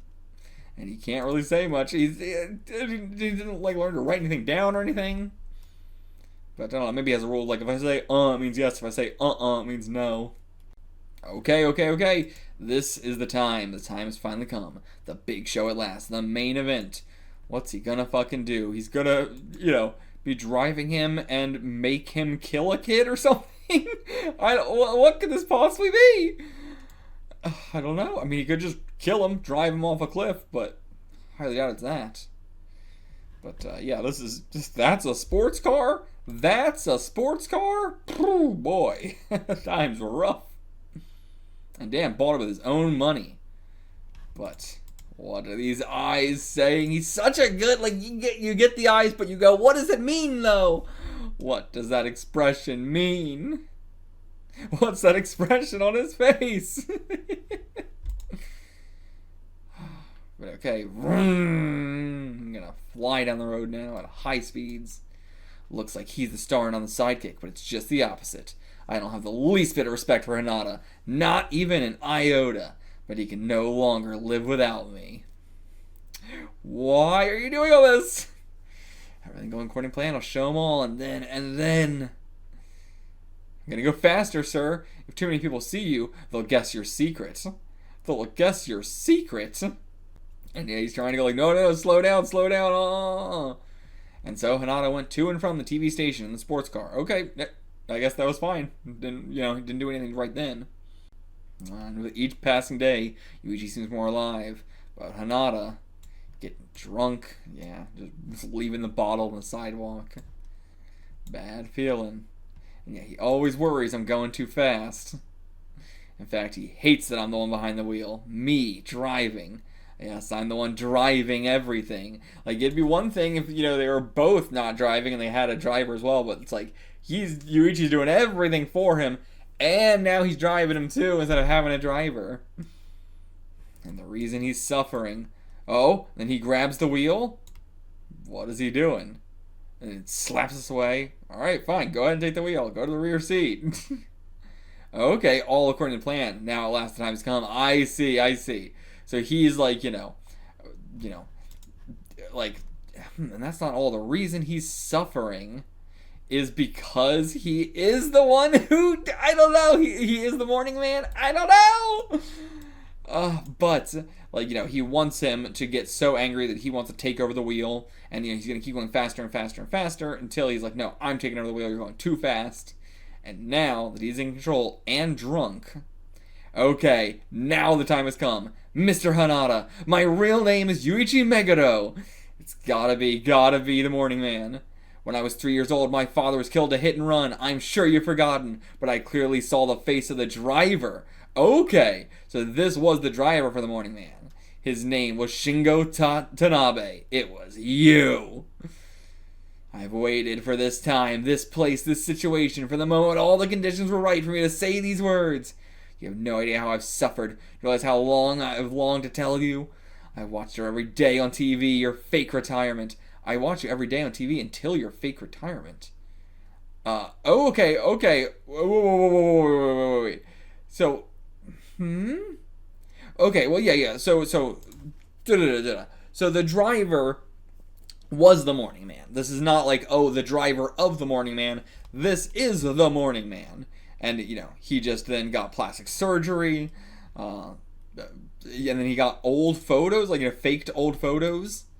But yeah, fully just, this guy is crazy. The fact that he did all that instead of, just continue to push forward, and ignore it. Insane on this guy's end. But, what's he doing? Yeah, they're going too fast. They're going to hit something. So instead, she forces us to smash into a wall. Killing him. No, not killing him, actually. He's still okay. for right now. Tries to go to the phone, call the police, but he can't talk. But okay, and he's okay as well. He like strapped himself in. He's alright. But yeah, just as planned, he lost control of the wheel. It's all the proof I need. And the fact that he can't speak means he can't call for help. Don't have a scratch on me. I was ready for the crash, but I'll pretend to be unconscious. And they were rescued by a passing car, taken to the hospital. And yeah, so he's just like, Yuichi's just like, well, you're not going to be able to tell them the truth, so your career's over. You're just going to have to say I was drunk and I crashed the car. Bye-bye second career. But then hands him something, a note to read. And then he left Tokyo. She followed him, changes his hair back. Dear Yuichi Meguro, I changed my face because I wanted to forget all about that time. But even after I was acquitted, the memory stayed with me in the depths of my heart, no matter how I tried to get rid of it. That's why I work to live as a good person. But, so, to live as a good person, you just became a singer? That was how, what? You didn't like, oh, I'm going to be a volunteer, or I'm going to help people. I'm going to be a singer. I'm going to do the exact thing I was already doing. If anything, you were a better person before being a morning, host for a kid show. But just a singer, bullshit. What? Bullshit. That evening, Yuichi returned to his mother's home. He got his revenge. It took so long. Mother and son lived together once more. Yuichi never told anyone what happened. He just got that revenge for himself. Knows it's all over with. I took out, my dad's killer. Not killed him, but I managed to, ruin his life a second time. And people still give him the cold shoulder. Former classmates still made fun of him. Found work at a ramen shop, but it seemed to be as if he had been set free. He's finally got a good expression on his face. And Hanada had never appeared on the TV in his hometown again. Yuichi went back to being the boy who disliked music and TV. And so I decided it was time to move on again. Excellent. Glad I saved it. 10 out of 10. Perfection. Perfection. Perfection. No notes. Perfection. God damn. Excellent, excellent story revenge. Very rarely do you get a story revenge where it's treated as a good thing as well. And so I always love the rare cases where we do get to see that. And the fact, there was no negative consequences for him. Literally, no negative consequences for him. He just only positive, consequences for him. He didn't kill the guy. He just ruined his career again. Motherfucker, you got plastic surgery and faked old photos to get back into the entertainment industry. Insane. Crush this career again down the drain. It sucks, with all the other people that had to get involved, in order for this to happen. But, we're also not treating that as a bad thing either. It's like sometimes you gotta step on people to get the thing that you want, and it sucks, but that's just how life is sometimes. He didn't do it unnecessarily, If you're doing it to, get ahead when you don't need to, then that's just completely fucked up, or to get further ahead in a way that, is arbitrary. But there was none of that. This was all direct, he had a plan, he followed through exactly, he executed it perfectly, no mistakes. What a cool-ass character, what a cool-ass story. Kazuo Umezz, thank you, my god, this one was so good. Oh, I love you. Damn, this one's gonna stick with me for a long time. Oh, love it. Love it, love it, love it. And it went so long. This one wasn't too much longer than, the first one we read. It was basically about the same length, but this one just felt like an epic. It was half a volume, but it felt like I was reading multiple volumes of a story. This felt like a full-ass manga in and of itself. Damn. I think that's really why I love it as well. It felt like a manga itself. And truly, Orochi, the most unneeded she's ever been. She didn't do a damn thing. All she did was crash the car. And, even that was it was going to crash anyway. She just made us crash into a wall instead of other people. But that's the only thing she did. Okay.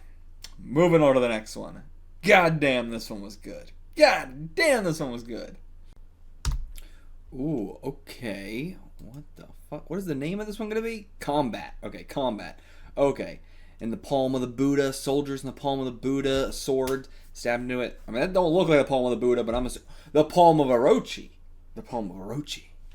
And we got some World War II planes in the background here. I imagine this is going to be about World War II. This looks like World War II sort of aesthetic here, but, I'm not great at that, so I could be wrong. But alright, let's start us off on another chapter. Loving these, by the way. Just take a slight break right here to say I'm fucking loving these. Kazuo Umezz, loving it so much. I read like a one-off. I read Snake Woman, and then I read like Cat-Eyed Boy or whatever. And I don't even remember which one I read. I think I read Snake Woman first, and someone in the comments was like, "You should read some more Kazuo Umezz." And I was like, "Oh, is he like a big name guy?" I was just reading Snake Woman because I don't even remember why. I think it was just a horror manga from the '60s, so I wanted to read it because we're reading a fuckload of stuff from the '60s right now. Just really getting my fill. I'm honestly at this point basically reading almost every single manga that has been translated into English from the 60s. I don't think that's going to actually be the case, but it feels like that.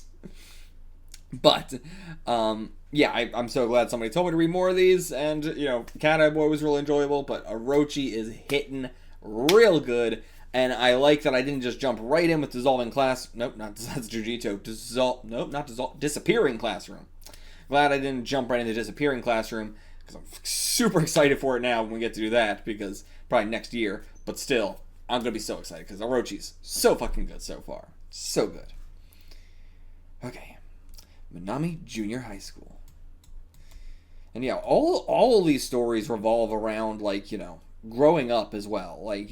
Pretty much all of them have, gone through a, kid growing up sort of scenario. We might go through a lot of that, and we just see them as an adult later on, but we still see that section where they're growing up. Okay, reading some essays. Title is Father. My father is mysterious. I don't understand anything he does. It's not just me. It's just how he is with everyone. He's suspiciously nice, even with people he doesn't know. So whoever wrote this fucking essay. One day, when we were walking, we came upon a drunk passed out on the road. He had thrown up all over himself. I was disgusted and tried to go around. But my dad, "Give me your handkerchief." And yeah, is this suspiciously nice? I guess I'm suspiciously nice then. But, where are we going with this? He was just a random homeless man. But my father hailed a taxi and asked the reluctant driver to take the man to the address he'd given. He even paid the fare. Again, I feel like I talked about this earlier. This is boggling my mind. Is this not normal? If you guys came across this on the road, would you not do the same thing? Is this not just normal being... I wouldn't say this is overly being nice. Suspiciously being nice. Nowhere near that level. And I wouldn't even say this is overly being nice. Is it nicer than the average person would do? Yeah, but I think this is the standard niceness that everybody should be at. It doesn't affect you in any way. It doesn't really take up any time. It doesn't really cost you any... you paid the fare... But, again, don't you want to pay, $20 for happiness? Is happiness not worth $20 to you? What? But one time there was a fire in the neighborhood. It was at night, and the first one on the scene was, of course, my father. And he did everything he could to put out the fire. Something painful rose up in my heart. Ran over as fast as I could to help him. Something painful rose up in my heart. Was that the, want to help, or something else? And that wasn't all. He even let the people whose house it was... Oh, yeah, okay, the people whose house burned down stay with us. That's a little... that's overly nice. Now we're getting into the territory of overly nice. Would I do something like this? I don't think so.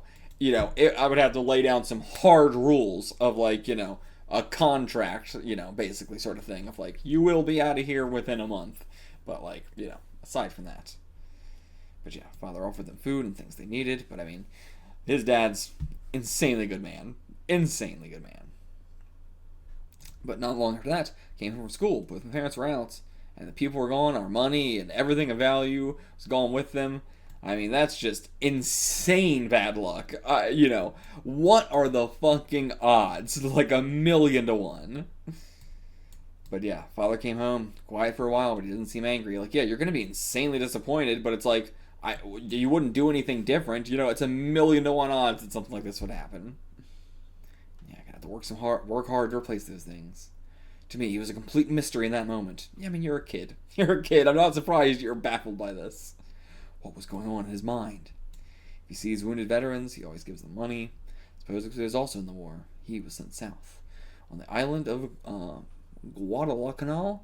I'm not sure if I've ever heard of that. He once told me how all the other men with him had died. Only he, the youngest, had survived, and just barely. So he's got survivor's guilt as well, probably. But when I look at the world around me, it's hard to believe there was ever a war. Yeah, he's growing up in a world without that, so he doesn't understand, wanting to be kind now. Like, being able to, seeing the worst of humanity and being like, I want to counteract that every way I possibly can. This is a horror story. There's going to be a twist. He's probably going to be an awful guy, but, all adults, everybody in these stories are always awful, but we're going to take it with the charitable, view first. My father won't fight back, even if someone gets violent with him. He just smiles and apologizes. I don't think that's being nice. I feel like that's just getting walked over. That's not being nice at all. Bit frustrating, yeah, like that don't agree with. But he simply doesn't bother with these little things. Don't sweat the small stuff. Never forget small kindnesses, though. Yeah, those are the best. Small kindnesses are the best kindnesses. Because you can do something that takes a literal second that, will greatly impact someone else. That means nothing to you. And then you're going to get happiness out of that. Again, do people not love happiness? I don't understand humanity. And yeah, there's an elderly person on the train. He always gives up a seat. Are other fathers like this? Hell no. Men fucking suck. That's why this is like, it's, I guess to be fair, it is overly kind in the sense that it's abnormal, but I think it should be the bare minimum, like, versus something like, this, letting the people stay in their house after their house burned down. That I would say is overly kind, as in I don't think that should be the bare minimum. That is over the line of what you would consider standard, or what I would consider standard kindness.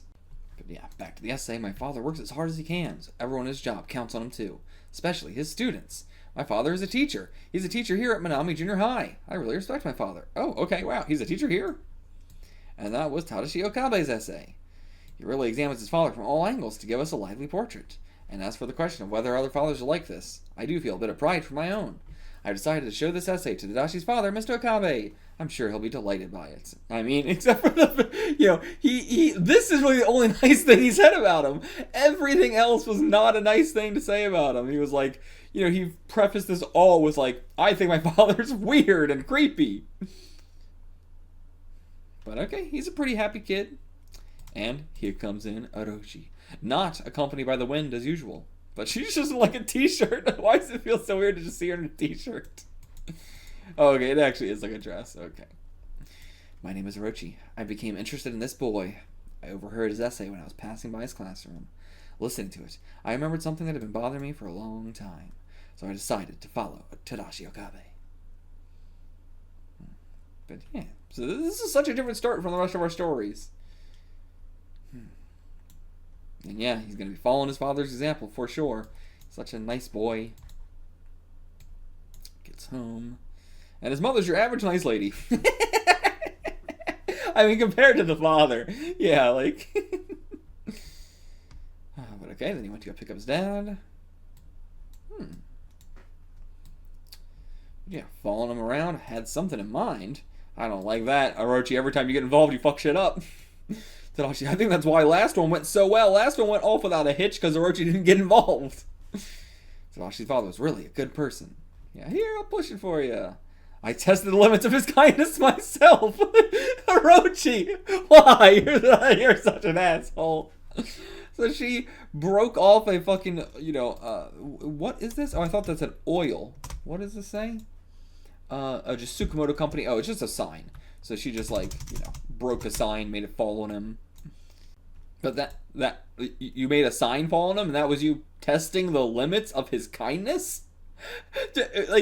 This is maybe the least, thing that this is not like a, most people don't. I feel like if this happened to 99% of people on planet Earth, they would react exactly like this.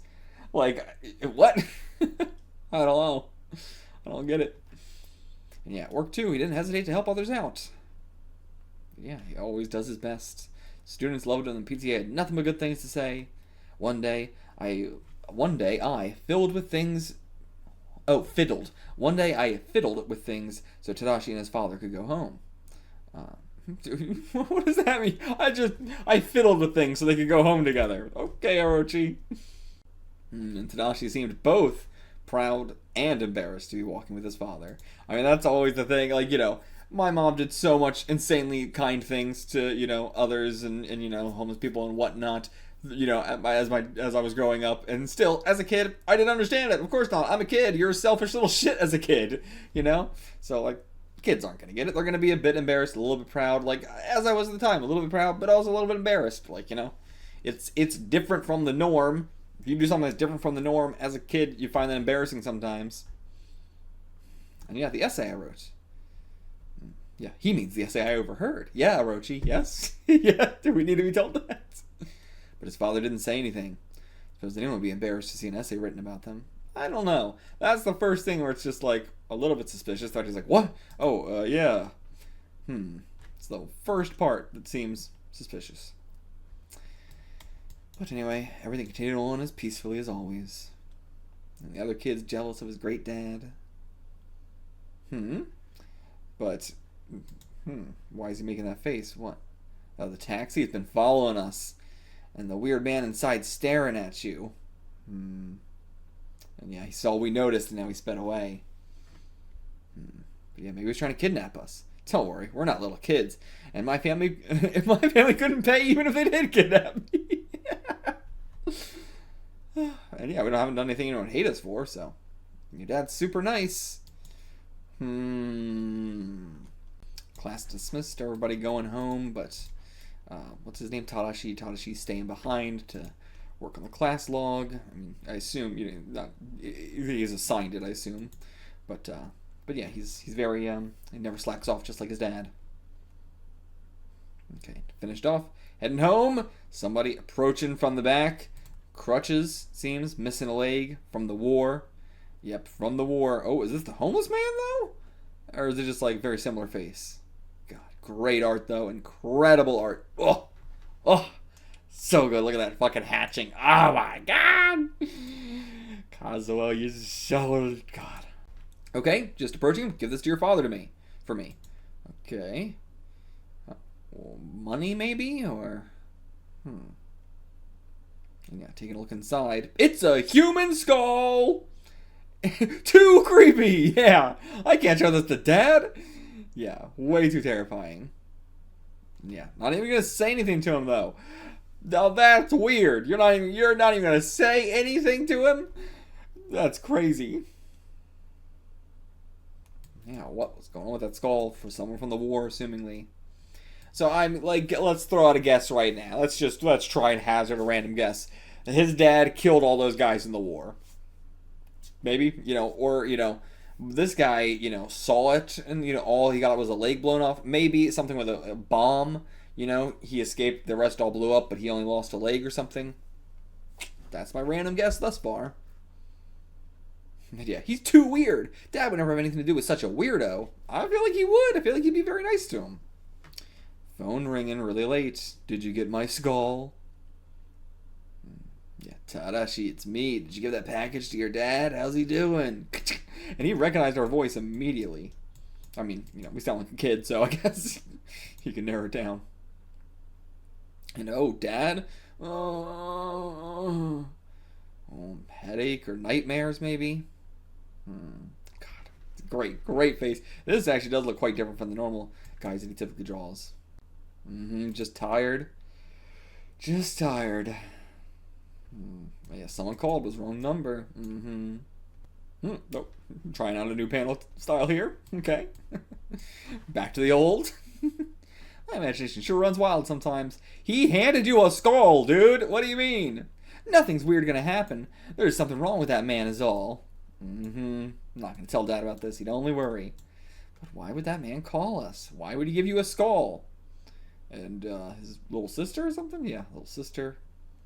Heading off to school together. Oh, cat got ran over. Yeah, I'm gonna go bury it. Yep, let's go bury it. No, very sweet. Very sweet. Yeah, phew, same old Dad. It's that man. He's just weird. Now I'm getting suspicious. But a few days later, Orochi still watching him, walking literally right beside him. Just oh, he was all one-armed as well. One-armed, one-legged man. Hasn't shown himself since either. Yeah, he's really trying some new panel ideas here. But kids playing with what? With something probably gross. Oh, Sachiko's playing with it too. Okay, heading home. I'll come too. Gimme. What? But it's mine. Wait, like, who's saying which? Maybe this kid was saying gimme and she's the one saying, but it's mine. But like, what you got there? Not telling, you'll take it. I found it when I was playing all by myself. Not gonna show him though. What is it? Tadashi's little sister is adorable. What a cutie. Looks like everyone's home at the same time for once. Wonder what's going on. I love Orochi's just here to commentate so mundanely. Her existence is just being, one of the hosts on a Japanese fucking variety show. You know, where you got their little image up in the right-hand corner just saying the most banal shit possible. That's definitely what her role is. She is just the person up in the corner commentating on what we're watching. So banally as well. But okay, what is this? Looks like a vase or something. It's a fucking hand grenade! Oh my god! Holy fucking Christ. That's why you lock this shit up. My grandfather had a fucking hand grenade too. I never got to touch it once because of course not. You keep that shit locked up tight. Lock that shit up tighter than a nun's asshole. God damn. That's insane. How'd she fucking get this? Dad, it's on you. Is it a toy? She actually said she found it while playing alone. But I think that had to be a lie, because she's putting it back in the dad's place, so. We're gonna... What the fuck's gonna happen? Like, is this just... What? How does this tie into the dad-related stuff? But, like, these stories have been so different from what it seems like it's going to happen, which is their whole family's going to get blown up at once. We comment on the fact that they're all home together at the same time. Oh my god. Oh, she ran out of the house. Okay, so not everyone's going to blow up at the same time. Trips. And she blows herself up. I'm going to lose it. What the fuck are we doing? Oh my god! Can it I don't think it can possibly explode that way. But I also, wouldn't, malign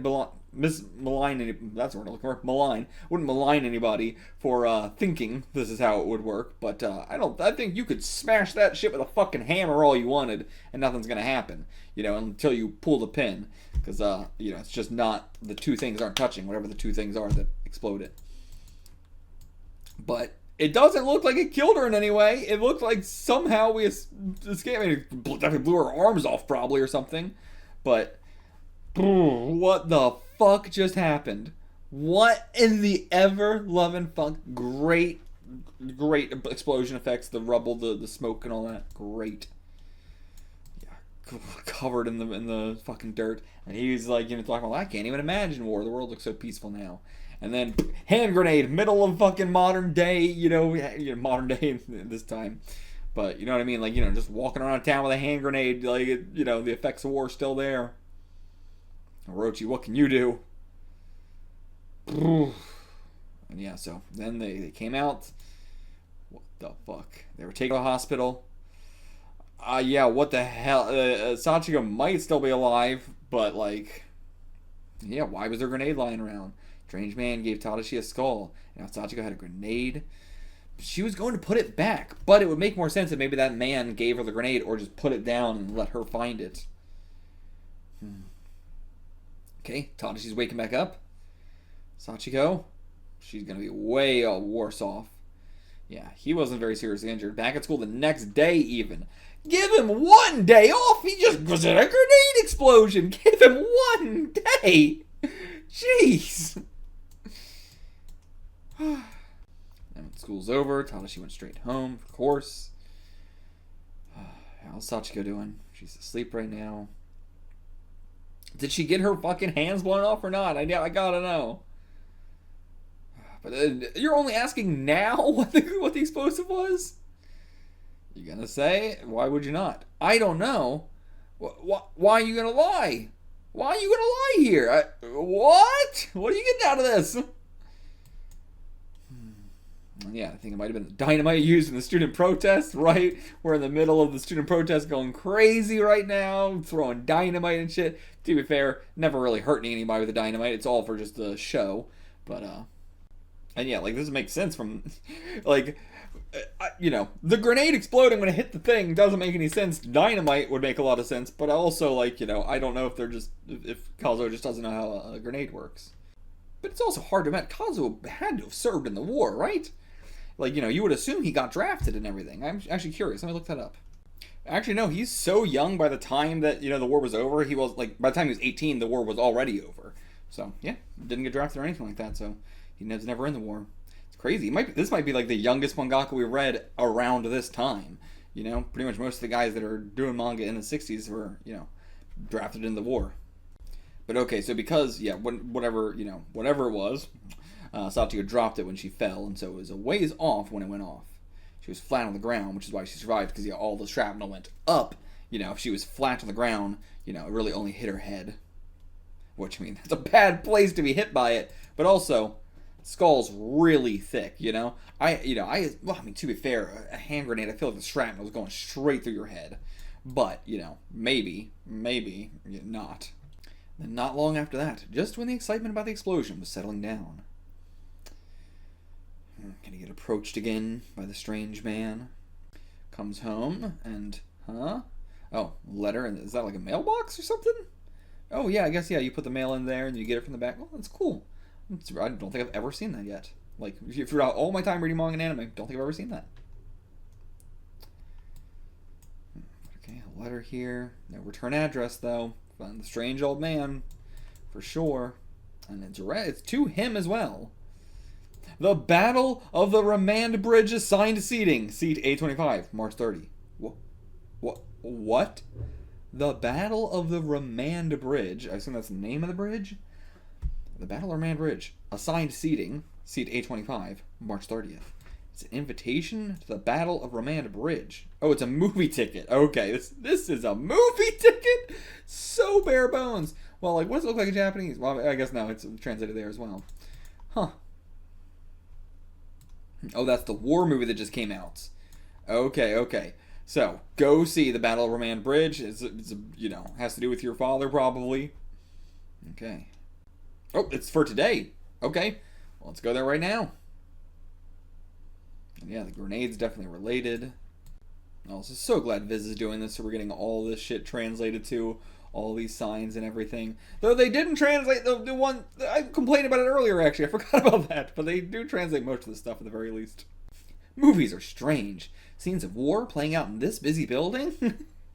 She's so immortal. I don't know how else to describe it other than she's so fucking immortal. Alright, you get a pamphlet about the movie too.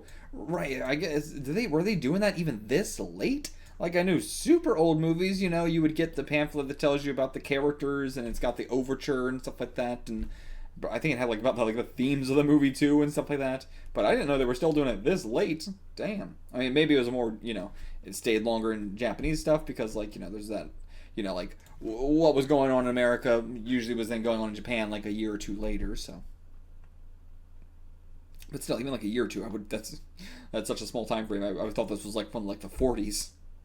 I love that Orochi's just coming in here to watch this movie. Not to watch the movie, but just to watch Tadashi. Alright, what's this movie about? I mean, like, we know what the movie's about. It was, risking their fates on a single bridge in the middle of incredible action and tragic warfare. But, like, you know, what's it going to relate to our main characters? But, okay, then Orochi got distracted. She actually did just watch the movie. But someone sat down next to Tadashi. Strange old man. Love the sounds being so big and bombastic coming out of the massive theater screen. It was you. Yep, it was. The grenade. It was me who set up your sister to find the grenade. I have something important to tell you. It's something I need you to hear. All the time in the world wouldn't be enough to tell you every detail. The truth is. And yeah, the movie's so loud, can't hear him. I'll move forward just a little bit. And the man continued talking until the movie ended. Damn. So they talked for like an hour, maybe 2 hours, and she heard it all. He told a truly fearsome story. The blood drained from Tadashi's face before my eyes. And the movie, at last, ended. And that is the end of my tale as well. A full movie-length tale. I'll likely never see you or your family again. Goodbye, Tadashi. Well, they definitely told him the truth about his father. Then he left, immediately slipped over to a different seat. But when Tadashi left, he looked more like an old man than a little boy. Hardened by the truth. And stepping on people's feet, ignoring them. He's in a trance. Sees his father. Instant headache, just like his father was having. Is it like, the burden is like making a headache, just like the burden within his father made the headache? Something like that. And yeah, now Tadashi's ignoring everything they say, stopped talking to his friends, completely shut down. God, this is a great little section of of course Kazuo's got a bit of a same face problem, but like the hairstyles. He's really good at just like differentiating hairstyles and not just making everybody have the exact same hairstyle. Way too many manga could do that. Far too many. Just like, fuck it, they all got the same hairstyle. So really appreciate not the case here. Cool. And then his dad is walking some old woman home. Just, keep her safe and stuff like that. And then, now, where's Dad going? Oh, no, Ryan, just running into Tadashi. Need to talk to you. Okay, it's time. Time for the talk. Ooh, splash page. Has he done that yet? This might be his first one of the whole series. Okay, so I want to ask you about what I wrote in my essay. About why you're a kind and good person. Okay, get to the heart of this. About why you're so nice. So, just wanted to ask you that. But it was hard to. Then runs away. Well, alright, I'll believe him. Yeah, some mysteries unraveling. Need to keep a close watch here. Yeah, you're always so you're gonna be like, oh, and then I was, stopped watching them for years. But then he avoided his father and friends even more after that. And the way he looked at his father was as if he was observing his actions and avoided doing anything with him. Then he sees his father do something nice and then, no, it can't be, no! Watching, from someone else's perspective, just seeing, someone help a child and then another kid going, no, it can't be, no! So funny. But yeah, what can't be? Headed to the Yasukuni shrine, where those killed in war commemorated. Went and asked some questions. Asked about the people who died at the Guadalcanal. But yeah, most men were killed by enemy bullets. Those who weren't died from hunger and fever. Only a very few made it back home. Speaking of the survivors, there is one who comes to pay his respects twice a month. He's missing an arm and a leg, you see. It's okay, I've been looking for him. He's listed as having died in Guadalcanal. So even though he lost an arm and a leg, he can't get any support from the government. I see. But okay, today's actually one of the days he comes. He should be here soon. And he goes and makes an offering. But then, what the hell? What's this? Just feeding birds or something? Just a panel of people feeding birds? Okay. But he's not coming by. Why is he not coming? Oh, this old guy with one arm, one leg got his crutch caught in a taxi. Then he got hit by another taxi coming up from behind and died. Jesus Christ. Well, you're smiling so much. For having no leg, the guy's last jump was his best. What the fuck is wrong with you? There's always pieces of shit. So many pieces of shit in Kazuo's story. Small mention in the Tokyo paper the next day, but unidentified. But Dad didn't react strangely to it. Even though he read the paper from front to back like always, didn't react any differently. But, like, so he's thinking he doesn't know him, but then he's like, oh no, even if he did know him, it would have been so long ago that there's no way that seeing his picture would mean anything to him. I'm not sure if I would agree with that, but that man was right. There's no way Dad would be so nice otherwise. That's why he never talks about the war. That time when he was moaning. What? I've got no clue. Other than, the guess I've already given. If it's not that, no additional guess. I can't know without peeking into the father's mind, but that's something I can do. Okay. Yep, open up the door. Go up, peek inside his head.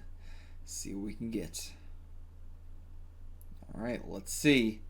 He's remembering everything about Guadalcanal from start to finish. Through my hand, the events of Guadalcanal came back to life. Mixed in with my own knowledge of that time, they played out in my head. Mixed in with my own knowledge of that time. But, okay, we're ready to see it all play out now. The bombings, the death, the war of it all. The battle was a fierce back and forth. The Allied forces were trying to take over a Japanese-controlled airfield. The Japanese troops were pushed back into the jungle, and their attempts to recapture the airfield ended in failure, retreat, and bitter defeat. The Japanese dead could be seen everywhere. Some were fallen in the salt water, others covered in the mud of the swamp. Still others did not even have that much form left to them. Those who managed to survive lost all will to fight, and their enemy was not the Allies, but a steadily building hunger. Supplies from Japan had been cut off, and their rations had run out. The broiling heat brought fever and death. They used the few bullets they had to hunt wild boars and fowl. What the hell? Let's see how you like this snake. And then the snake jumps? It jumps or something? I don't know. But at the time, the lone commanding officer kept the squad together. They shared their food, even with the injured. Soon, however, they had eaten up every wild boar and all the fruit. Their hunger made them turn to mice, snakes, even lizards. So is this going to be that his dad ate them? Like, his dad was the commanding officer, maybe, and he ate them? But okay, this time they caught the snake. No matter how long they cooked it, the bluish snake had a nauseating flavor. To the mouth of a starving man, however, it was a priceless feast, so satisfying that he could ignore the repellent stench. Blue snake. I don't know what that would be. To cook, they were permitted only a smokeless candle, and to avoid being discovered by the Allies. They grew weaker with each passing day. Catching even a snake became impossible. The men started hiding the food they caught, keeping it for themselves, and no longer sharing it. Some slipped away from the squad and went wandering on their own. But then Okabe, where's Okabe? Oh, never mind, they're not looking for him. Just go fetch some water. You're the youngest and the healthiest. And where's Yamanobe? I never see him. He's usually off somewhere by himself around this time. What? Is he? His complexion lately is practically glowing. So yeah, he's out hunting on his own, getting his own food. I mean, he looks great as well. Okay, pool of water. But there's Yamanobe. Yep, eating another person. Eating another human. Yep. And damn, this complexion's glowing. That's practically glowing to you. But now what is he going to do? Just going to kill you, right? You saw, so he's going to have to kill you. Human flesh. Okay, came back without the water. Didn't tell anybody. And Yamanobe didn't come back either. A lot of not telling people basic information in this tale. The battle at sea was ongoing during this time. The naval bombardment burned up 50 U.S. jets on the airfield of Guadalcanal, but the Americans excelled at recovering, so this had almost no effect on them. In fact, their superior American radar rendered ineffective the night attacks that were a specialty of the Japanese Navy. And with supplies to the island cut off, the hunger of the Japanese soldiers on the island grew dire.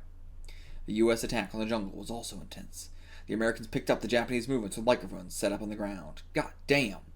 Trapped in the jungle, the Japanese soldiers were starving to death, and on any given day, dozens of soldiers were breathing their last due to malaria and dysentery. Yeesh. The living began to eat maggots to survive. They were at the limit of human rationality. But yeah, I can't eat it. I can't eat that. Maggots can't. I mean, maggots are the ones that I'd be easily eaten over, like, bugs. You know, like, I would eat a maggot every day over a spider, you know? But, I assume they're probably not eating bugs either. I do find it, it's like, in this hellish condition of war and everything like that, literally starving to death, but they're like, I can't eat the maggots, I can't eat it. And now we have so many game shows that are like, eat this maggot. And they're like, okay, nom, nom, nom, nom. We don't give a shit now. No one fucking cares about maggots anymore. They're just a juicy worm. Yeah, someone about to go. Yeah, you're not gonna die alone. We're all here with you. But keep your hands off me. I ain't gonna die. Asshole.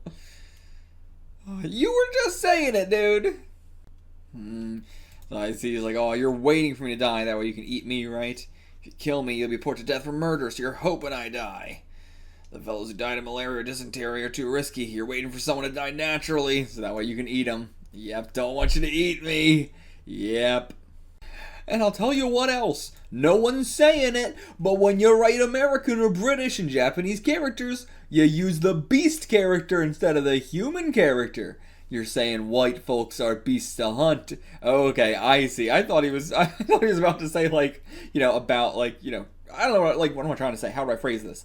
I thought he was saying like the Japanese word for like human, we're saying when we write it in American or British is beast. Which, I mean, it is what he's saying, but now he's, like, saying it's, like, to dehumanize the white folks, not to, like, dehumanize themselves in order, like, I thought he was saying, like, throughout, like, since we've first started doing this, so we have been, saying we're gonna eat humans or something. I don't know how to describe what I thought.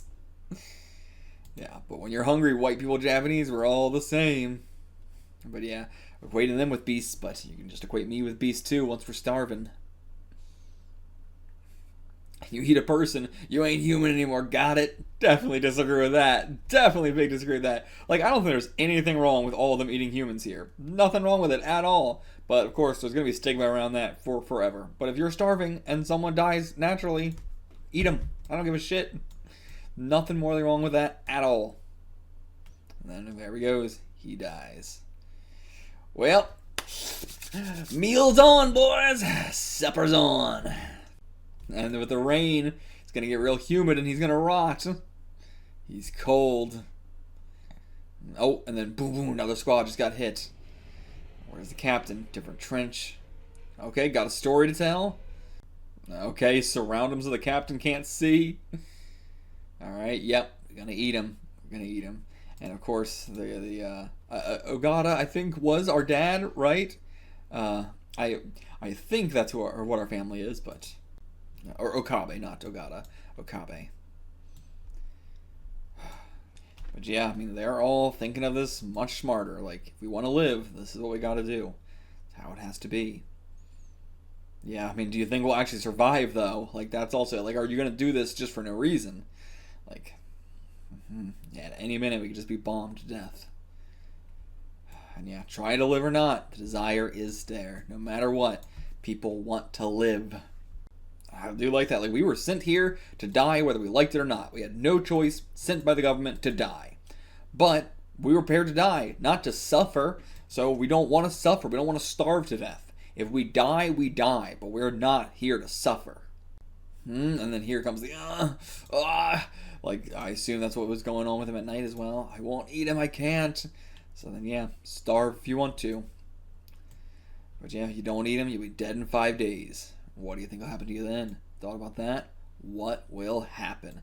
You're going to hell for sure. I mean, like, despite the fact that you were, like, it's a tough thing, you're conscripted in by the actual government and everything like that. No choice but to do it. But your actions are still your actions within the war itself, How will heaven judge you? Who knows? But it's a high chance you're going to hell. I mean, pretty much everybody in war thinks they're going to hell. Very rarely is there a soldier who dies in war and is like, can't wait to go to heaven. They're like, fuck, go to hell. They all know. They all, at least believe that. But yeah, eat it or not, it's up to you, but everybody's getting a share. So each man took the meat given to him and cooked it secretly, alone. 2 days passed. Kabe didn't eat any. And yeah, they really don't want him to die either.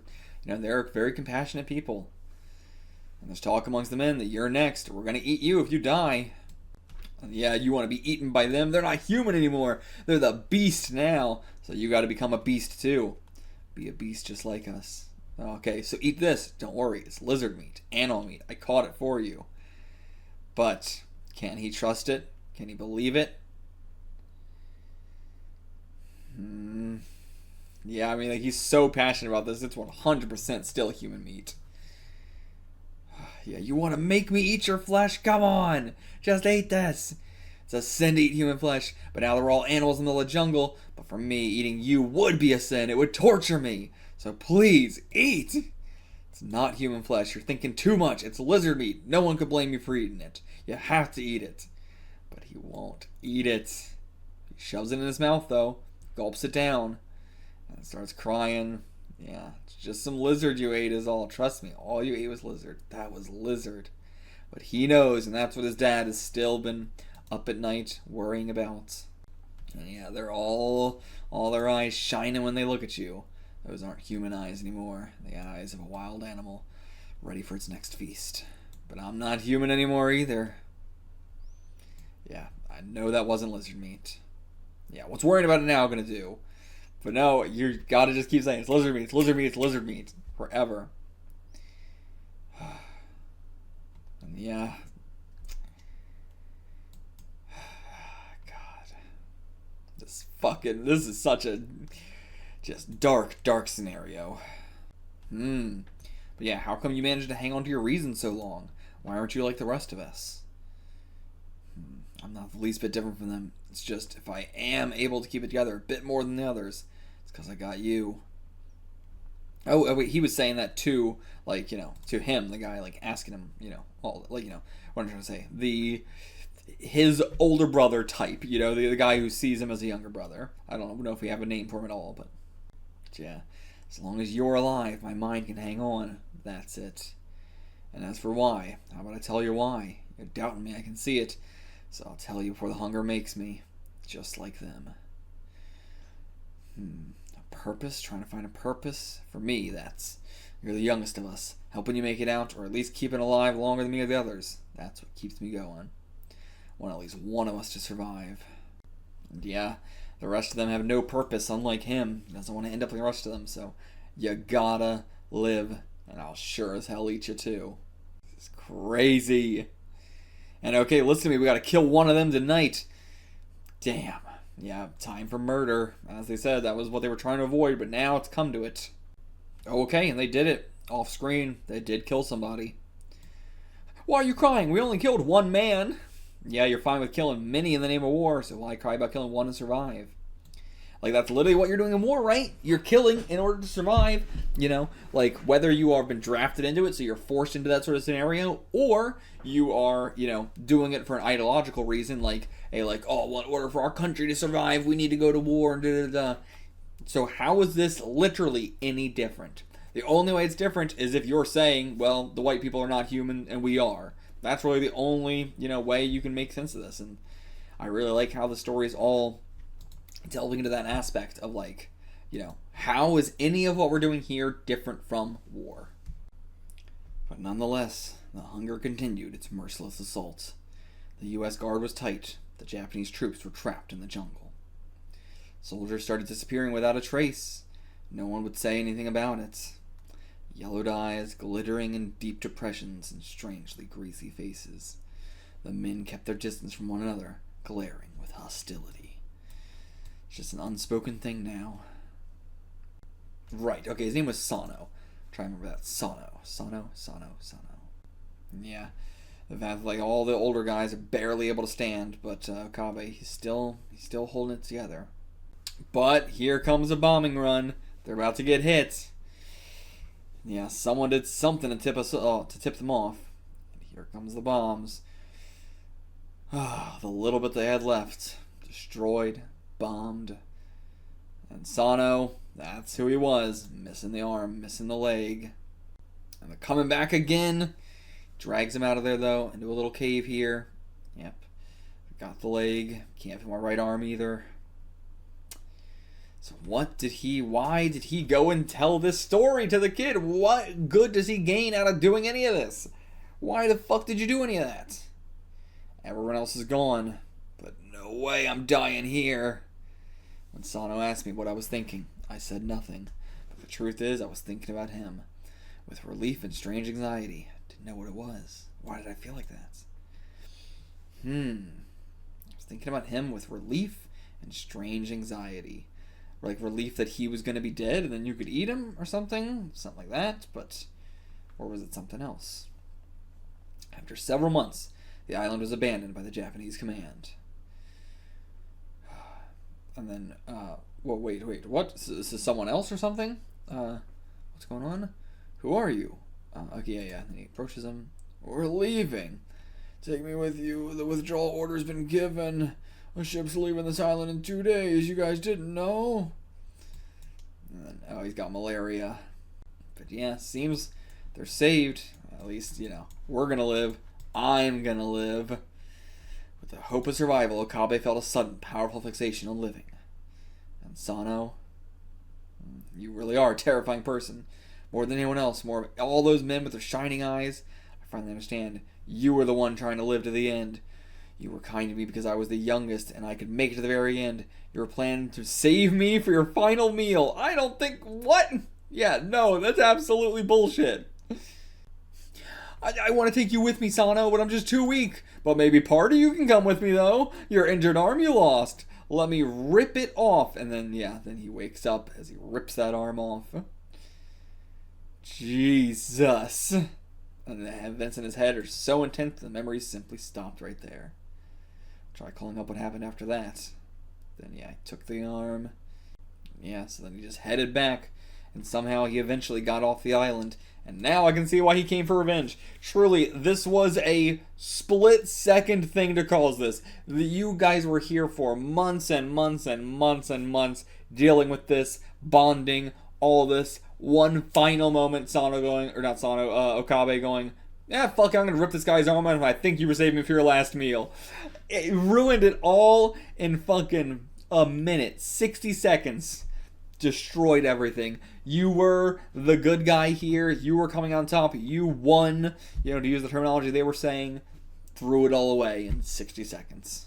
But yeah, now you gotta sneak out of this house.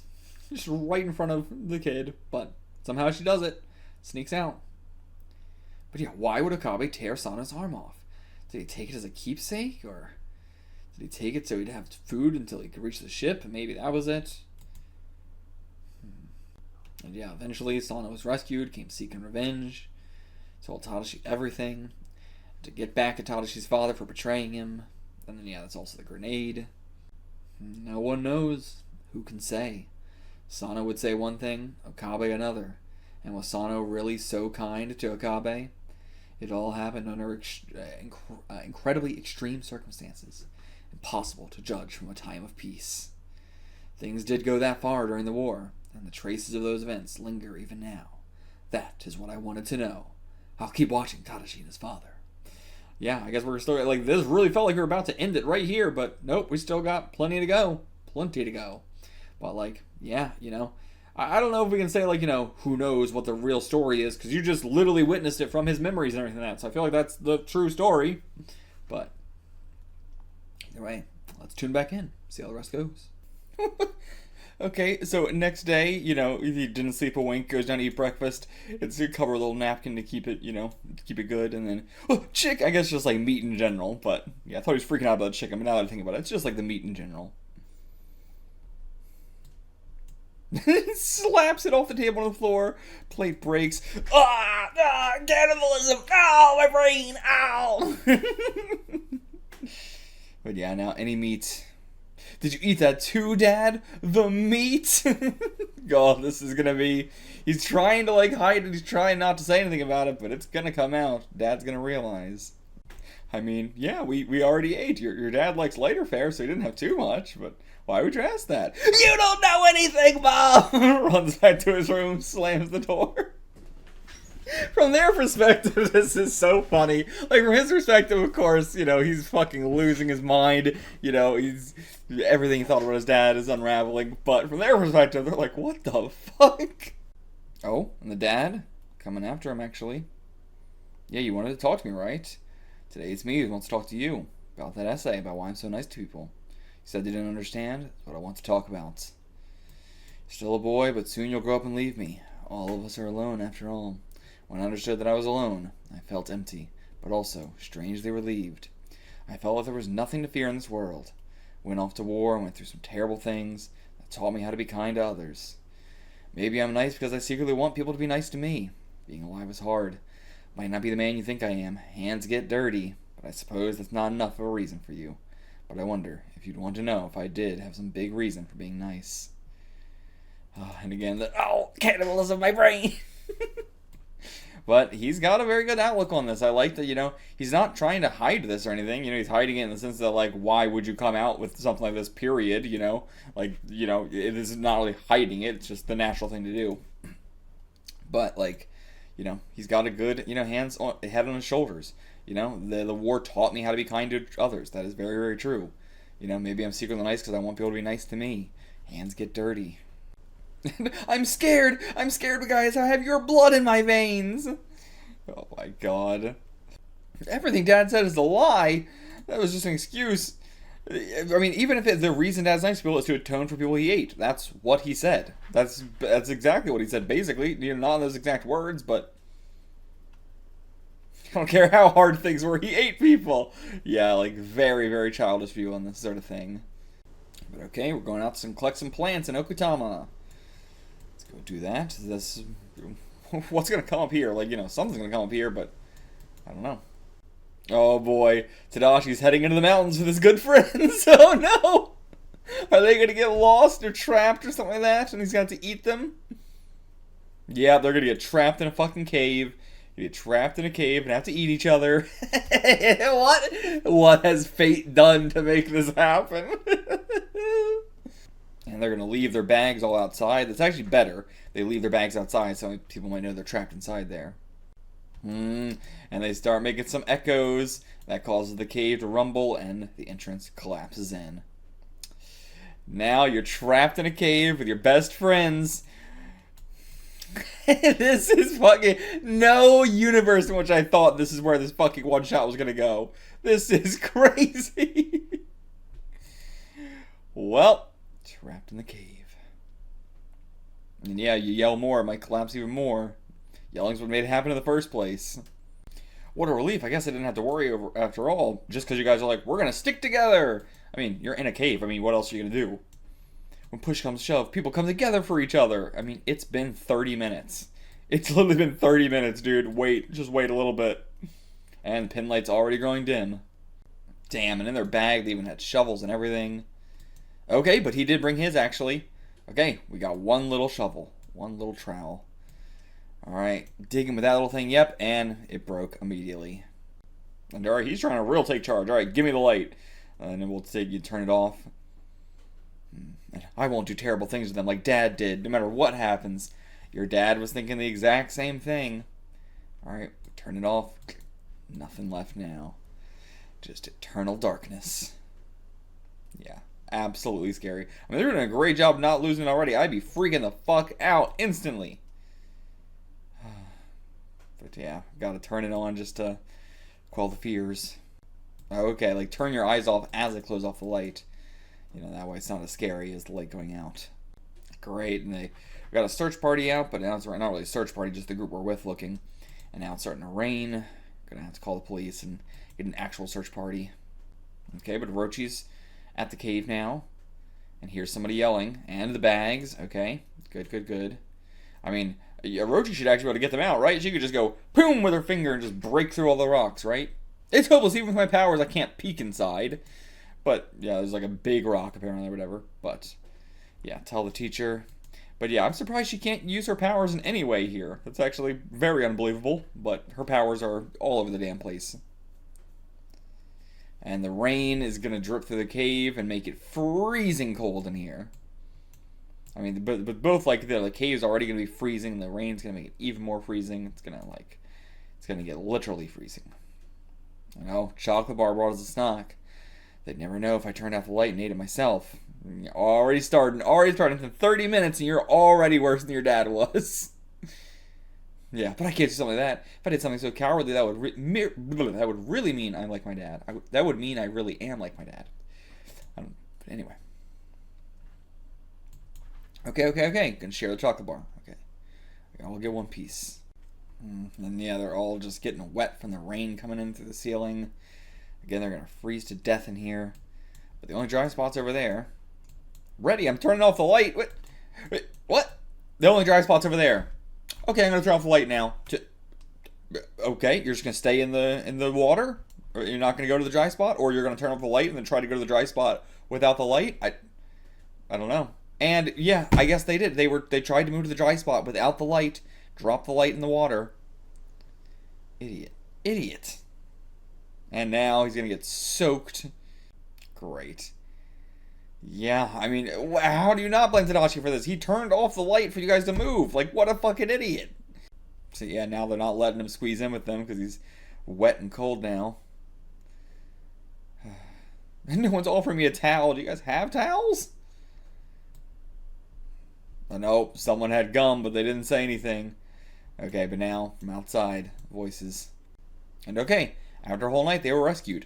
Okay. But, I think he's starting to see, like, oh, wow, they were about to ignore me, and the one guy was sneaking in gum, and yada yada. Like, you could already see the little cracks of what his dad had to go through. But okay, then he didn't say anything for some reason. I'll hurt the guys if I talk. I guess he's like, they'll get in trouble, because if I'm talking and saying why, then, like, his why did we go in the cave is just going to be, well, I didn't want to go in the cave, but they wanted to go in the cave. That's not a why you went in the cave. When I see the gang, I'll smile and talk to them like always. I'm different from my dad. But, nope, now they're ignoring you. It's your fault everyone got stuck in that cave. What? Everyone else said no, but you insisted on going inside. Okay, this is not our friends. This is just some random people. Okay, that's what everyone's saying. It's your fault they almost died. Yeah, I mean, he didn't say anything, and they had to say something. They're not going to blame it on themselves, so they blamed it on him instead. Yep. And even the PTA was taking up Tadashi as an issue, as they would if they're saying, this one kid forced the 5 of us to go into this cave. And yeah, like, this is very similar to what, happened with his dad on that very, very last day, where in the last few minutes of being here, he suddenly switched and went, I'm just going to blame this all on this guy, actually. And, again, maybe everything he was saying was correct, but, either way, like, he was a good man all the way up until the very end, and in the last possible second, he became an asshole. But, like, are we going to blame him, when everyone else was a terrible person for months on end, and, he was a bad person for literal minutes? Like, I don't think it's, enough to say that, he's a bad person over that. Dad hates me because I'm in the way. In the way of what? What does that mean? Like, you think Dad wants to eat more people and you're in the way? What else would that mean? I don't know. But yeah, this is like the very opposite of, you being in the way. I need you to tell me how you're going to take responsibility for this. Like, he is, oh, Dad only glares at me now. He doesn't even say anything. Doesn't seem like that's the case. It seems like you're the one lying now. Immediately, have you taken responsibility for the fact that you're a cannibal? You're a monster! Alright, it's all coming out now. And runs away. And yeah, now he's chasing him and just thinking of his dad, chasing him to eat him down. What a weird fucking scenario we're in now. And yeah, he doesn't know what the hell. He is just truly, I don't know how to describe this. Like, the fact that he's saying, like, I'm never going to go home again, and then he just has to go home. Like, he is just a kid sort of lashing out in every situation here. Alright, Dad doesn't come home yet, though. And locks his doors. Oh boy, you dreamed that you killed Dad. He's gonna kill and eat me, so I killed him first. Jesus, man, you are just going through it. But Dad, I'm not saying any more words to him. All his friends avoiding him. And they all pretend to be good people, but they're just like Dad. Pick and choose. Are they like Dad? Or you like Dad? Oh man, and Mr. Coffee was going to be the principal. But because of this, now he can't be. And I mean, yeah, everyone's the same. They talk big. They only care about themselves. And I mean, he's basically the same way too. He's not a shining example. He's pretty much a piece of shit as well. And And Dad, as well, wants to talk to him. How about we go mountain climbing Saturday? That's terrible. Dad, read the fucking room. What the hell are you talking about? And don't tell anyone. We'll go just the two of us. I got all the equipment I need. Now, how was he going to take this any other way other than you want to eat him? How, yeah, I mean, like, I'm on board with you, kid, now. Okay, your dad definitely wants to eat you. I don't know any other explanation for why he'd be doing this. The only other explanation is that your dad is the dumbest fucking man on planet Earth. Yeah, I don't know how Tadashi or his dad are feeling, but I'm sure they both come with the intention of settling things. Yeah, I think Tadashi's gonna kill his dad here, and it's gonna be a, like, oh no, my dad just wanted to take me up on a nice trip on the mountain and have a nice talk, but, you know, again, if I was in the situation, I'd be bringing a knife to maybe kill my dad too. What circumstance would this possibly be other than he wants to take you out and eat you? I've been on the dad's side this whole thing, and these 3 panels immediately make me 180. There is no logical explanation for this other than he wants to eat you or he's the dumbest person on the planet. And we've seen that he was going to be principal. He's a teacher. He's not a dumb guy. So I'm not going to believe that. I'm going to believe that he does want to eat you. But, like, I can't believe I'm doing the full 180 at the very end of the story, just like his dad did in Guadalcanal. You know, I'm doing the same thing, but I can't imagine another scenario here. There's no universe. Like, if this is just him doing a nice thing, why is he so fucking stupid? But yeah, he's teaching him a lot of stuff, so maybe he is just a fucking idiot. Maybe he just truly can't read the room. Your son, now you know, he knows you're a cannibal. He was just trapped when they went on a fucking hike. And, you know, now, like, from his perspective, he's thinking his son forced all these kids into a cave. It collapsed. Maybe he did it on purpose in order to, like, experience what his dad felt or something like that. Like, I definitely imagine his dad thinking he did it on purpose. And so now he's, like, teaching him other ways to survive and stuff like that. But again, if you know all that and you invite him up onto a mountain, you're insane. You're literally insane. Man, if you're out on a hike and then you just notice some fucking weird girl following you the entire goddamn time, that's gotta be so creepy. But damn, this ain't even just like a casual hike either. They are truly mountain climbing. And yeah, I'm on to him. Poisoned candy, trying to stab me with a knife from behind. I was on your side, but now I'm doing another 180. I think this dad is just the dumbest motherfucker ever somehow. I don't know how he got a job as a teacher. And yeah, like, you know, because he asked him to go first, now loose rocks are falling. And now he's like, he's trying to kill me with these loose rocks. And yeah, now he's thinking about pushing him off too. I do feel like he's going to kill his dad here. But yeah, his dad's not saying anything. Maybe he's waiting until he gets to the top to say something about the cannibalism. But also, if you brought him out here and you're not going to say anything about that, then what the fuck was the point of this? And yeah, the Orochi can't go any farther. She's at the limit without the gear. And now we are literally, this is terrifying. This is a nightmare scenario. God, this is horrifying. This dad is terrible. And yeah, he caught him. Yeah, this whole nice thing's just an act, though. But how do you not think that when your dad's putting you in a scenario to be killed? He is putting you in 1,000 different ways where he could kill you or you could just die on your own. Right after you've had that experience and he's acknowledged you having that experience, this feels like a fucking serial killer. Horrifying. They are upside down. What? Why are we doing this? What the fuck? Dad, you are the worst. And now snow, weather's changing all of a sudden, and they're not fit to be doing this. Like, their outfits are not prepared for this. God, and the rope snaps. And the fucking rope snaps. Now he's hanging. I can't even really tell what's going on. But okay, so he's like holding on with one hand and holding on to the rope with the other hand. And now, if Dad doesn't cut the rope, we're both gonna hang here forever. So it's selfish for me not to cut the rope myself. He's just gonna kill himself. And now, right now, is where you're gonna say, it's true, I did eat people. Does that mean I have no right to live? Who are you to judge my crimes? Don't you want to live? This is terrible. How are we in this situation? This is so ridiculous. But alright, he manages to pull him up. And we're going back to like that night where he had those horrible memories.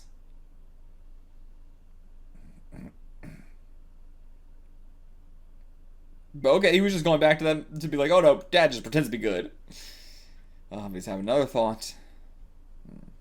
But no, he's always caring about you. Imagination sure runs wild. And he's going through all the memories of him being nice too. Doesn't it make up for it? Doesn't it make up? Even if Dad is only pretending to be a good person, don't I have to accept the good and the bad? And this moment is crazy. What are we doing? Okay, is this actually where we're ending? We're just ending it in the middle of this. Just ending it in the middle of him going through all this, and Orochi just being like, well, can't see what happens from here. So, as an audience, you don't get to see what happens either.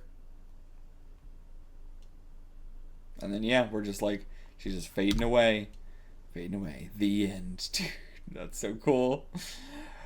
But yeah, this one, again, I think I was on like 10 out of 10. I was on like, this was like a 10 out of 10 up until the ending. Really was, you know, they jumped the shark, you know. We don't even really have an explanation for why the dad did any of this. Like, you know, why he brought him out here to climb a fucking mountain for no reason.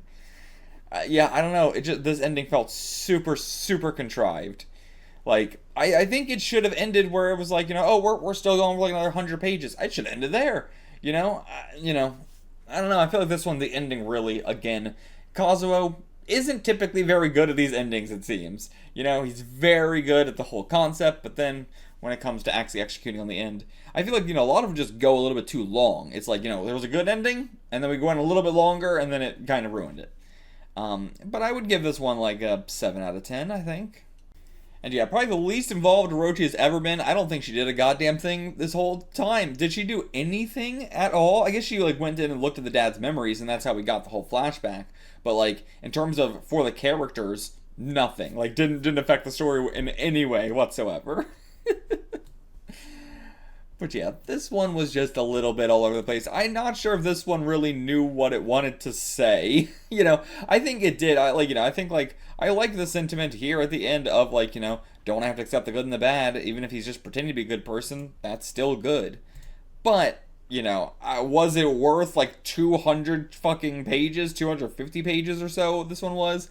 I don't think so. I think this one was, you know, it was good, but I thought it was going to have a lot more to say. I thought it was going to be a lot more interesting because of how long it was and like stuff. And so the fact that it was very simple and it was what we've been saying, like from the get-go, from like page 1, you know, what I was saying is the same that we were, you know, came to terms with at the end.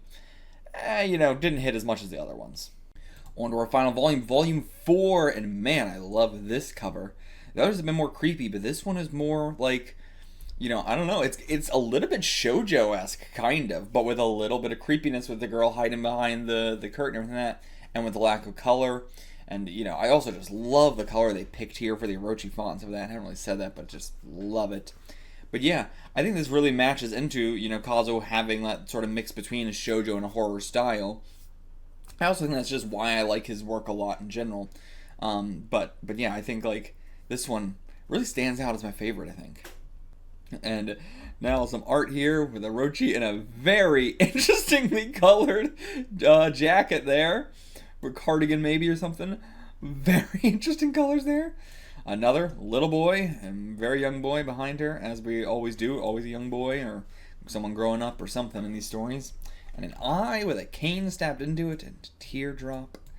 I'm curious after we read all these stories to go through these art, you know, the insert art pages for these volumes and see if I can relate it to anything, but I don't think so. Ooh, big, giant, fancy house. Is that going to be one of the stories? I feel like it's got to be, right? Ooh, okay, actually maybe the eye thing is going to, maybe this thing will be relevant for once. Maybe the others have been, and I just haven't thought about it. You know, one was like a paint, you know, they're like sort of abstract, but maybe we'll have to go back and look at it. But yeah, girl in someone's eye as the pupil, books a cane, she's blind, reads Braille, the eye going to the blindness, and a boy who is, you know, interested in her or just in her life in some way. Eyes, and then blood. So another, just 2 for the whole volume, and the last one's going to be quite long. Well, let's get into the penultimate tale, Eyes. Darkness lives inside my eyes. It sounds so edgy, but just means she's blind. Try as I might to find any pinprick or brightness, there's only endless blackness. However far I travel, there is nothing but night. And like the darkness of her eyes, the darkness of the smoke choking up the sky, modernity creeping in. My name is Orochi. I stopped to watch when I saw the blind girl. Going off to school. Attends a special school. I'll follow her. What if she's hit by a car? I mean, yeah, she's been doing this long enough. Quite used to walking this way. Didn't hesitate to step out on the crosswalk. Wonder when she lost her sight. Was it at birth? Was it, super young? And all those houses look the same. It's company housing. She must live in one of them. Okay, so, yeah, probably working at the factory. Wonder if that's a reason why she's blind, either from after birth or before birth. And, oh no, gonna fall into a big old hole! But, she senses it with the cane and walks around it. When her cane hits the rock, she realizes the road is different from usual, so she goes around. I love it, this is probably a lot of people's first, what am I trying to say? This is a lot of, kids reading this. This is probably their first time, encountering a blind person, even in media. And so I like that, it's sort of explaining how it works. And yeah, she'll have to turn. Does she know? Certainly, she assumedly travels this road all the time, so. Yeah. And then a dog in the road. Very mean. Doesn't look very mean, but it's a breed that you're scared of. I love dogs to death. I love dogs more than humans. If I see this, I'm still a little bit scared. But okay, yeah. She'll bark, but best not bother her. Okay. So yeah, I went to borrow some Braille books from my old school. But yeah, got some good people in this story, surprisingly. Usually everybody in these stories is assholes, but got some good people here. Yeah, Neighbor's a Knife is it's a relief more so, considering the past tales. Now she's at her house. And after a while, a little boy came by her house. He comes by, meow! Is that a cat or Satoru? It's me! Cute. But okay, so he came by before, she wasn't here. And our old school, so they both went to that school together. Oh, but you had that operation now. You can see again. I see. So this boy used to be blind. Now he can see. And now I come to see you every day instead. Reading some more Shonen Sunday. Getting a lot of Shonen Sunday references in this. But yeah, so he looks after her as well. Very, she's got a lot of people looking after her here. Oh, and then he gets to read some manga to her. Oh, that's so nice. God. And yeah, did you make some coffee? Or I'm gonna cut up some fruit and make some coffee. But yeah, honestly, probably I trust a blind person cutting up fruit more than I trust a sighted person to cut up fruit in terms of accidentally cutting themselves, not in terms of a tasting good or whatever. But you know what I mean? In terms of not cutting themselves, I would trust a blind person not to cut themselves more because they're gonna be more cautious about it in general. Every cut, they're gonna make sure they're not cutting themselves. Versus a sighted person cuts themselves cutting fruit all the goddamn time because we take it for granted. We're not thinking about it. We go too fast. Okay. Damn. They've been eating and relaxing. They've been reading a ton of manga. But time for him to start heading home now. And yeah, big mess. But no. She was going to do it, but no, he's going to do it. Oh, so nice. This is just a nice tale. Where's the whore going to come? And then he doesn't go through the gate. He goes through the bushes. What a little scamp. But he left all his manga here. Hey, it's Orochi! I wonder how manga's made. It sounds terribly interesting. I wonder if she's, ever read manga before, or if she's only having to experience it through him. When did she first go blind? But yeah, I know he cleaned up, but I better double check. Oh dear, he put the fruit knife over here. But I'll set everything in its proper place when everything is. Yeah, so it's good for him to clean up, but then we kind of had to clean up after him, but he doesn't know. Yeah, wonder what the sunlight looks like, but or the sunset rather, I should say, but yeah, I can only feel it. So I was born blind, so I don't really know. I wonder what pretty is. That'll be home soon. I better hurry and get some supper ready. So yeah, she truly that's also why manga sounds fascinatingly interesting. If you've been blind from birth, the concept of oh yeah, we look around us and then we replicate that on paper. Someone can draw that. That's got to be mind breaking. I know the concept of even perspective, or distance, that something looks smaller in the distance, bigger up close. Even that's hard for a blind person who's been blind from birth to grasp. So I can't imagine what she would even, like, she has nothing to picture already for life. What do you picture for a manga? You're pretty much just going to be picturing, whatever you picture life as. Like, there's going to be no separation. There's no idea of, like, oh, what, 2D? What the fuck is 2D? What's 3D, Like, you're not going to be able to really grasp that at all. But okay, so she does live with her parents, by the way. Like, yeah, Dad will be home soon. Either lives with just her dad or both her parents. And she set the whole table for them and everything. Such a lovely daughter. Even by being blind, she, goes, like, it's the classic thing where it's like, if a sighted person did this, I'd be like, wow, that's also, remarkable. Like, to make the dinner and set the whole table for your family and everything like that at this young age. I assume she's in, like, middle school or something right now, But what's going on? Bam, bam, bam. Bam, bam. Bam, bam, bam. Please, you gotta open the door. You have to help me, please. Is that her dad? Or don't let anyone else in. He's gonna kill me. I can hear him coming. Crunch, crunch. What the fuck? And leaving her to deal with this. And he knows, too. He was like, Taguchi. So he knows, who she is and that she's blind. But he still just, like, ran away. Let her deal with this. Horrifying. Horrifying. Okay, and it's a classic how he draws scary men. That's a scary man if I've ever seen one. Looks just like the dad from last chapter. But he's just going to pass right by her. Go to this guy. Grabbed a knife. He's going to try and stab this guy, but no, he's going to turn around on him. He's going to stab him. Kill him. What the fuck is going on? And then, yeah, puts the knife to her, but she's blind, so then he just leaves it. The bloody knife there. There's no DNA or anything right now. It's just going to look like she killed him, whether by accident or real. And, yep, getting blood all over her hands. Passes out. And now Dad's actually coming home. Okay, yeah, he grabs the knife. Figures out what's going on. But okay, Keiko's father killed a friend who came over, is what it seems like. Yeah, that he's going to be framed for this. Arrested for murder. Jesus, now she's completely on her own.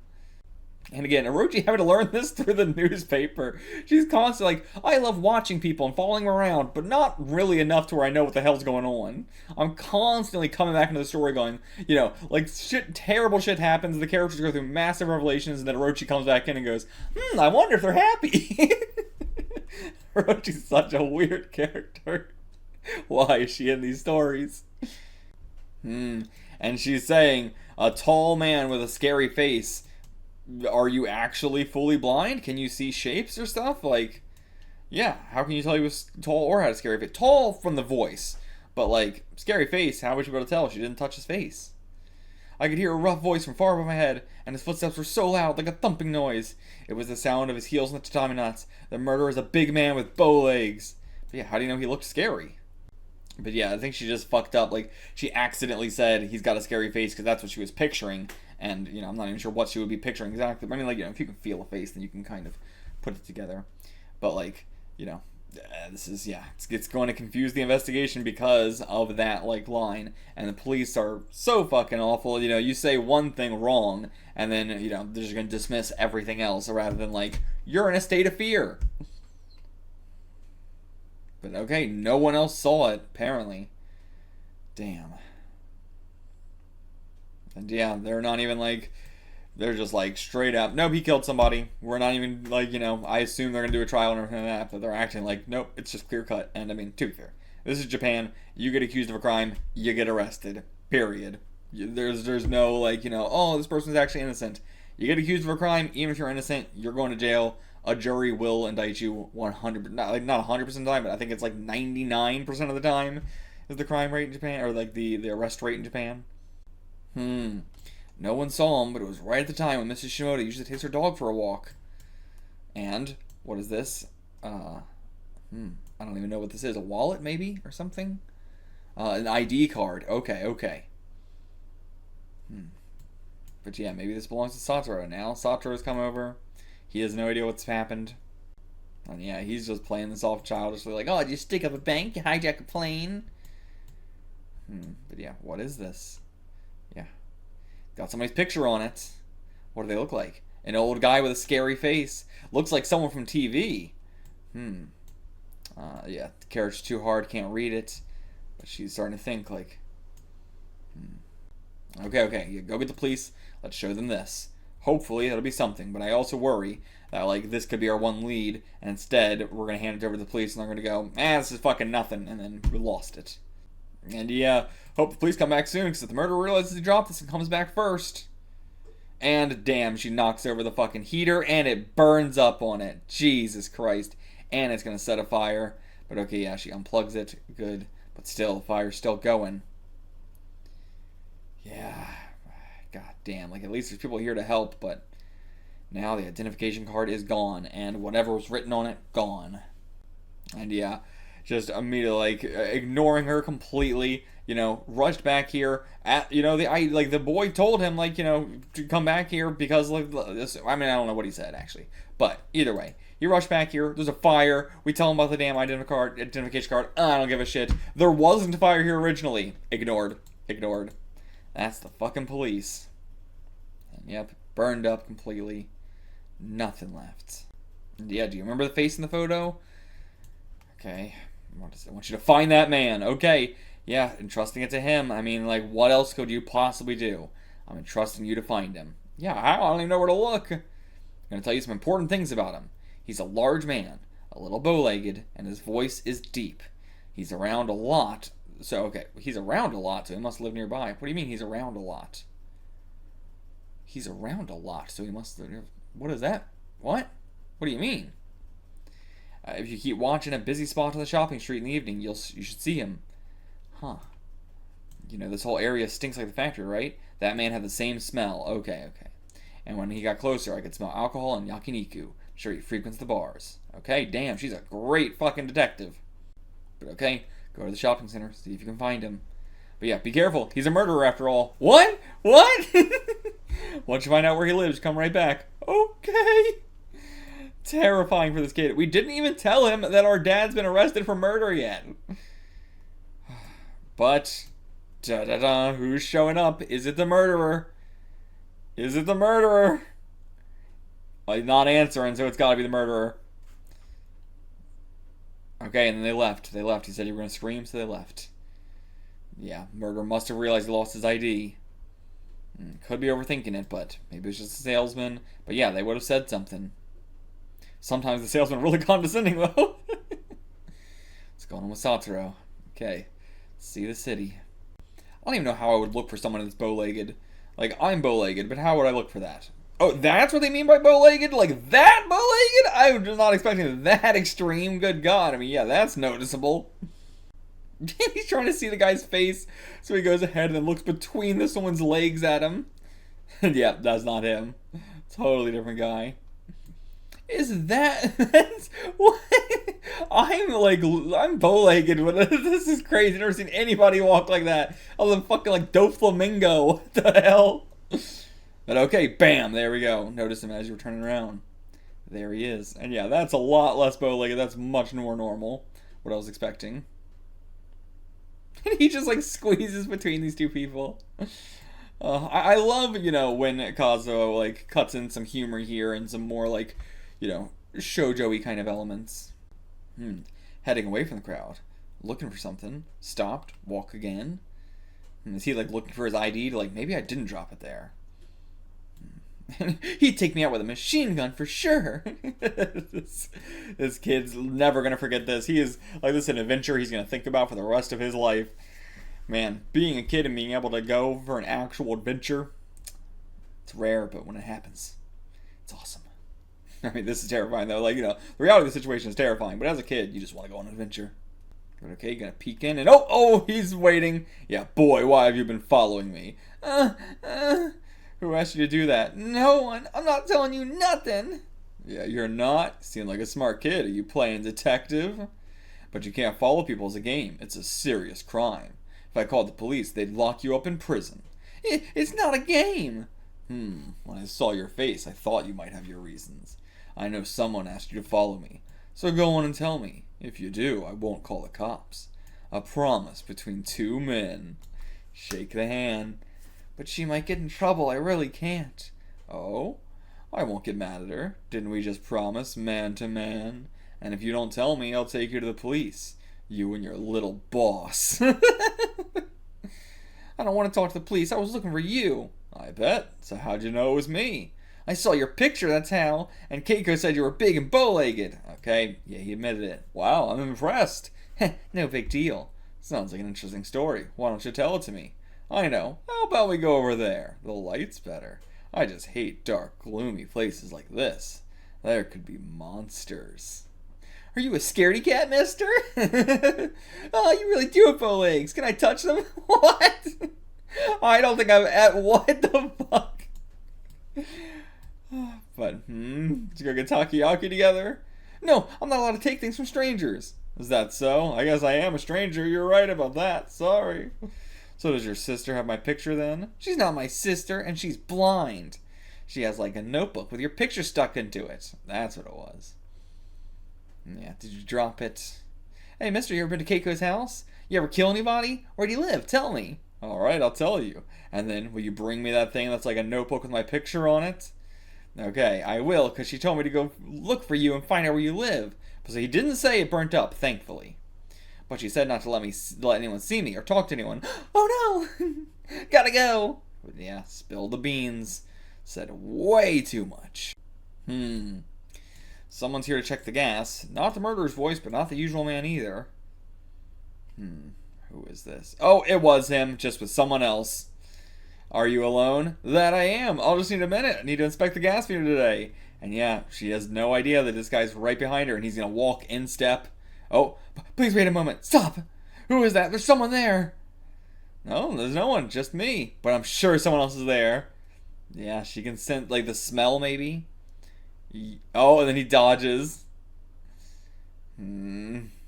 Terrifying, terrifying. But he doesn't want to murder her. He's just trying to look for the identification.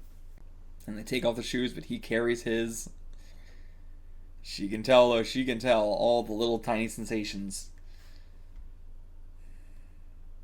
And yeah, it makes some clang, clang, clang noise to disguise whatever he's going to do. Yeah, what's that noise by the cabinet? Huh? There's no noise. Clang, clang, clang, clang, clang, clang, clang. Well, that smell. Yep, she knows. God, this is so fucking terrifying. And yeah, how would you even know? It's the smell. I see. So, yeah, now she's not going to be able to tell me the smell. Yeah, the gas is leaking. And yeah, clothes falling out. Gonna make some noise. Yeah. Now some clothes fell from all the banging I'm doing. I'm calling the gas company. Just finishing up now. No, I'm calling them. And no, so she trips him with his bag, like, puts the bag there and like, oh, I told you, watch out. Now they're just gonna leave. But call the gas company anyway to make sure. God, what? That was so terrifying. Just having the murderer in your house, being blind, knowing he's there, but not being able to do anything about it. Oh, just being gaslit, literally. And yeah, Salter didn't come back last night. Didn't come back today. Was he killed? Oh my god. How many fucking people are in on this? Because again, the fact that the neighbors were supposed to be walking their dog but didn't say anything, so it seems like the whole sort of like town is sort of like, conniving together in order to get her dad put away to jail. Because like the neighbor then comes over, says that, the school for the blind called and they're setting up a special course, so she goes there, but then they didn't call. So yeah, this has got to be everyone's like colluding together or something. And yeah, Orochi normally just stands outside the house just watching them. But now it's a murderer's house, so everybody looks at you weird. I'm surprised they didn't look at you weird before. That's fucking weird as hell. But now there's a breeze here. The window's been broken. So yeah, he came back in to search a lot more thoroughly. And yeah, now rain. Sacher never came back. Sacher's gotta have been killed as well. Maybe he like told his parents, and his parents, did something because they were in it on it as well. And yeah, all the windows broken. Damn, all the locks been broken. Shit, or not all the windows been broken. Just the one was broken, but all the locks have been broken. But yeah, where are the hammer and nails? Okay. And yeah, the senses get duller when I panic, of course. So try and lock them all up tight. Oh, now she's hammering her own hand. She's worrying too much. God, bleeding. Now the bang, bang, bang. Okay, never mind. That's just from her. And the bent nails. Like, yeah, she's have a hard time knowing what she's doing. And Not even doing it right. The wrong windows. She's just locking up a bookshelf. And the box of nails seems to be gone. Is the murderer already here? Okay. Found the box of nails. Good. Okay, good. She's nailing it all up. Very smart. And I love she's like cracking the porcelain and all this. Or, maybe not porcelain, ceramic, or plastic maybe. Yikes. But okay, she can hear the footsteps. Someone's come here. Grab the cane, maybe use it as a weapon if you have to. Okay, it's Satoru. Okay, well, how do we open up the door? I don't know, I feel like he's being used by the man right now. Yeah, I told him everything. And yeah, he saw him, he met him. Alright, I'm gonna stay in this house. I want you to keep watch from the post box in that corner. Oh, shh, someone's coming. Someone's coming. A neighbor. Go look. Oh, it's that man. Yeah, okay, he knows right now. I'll wait for you at the post box. Okay. This is so dangerous. And what is that? A cigar or something? Yeah, he's going to try to open the door. Or he is trying. And it's nailed. Going to go around and check the windows. But the bathroom window. Oh, shit. Bathroom window. And he's coming in through it. Yeah, he doesn't know the ID's burned. If I tell him he'll run, then my dad will never be free. But I don't know what I'll do if I keep pretending. I have to do whatever I can to catch him, whatever it takes. Turn on the lights. Pretty sure my tape recorder's in the closet. Okay. Nice. Alright, put it under the table. Alright. Hide the cord, hide everything. Perfect. It's all going according to plan. Alright, and here he is. He's not going to say anything. Okay, I see. He turns on something to, drown out the noise. That way the recorder's not going to pick him up. But okay, so now, he's threatening about the ID card. And the recorder's not going to work, so none of this matters. But alright, I did actually hide it. In the place where you killed that man. I already looked there. I'll tell you, I hid it in the wall. But I'm blind, so I don't know where. Okay. What is she going to do now? Sneak out of the room or something? Oh, smash the light? Okay. Okay. Now she's like, I got a knife in my hand as well. You don't know if I do or not. And your ID's not here. It's in a safe at the bank. They won't give it to anyone but me. But oh, the light of a tape recorder. I thought he already knew. So, yeah, I mean, he's just going to destroy it. But damn, I really thought he already knew. That's why he did the stereo. But I guess it was for no one else to hear their voice. But I didn't think that was going to be a worry because it seems like everybody's in on it.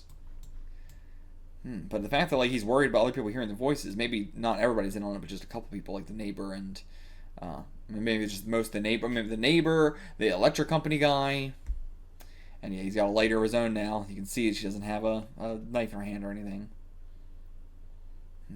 Oh, but wait, is it raised? Is it like Braille basically? Nakagawa, got your name. Chomp down on him. Going out the bathroom window. Nice. Okay, run away. Yeah, go over to Auntie, but she's not going to help. She's in on it. And okay, maybe it is everybody in on it. But then why was he worried about their voices being heard? Damn, went in the opposite direction of where Satoru is. Shit. Just going down a fucking alleyway. He's coming. The murderer is coming. Covered in mud and grime at a dead end of an alleyway. Okay, never mind. Does go right. But he's sprinting after you, whereas we can't sprint. And yeah, he's going to hear the tic-tac of our cane as well. Just going down a dead end. Smell's getting stronger and stronger, going towards the factory. Here he comes. Oh, trying to get upstairs. Now we're at truly a dead end. Nowhere to go. And it's all lit up here. Once you're dead, there'll be no one to talk about the murder. What about Satoru? What about the kid? Just walking so quietly, getting closer and closer. And the stink of the factory is overwhelming. I can't smell him. Yeah, it's all mixing together. No idea where he is. I know you don't care, but tell me one thing. Why'd you kill that man? Yeah. And why'd you kill that man? Not my dad. Why'd you kill that man? Guess I can't say it's none of your business. That man suddenly developed a sense of right and wrong. He was going to blow the whistle, so everyone at the factory's in on this together. The very company where your father works. Turns out the chemicals they use, chemicals that do terrible things to the human body, are going right into the river. And the smoke from the chimney eats away at the people living around here. But what'll happen to the company if that gets out? The boss ordered me to pick the guy up, but he ran to your house. And right, I don't know why I'm saying kill her dad. He didn't kill her dad. He killed the guy and framed her dad. Right, I'm an idiot.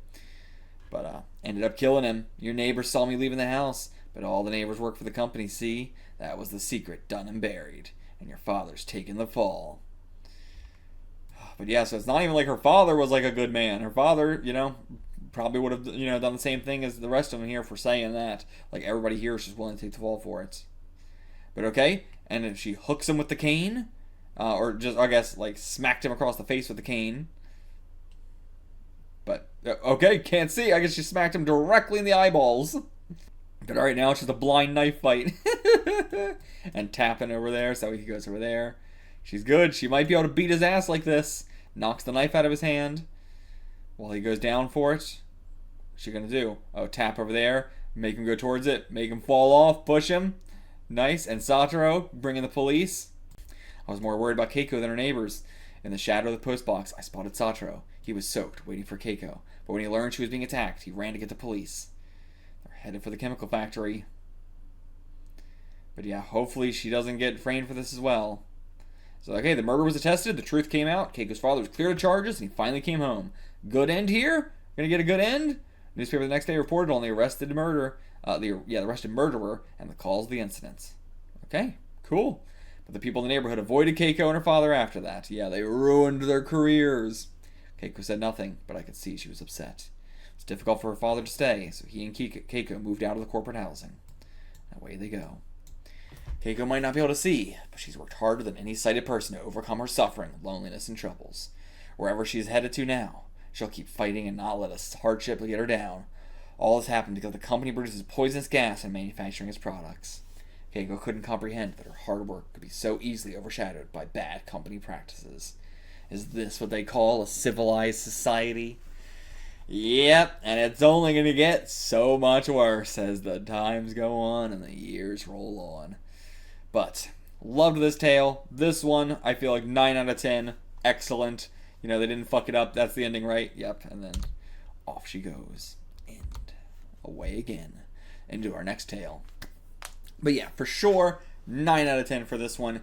Easy. Really, really enjoyed it. It was a very succinct tale. It flew by as well. Did not even feel like 100 pages. Felt like a classic 30-page, one-shot, which I feel like is more typical.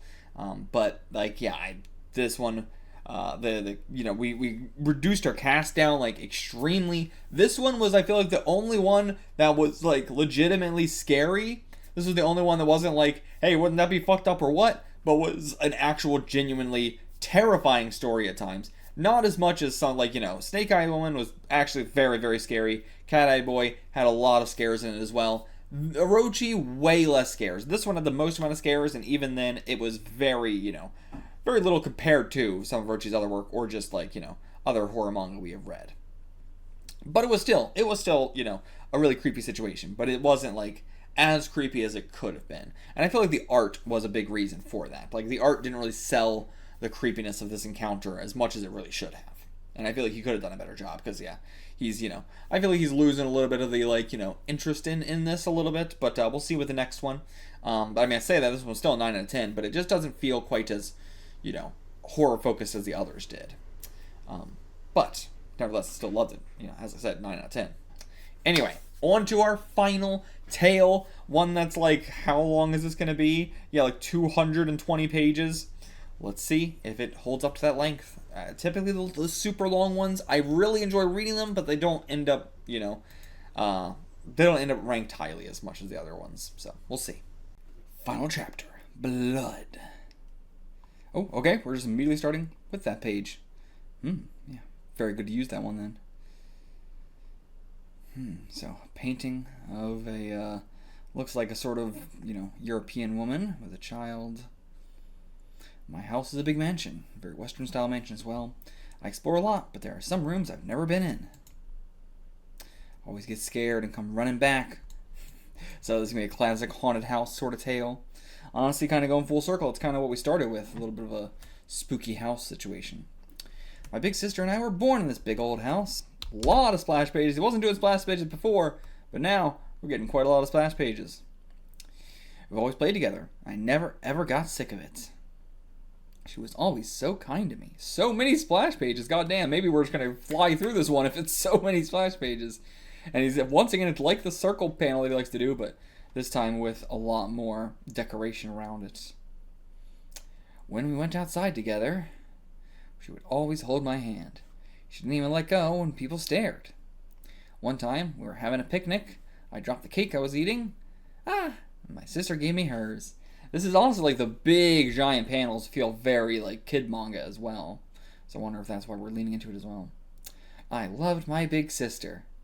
But otherwise, everything was terrible. Oh my god. And just getting a lot of creepy patterns here in the background.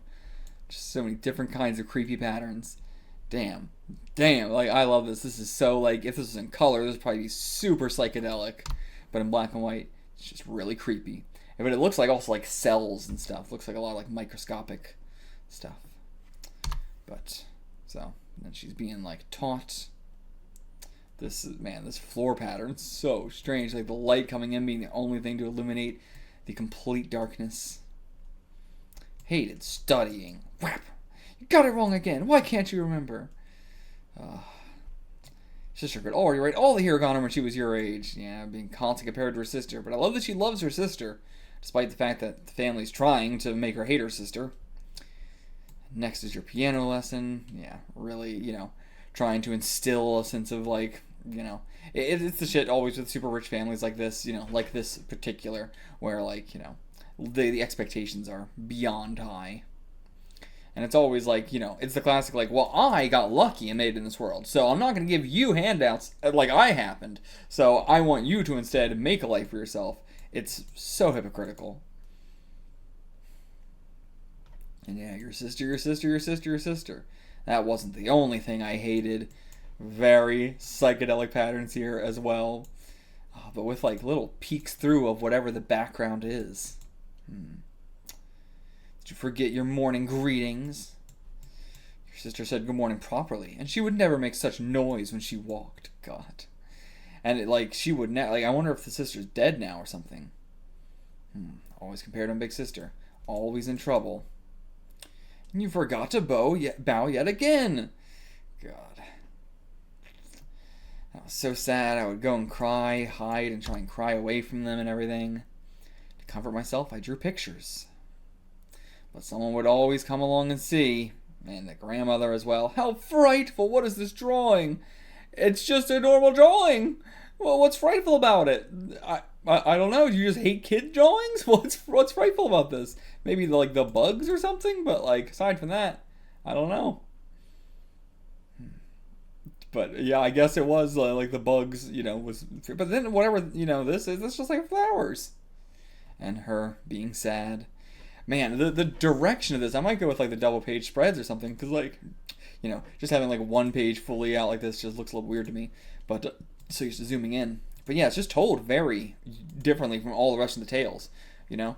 And again, I think that's like we're leaning into it being like a more like kids manga sort of thing. And so she rips it in half and leaves us in the darkness. And there's Orochi watching this all, hiding behind, not hiding her feet at all. So easily seen. But they didn't spot her. My name is Orochi. I decided to watch this little girl.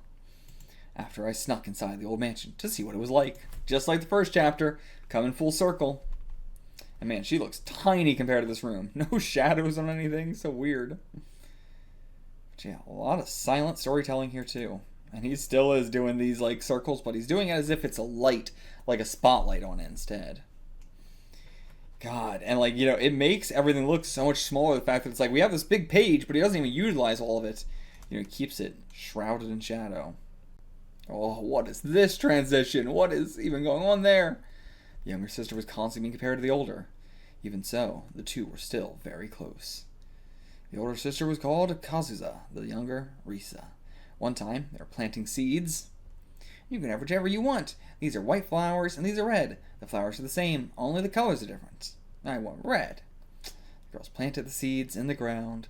So much, like, just being, you know, it's so interesting. Like, you know, he could make all these smaller panels if he wanted to. There's nothing that prevents him from making smaller panels other than just, like, wanting the art to really tell the story here.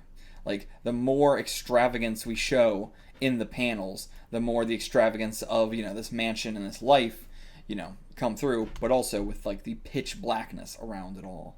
And the only points that don't have these pitch blackness around it is her with her sister.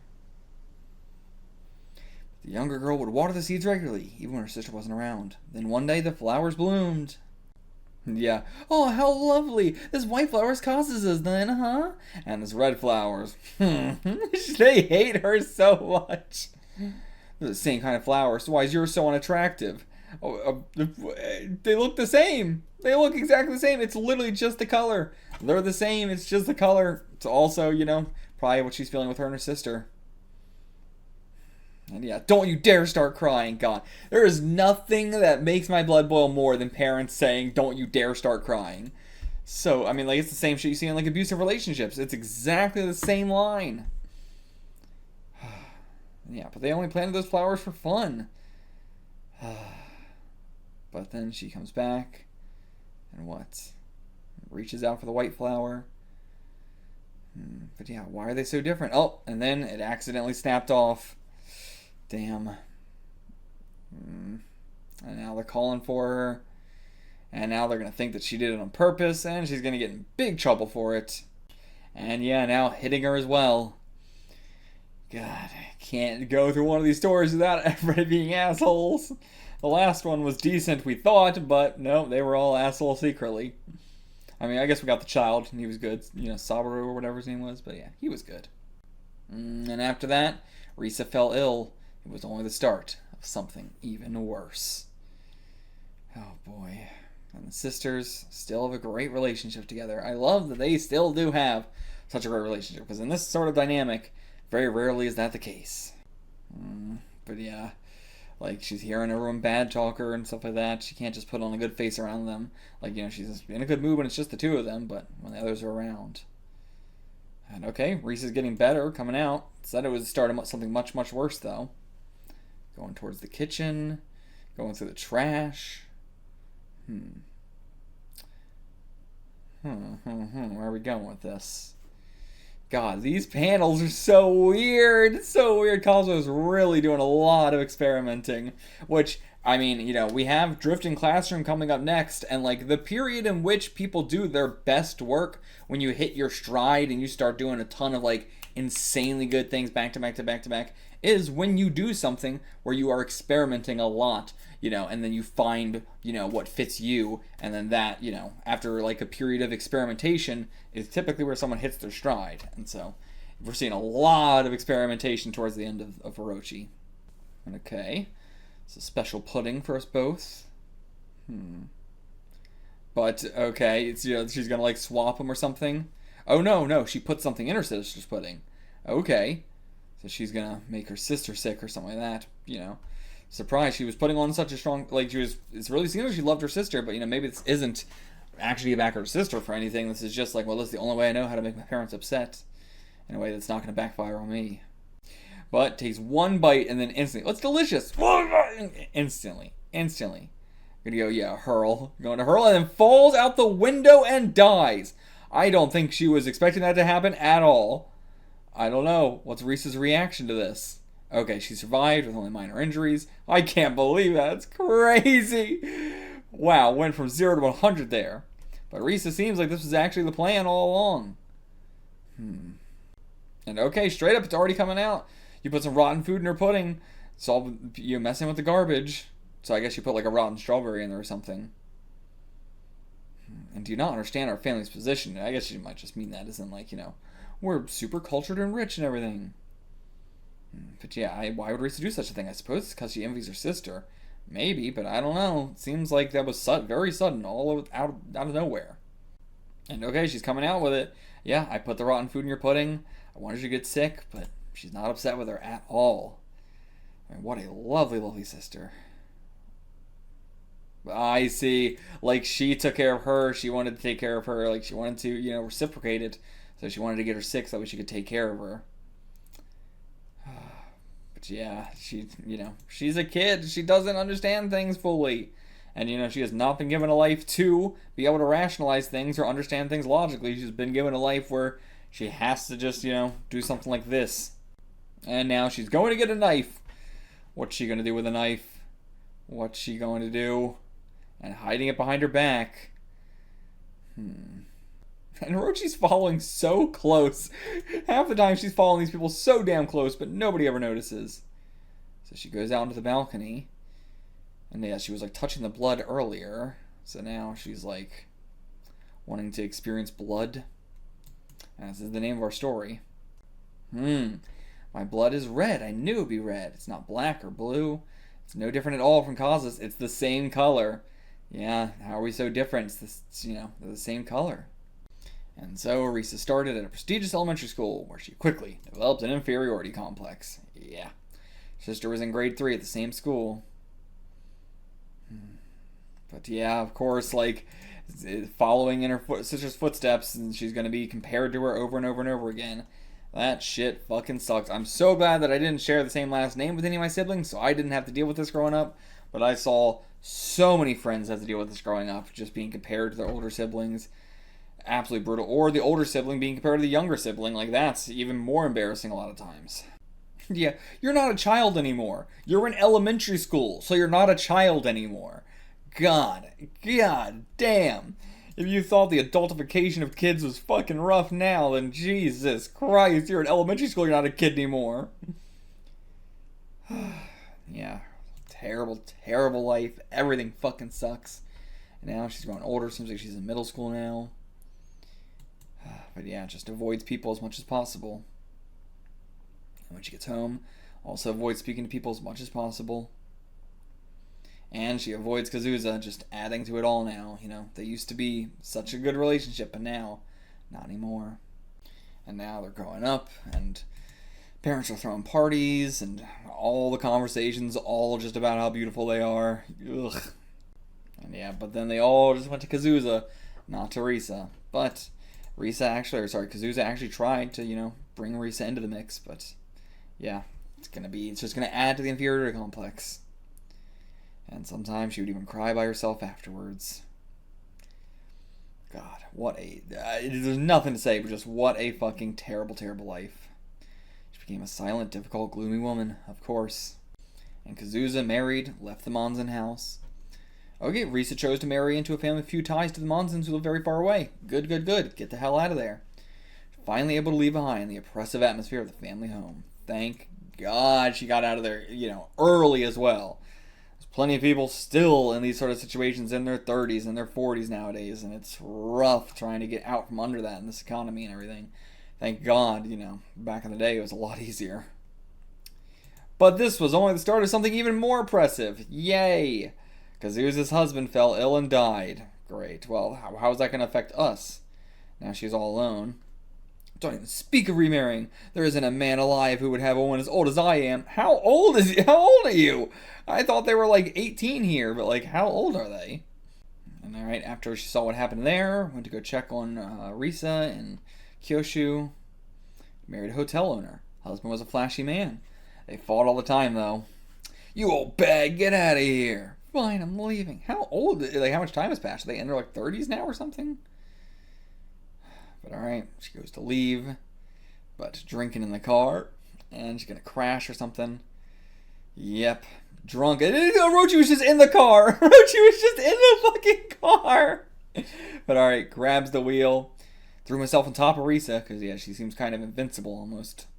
Damn, and she killed a man in another car while drunk. I mean, yeah, fucking brutal crash, unfathomably. And yeah, like, she doesn't have a scratch on her. And yeah, Orochi already fled the scene.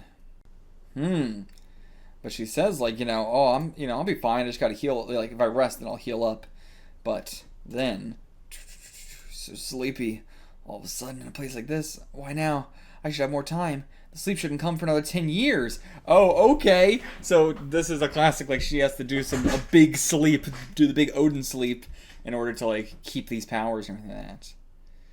But alright, gotta go find somewhere to rest for, assumingly sleeping for a couple of years, I assume.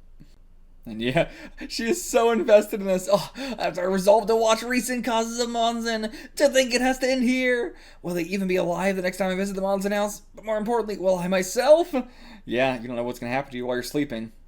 But alright, she goes to sleep, getting some lore right here in the end. But oh, okay, she goes to fall asleep, but grabs a rock, hits her hand. brings her back awake. Can't sleep here. People think I died. Must muster up the last of my strength to run as far as I can. Okay, where's she gonna go? Like in a little cave or something is all I can think of. And yeah, the sleep's supposed to come once every 100 years. Why is it coming now? Oh, the impact from the car crash brought it on early. Maybe. But okay, if she doesn't sleep, then she'll just grow old and die like a normal person. She just gotta sleep once every 100 years. But alright, runs as far as she can. Falls off a cliff. Damn. Falls off a cliff. Consciousness drains away. How long has it been? I was awake, but I couldn't tell how much time had passed. I was awake, but I couldn't tell how much time had passed. Or I guess like now you're awake. It was a strange awakening, like none before. Inside? Someone brought her inside. How long does she sleep for? Because she was saying, like, you know, like, oh, will they even be still alive? Or she said that, like, yeah, will they even still be alive when I visit the Monson house next? So how long is the sleep for? But I can't move. Not my fingers, nor my eyes, my mouth can't speak. Oh, the body's moving on its own. Started folding up the futon. But what the hell? Her body's moving, but she's not doing it. What the fuck are we doing? Putting on some makeup and stuff? What the fuck? But I've never looked this sad before. How are you gonna sleep? Open the door. Slapped. What the hell is going on here? What the hell? Yeah, who was that? What's going on? What? Something must have happened after I entered the sleep, but what could have happened to do all this? No, we don't have it easy like rich people. It's like she's been reincarnated or something. The neon lights in Shinjuku are already on. We're going to Shinjuku to like bust. Yeah, bust. That's what it's called, right? When you do some like or bussing. Is that what it's called? You know, where you're trying to get money. And they're just like, you know, customers teasing her and stuff like that, but she's just gotta ignore it, trying to make any money they possibly can. Izzy, we took you in when we were wandering around with those vagrants. Taking care of you, don't forget that. And that apartment, it's expensive, so you better make us some money. But yeah, she'll work or she won't, not bellyache, and nothing but a washed up singer. You wrecked your voice drinking and all you can do is play the guitar. And this kid, she's got a terrible voice. Got a pretty face, that's why the audience comes. Okay, so yeah, we just play the night away, trying to earn whatever money we can. But okay, this is so interesting. They're actually just like going to bars and being like, do you guys want music? Do you guys want music? You want some music? But some people are saying yeah. But yeah, she has no control over her voice too. All she can do is just watch whatever happens. Okay, is this from the Monson family or... Actually, no, she looks a little bit different. But either way, assumingly, rich woman shows up. I've come here to take Yoshiko. Just gonna straight up buy her off of him. And okay, yeah, brought 3 million. Why does she want her specifically? I mean, I guess from the voice and from the looks and everything. Yoshiko, you can speak. We're related by blood after all. What? Huh? And okay, she knows. Auntie. Okay, so she came and bought her back, actually. It's, you know, what the story is, but what the hell? Yeah, I have absolutely no idea where she's taking me. I had no choice, though. Body moves whether I wanted to or not. What the fuck is going on now? She's crying and everything. This whole story took a huge turn. We are just, like, done with that entirely. Are we gonna go back to the Monson family? I don't know. It just took a huge left turn. Oh, we're going to the Monson family home. Okay. Be at your new home. Yeah. To think fate's brought us all the way back there. But why can't I speak or move? Oh, wait. Can you now? Can you move and speak now? She's saying, why couldn't I speak or move? I couldn't make myself blink. And who was this woman? It felt like I'd seen her before. Why are we speaking in, like, past tense? And okay, yeah, you're a distant relative. You'll be living with all of us today. What the hell? Wait, when did I become Yoshiko? Did they say something like that? Oh yeah, she's been calling her Yoshiko the whole time. My brain blanked and I did not realize that. Damn. Have she just been calling us Yoshiko the whole damn time? Yeah, Yoshiko. Goddamn, I'm an idiot. They've been saying Yoshiko the whole fucking time. But okay, so we got, like, reincarnated into Yoshiko somehow. Okay. But we're just, like, you know, not really reincarnated into her. We're sort of like a passenger princess here. Classic. Mansion hasn't changed, but it feels different somehow. Somehow. What was it? I didn't know.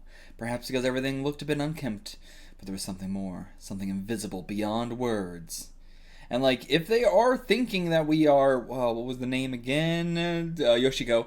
They're thinking we're Yoshiko, we're, like, young again. We're not, we're, like, once again, like, I don't even know what age Orochi is. I'm guessing, like, middle school age, appearance-wise, is what I keep getting the vibes of. But as of today, you are a daughter of the Monzon family. Also, wait, what am I talking about? I'm so stupid doubly.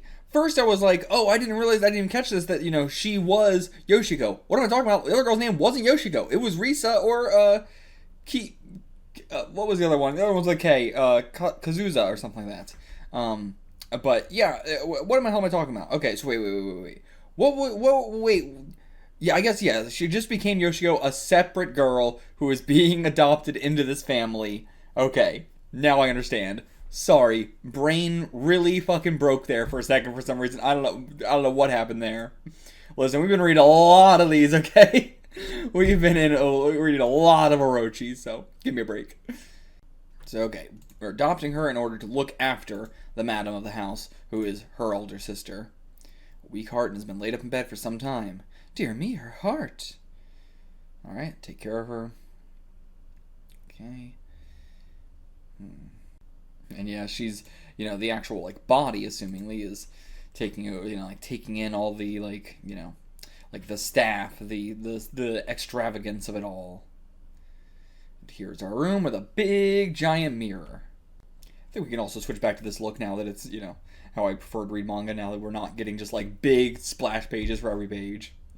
But yeah, seems like a dream come true to her. But then we had, Risa wanting to leave because it's a nightmare come true being here.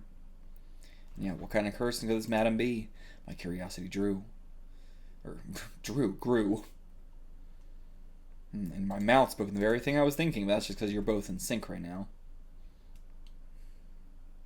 Okay. Let's meet her. What's she look like now? What's she like? Okay. Not like super scary or anything. Seen her before, but I couldn't remember where. And where were Kazuza and Risa? So, they had moved out and stuff, but I guess, Kazuza had, come back, to be fair. But, either way, so is this not their mom? Because she's like, I'd seen her somewhere before, but I couldn't remember where. So who is this?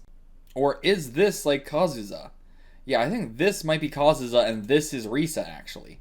I think that would be a lot more likely. Or other way around, this one's Risa and that one's Kazuza. But either way, so they've both grown very old now and returned to their house, is what I'm guessing is going on. And yeah, I suppose this all seems very sudden. Yeah. Sister and I have no other relatives. She was worried I might be lonely. Ever since I fell ill, my sister has been watching over me. She truly has the kindest heart. I think, yeah, this one would be Kazuza. I think this one would be Risa then. This one would be Risa and the other one would be Kazuza. And bedridden so long that her hair is even turned gray. And now they're blending together. Oh, who said that? Me or Yoshiko? I couldn't even tell. Are we gonna end this story with Orochi becoming a normal human, being essentially reborn into Yoshiko in a way? And okay, may I ask your name and that of your sister? It's gotta be Kazuza. Yep, my name is Kazuza, and my younger sister is Risa. And the body's not gonna react at all, but inside, it was so obvious. That's why I felt I'd seen them somewhere before. And the difference I'd felt was just the dozens of years that have passed. This is the aged older sister, Kazuza. Decades had passed for the Monzon family. And Kazuza and Risa had both grown older. What happened to them while I was asleep? But what happened to me? Yeah, I'm more interested in that, honestly, than the story we got going on. And yeah, now I felt like it meant both myself and Yoshiko. So yeah, there's definitely I have no guess as to what happened. I'm just gonna guess that we're not gonna get an answer. It just happened. Period. No answer is my guess. So a doctor comes to visit her every 3 days, but it doesn't seem suspicious. The doctor would happily encourage Kazuza if he found even the slightest improvement when he examined her. But I knew there were nothing more than empty words, because I learned how to tell whether Kazuza's condition was good or bad from the medicine he prescribed. I see. In fact, I knew that she had taken a turn for the worse. Albeit a faint one, not visible to the eye, but still, you can tell. And yeah, she knows all this too, but yeah, she's still so noble. What a magnificent woman. Pray for death, and that's why she can be so sublime. Again, is this something Risa is doing? Most likely. And yeah, Risa always gave Kazuza whatever I couldn't. She went and picked some flowers for her so she could feel the outside. But she would do anything that Kazuza asked. I don't know. I'm guessing that's going to be what our twist is. That Risa is, doing this to her. Which again would tie back into our first story as well. To think there's a place in this world with so many good and kind people. I've read enough of Orochi. I know that's not true. I know this woman must be evil. Yeah, enjoy this happiness while it lasts. Damn, the thing she looks forward to the most is opening her eyes every morning and seeing her. Yeah, but this fleeting happiness is indeed just fleeting. Yeah, okay, I lost my mother when I was very small. Being with you like this, man, feels though I have another mother again. And okay, may I call you mother from now on? God damn.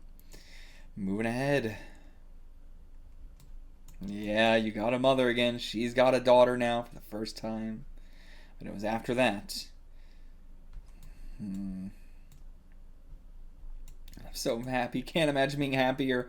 She is taking care of, an invalid. She is, been she is an orphan that's just being adopted around and traded around. She is, from Orochi's side, being merged with this girl and experiencing a new life entirely and a new means of existence. And, her mother figure, her true mother now, is dying, is slowly dying. She is bedridden. She is in a terrible state. And yet, I can't imagine being happier. God damn, how things have changed in this household. But goes into Risa's room or something. No, this is just her own room. Goes in her own room and everything's broken and ripped apart. Yep, Risa just laughing it up. Why though? Why? Yes, it was me! Slaps her in the face, locks her in there, no, just close the door behind them. You have any idea how patient I've been? How could you understand? I'm not the least bit mad. Right from the start I knew you weren't sweet at all. What? Did you have any idea how patient I've been? How could you understand? I knew from the start you weren't sweet at all. What? You waltz around like you're actually a member of this family. You told us we were! Yeah, what did we do? What you've done doesn't matter. That face, that voice, I hate everything about you so much I want to vomit. That, she's been brought into this family and she's happy? Is that it? She didn't have to get any of this. Yeah, why bring me here? You were so delighted at first. What changed? You're the one who brought me here. And yeah, calling her auntie still. You can leave if you don't like it. Just go. I won't. What? Just like the first story. Just like the first story. And yeah, she did indeed lock the door, actually.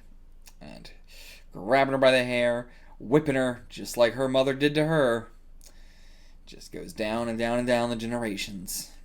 And yeah, she hates the word mother. And I chose this room for you because it's far from anyone else. I see. So she could whip her in peace or just to keep her away from everybody in general. God, just whips the shit out of her. I'm passed out from the pain. God damn. Maybe I was a little too hard on her. No, I'll do it again. Jesus. Flips her over with her foot. But that's enough for today. How long was she unconscious? Oh my God. What is going on? Yeah, I think she's lost her mind, but no, I think it's, as we said, it's all that hatred built up. I can say why, but I mean, that's the answer. If I just give her some time, she'll be normal again. I don't know. And yeah, I'm sure it can be frustrating sometimes. My life up to now was just so miserable.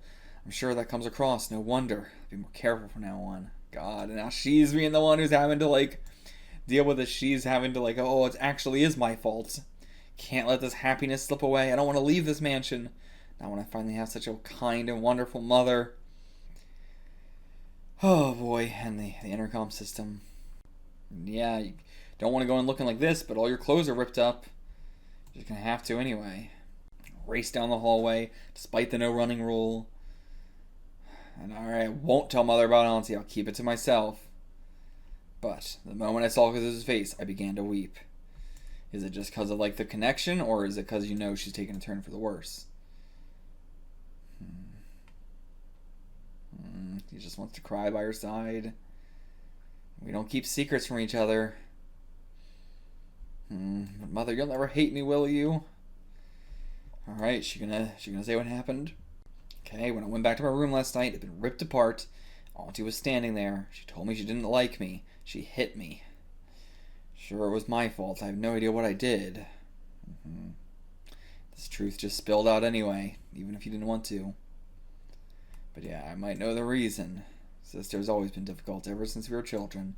The Monzen house was quite stifling. Couldn't stand the strict rules. She married into a wealthy family, but it didn't work out. She came back home. On her way back, she was in a traffic accident. The other driver died. My sister returned to this house with a burden too heavy to bear. Like, what happened after that? I guess just, she didn't get arrested or anything, but, it just weighed on her. And then she came to live here again. After I learned my heart was bad, I began spending more and more time in bed. She was forced to take on responsibilities. It's not anyone's fault. From time to time, this confined life becomes too much for her, and she has a fit. Yeah, I mean, again, that really is, the crux of all these stories. That they are all people who have, you can kind of understand why they are the way they are now, for the most part. Not so much with, the last story, but even kind of so with the last story a little bit. Right, last story was the blind one, yeah. But yeah, even with that one, it is this, a little bit of an unspoken sort of thing, but, this is how we make money. What am I going to do? Die? I gotta protect the big bad evil company because that's how I make my money. She's saying she'll talk to her, make sure it doesn't happen again, but I worry. Alright, go hide. And now she'll talk to her. Okay, they spoke in a quiet voice. Could we not even hear? And she looked so timid getting this talking to from Kazuza, like she was a completely different person. Nodded, listened intently. Yeah, I can't believe this is the same person. But, she's got her insides are all over the place and definitely being torn between loving her sister and hating her sister because of, the envy around it and everything and the life she could have had.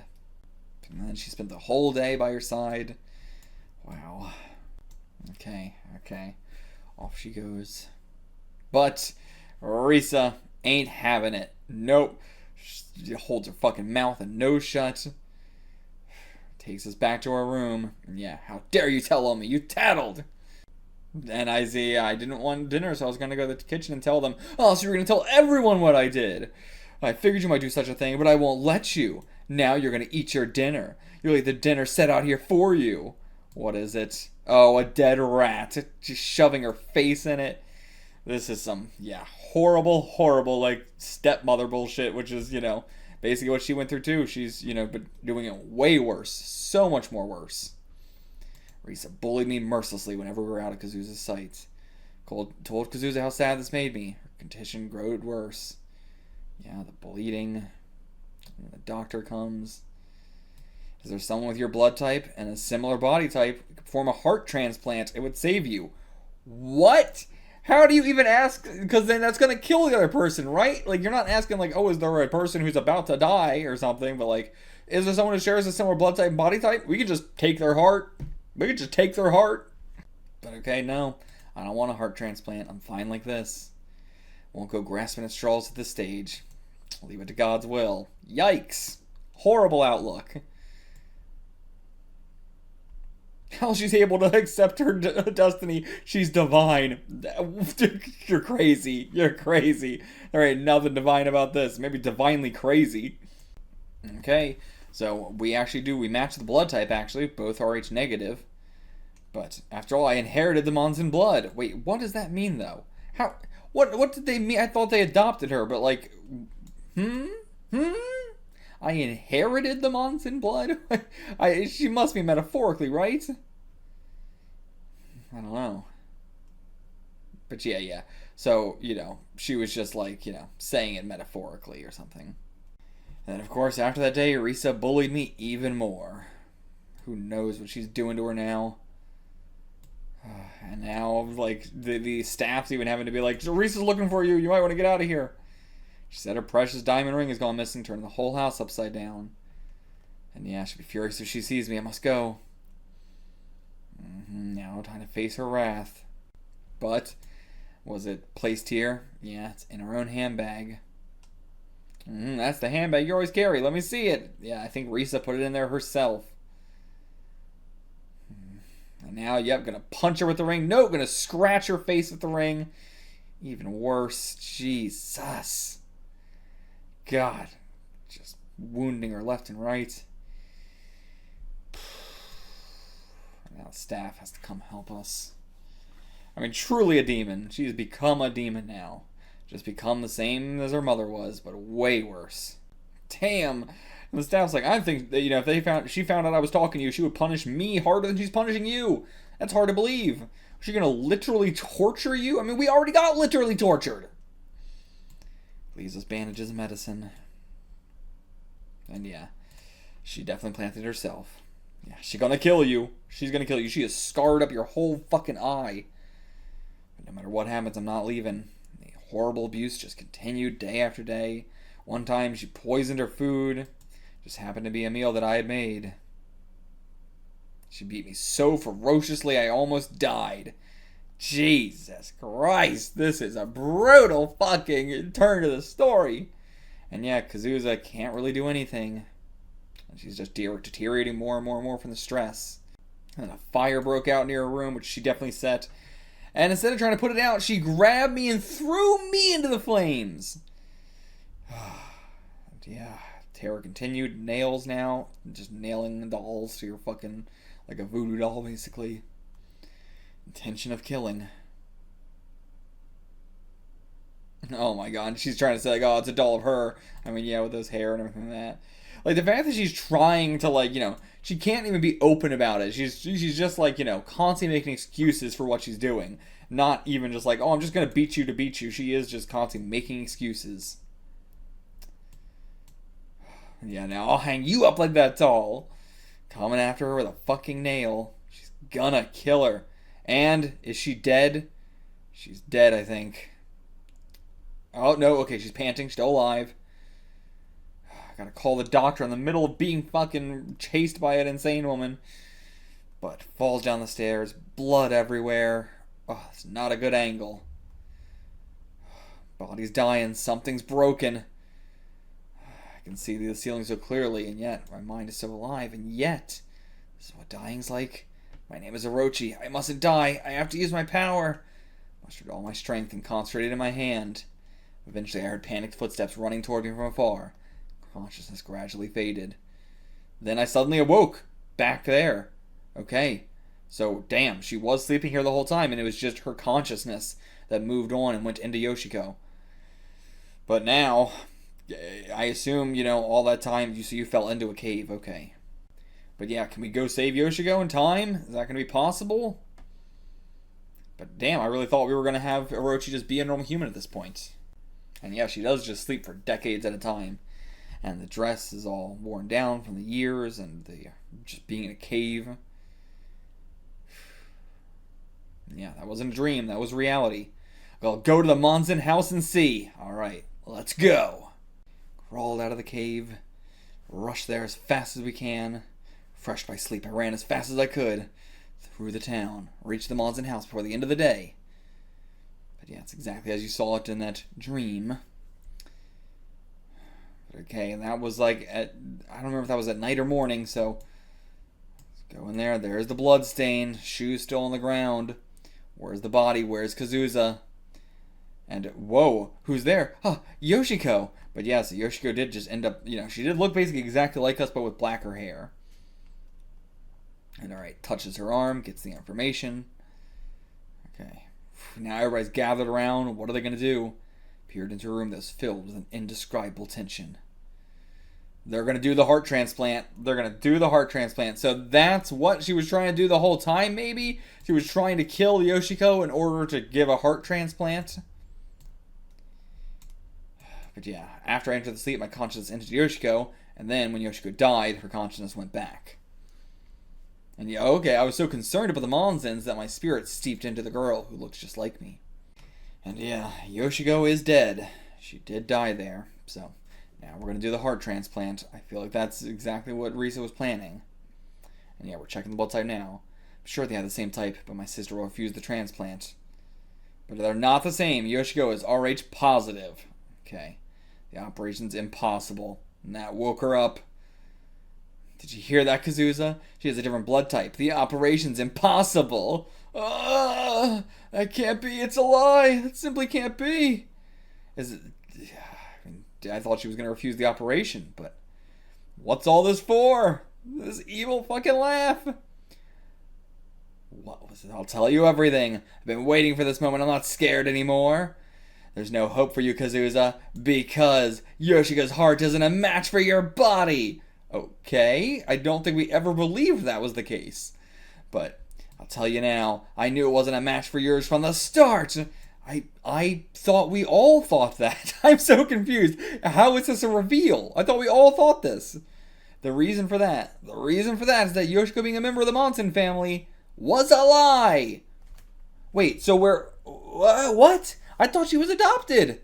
And then, I thought that we were just doing a metaphorical thing earlier. But, Jesus Christ. But okay, I don't think I've been following what's going on. So wait, she was supposed to be like I guess she was supposed to be her daughter? Like, she was implying that Yoshiko was her... What were we implying? These two were the only sisters. We were saying, oh, can you be my mom even though you're not? And we were calling her auntie, which we would be calling her auntie if she was our mom. What? And okay, just gonna say Yoshiko lied to you. She knew from day one that she was not our blood relation. She told nothing but lies because she wanted to live here, and she fooled you completely. And if you think I'm lying, go ahead and ask her dead body. That body right there. So okay, wait, they can't see Orochi. Orochi is like a ghost right now or something? How? But we were talking to people earlier. What? I don't know. I am completely lost here in the end. But okay, touch Yoshiko's body. She is alive. Her mind's still alive. Forgive me, please, mother, forgive me. I lied to you, I deceived you, mother. What? What the hell is going on? I'm not following this story at all. So she was the one who said that she was a part of the family? Somehow, in some way, though neither of the two of them gave birth, and there's nobody else in the family, somehow I'm related. Okay. And I lied about my blood type because I wanted to be your real daughter. But you said in that moment, I wish I could give you my blood. You said, my blood type's RX negative. Oh, I wish I could give you my blood. If only that was possible. So I thought you were being metaphorical about it. But like, what? I do not understand this at all. And yeah, like she was in her body and she didn't even know. And this whole thing with the doctor, I only asked the doctor to say that to comfort you. This is just like the first story. Just like the first story. Give me a heart. Give me Yoshiko's heart. Give it to me. And okay, stab it out of her while she's still alive. This is everybody in the room. Give me back my heart. Gonna rip it out of the chest. Or maybe she's just stabbing it so that way it can't be used. And yeah, now Yoshiko's actually dead. Everyone thinks I'm a demon, but I'm fine with that now. All of you, listen to me. She's the demon. Kazuza's the one who plotted to kill Yoshiko. She was the one who put my ring in Yoshiko's bag. The one who made that doll of me, nailed it up, and made it look like Yoshiko's fault. This is I think this has got to be all lies. How would she have done any of this? How would she? Then, alright, have a look for yourself. Is there proof? What? What the hell is that? I don't even know what I'm looking at. Her condition was deteriorating because she was getting up, walking around, doing all these tricks. She was doing all this shit, apparently. Okay. But okay, so it wasn't a from day one thing, but it was once she heard about the transplant is when this happened. Which, wasn't that before, wasn't that like after she was already, attacking her and stuff? Maybe not, I don't know. But like, her initial attack was not like, if this was all her idea, then, there was nothing that caused her to start attacking Yoshiko. She just did. It wasn't like, the diamond or the doll or anything like that. It was just, she just did. And thus ended a story of hate to make one's blood run cold. Kazuza shrieked and cursed in her suffering until she died. Okay. I still do not understand. This one might be one that someone has to explain to me, because I do not understand this one. I didn't want to let you die a saint. Wanted to see you cursed as a despicable woman in the moment of your death. And you did die like that. No one thinks you're a wonderful person. This isn't even really thematically related to what we were doing earlier in the issue. This feels so strange. Like, this feels the ultimate, like, hey, wouldn't that be fucked up or what? Like, I don't really buy any of the characters doing any of this. And then she's trying to, like, go back to her life, like, oh, do you have any idea how long my life's been miserable because of you? But that doesn't have any... I think this all made a lot more sense before. Now I don't really buy the character motivations at all. You were kind to me, but that was no kindness. It was nothing more than a graphic display of the difference between you and me. Jesus. But then when I was in the car accident, it was you who paid for the damages. Oh my god. She is the worst. She truly is the worst. Any kindness to her, she just hates. And okay, yeah, so it was you who did all this. You're just admitting it. I guess, you're willing to admit it after she died. You were just lying to her face, and I don't know, I guess you put all the shit in her bed or something? I don't really understand. I still don't know if she actually did it or not. And okay, yeah, so she is, yeah. So she is admitting it. So, like, yeah, I guess, she must have planted the tools in the bed, and, like, then why would she have freaked out so much when she was dying, if this wasn't actually what she was doing? I mean... I don't know. I could say the same thing about Yoshiko. I don't understand why Yoshiko, how we were in her body, but, she never at any point thought, oh, I'm not actually related to these people, or any, I don't know. I don't get it. But, okay. So, later, then she also started to bully her, praying that she would quickly die. I see. Like, yeah, so she was like, well, my sister is, like, torturing her. She's gonna kill her, so I'm gonna lean into that. That's true. Yoshiko died not knowing any of this. That's true. That's true. So what was the point of any of this? Who exactly is to blame here? Such a tragedy will never happen again. I don't know who to blame here. I don't understand this story. I don't even understand. I would say their mother is the one to blame in the end. A man passing by said he saw a girl leaving. But you didn't know Orochi was behind you, watching over you. And you didn't know when Orochi had left. Don't throw in a fucking cat-eyed boy like, you don't know. You could be a part of this story next, too. Yeah, not after all this. You have to set that up from the start. You can't do that on the very last page of your whole book. Come on. Really lost the plot with that one. Really, really lost the plot with that one. I think I'd give it like a 3 out of 10 because it was very interesting for most of it. But I don't even know really how I would rate it. I'm not even sure if 3 out of 10 is correct because I don't understand it. I don't know if I can rate it until I understand it. So, if someone could explain to me what the hell was going on with this one in the comments, I would appreciate that because I don't really grasp it. But yeah, I definitely enjoyed Orochi, but I will say, compared to Snake-Eyed Woman and or just Snake Woman, I think it was, and Cat-Eyed Boy, I definitely enjoyed those two a lot more, I will say. Definitely enjoyed those two much, much more than Orochi here. But I did like Orochi as a character. I liked the idea of a lot of these stories, even if the execution didn't quite work for me very well. But then there were others that was like 9 out of 10 and 10 out of 10. So it's a real like hit or miss. Some of them were really good. Some of them fell apart way badly in the end and really like ruined it all. But, at the end of the day, it's an even middle. I think like at the end of the day, I would give the whole collection like a 5 out of 10.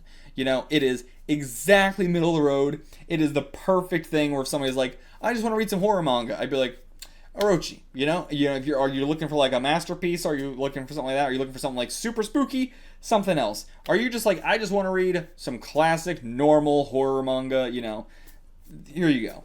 This is a good one. And I feel like also, especially, this would be like good for like elementary school kids. I feel like most of these stories are great for like elementary schoolers, maybe middle schoolers, but like, yeah, I feel like even high school, it's a little bit too, I don't know what I'm going, not basic, but like the morals are a little bit very elementary school, middle school sort of like style thing. And to do with the characters as well, and everything like that, even when they get older and stuff like that, it's still like, you're watching a kid grow up. So I do think, like, if I was much younger, I'd probably enjoy it a lot more. But I think we got a parody to read. Yeah, somebody did a parody of Orochi, so let's check that out. Let's check it out. Okay, so the parody here is Osorchi by Kazuo Umezz. Please read the dreadful story of these sisters during a sleepless midsummer night. And yeah, that is the Orochi special, some sister troubles as well. Not really, I guess. That was mainly the beginning and ending, but not particularly the main thing. But I would say, like, family troubles definitely is a reoccurring thing throughout these stories. Family troubles. but actually by Nagatani Kunio's Parody Theater 5. Nagatani Kunio and Fujio Productions. Oh, okay, damn. I assume Fujio Productions is part of Fujio Fujiko. But okay, was not expecting that. We also have a bunch of translator notes here at the end, so let's get it. First one for Osorchi and Kazuo Umezz.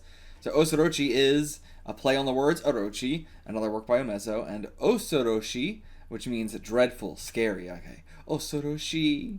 The pun is kept through the story every time the word dreadful is used. Okay, so Osorochi is gotcha. And there would be like an additional I at the end of like, or it actually is like two very different words. Like, you know, this is using an actual kanji there, and then, yeah, even still different kana there. So, interesting.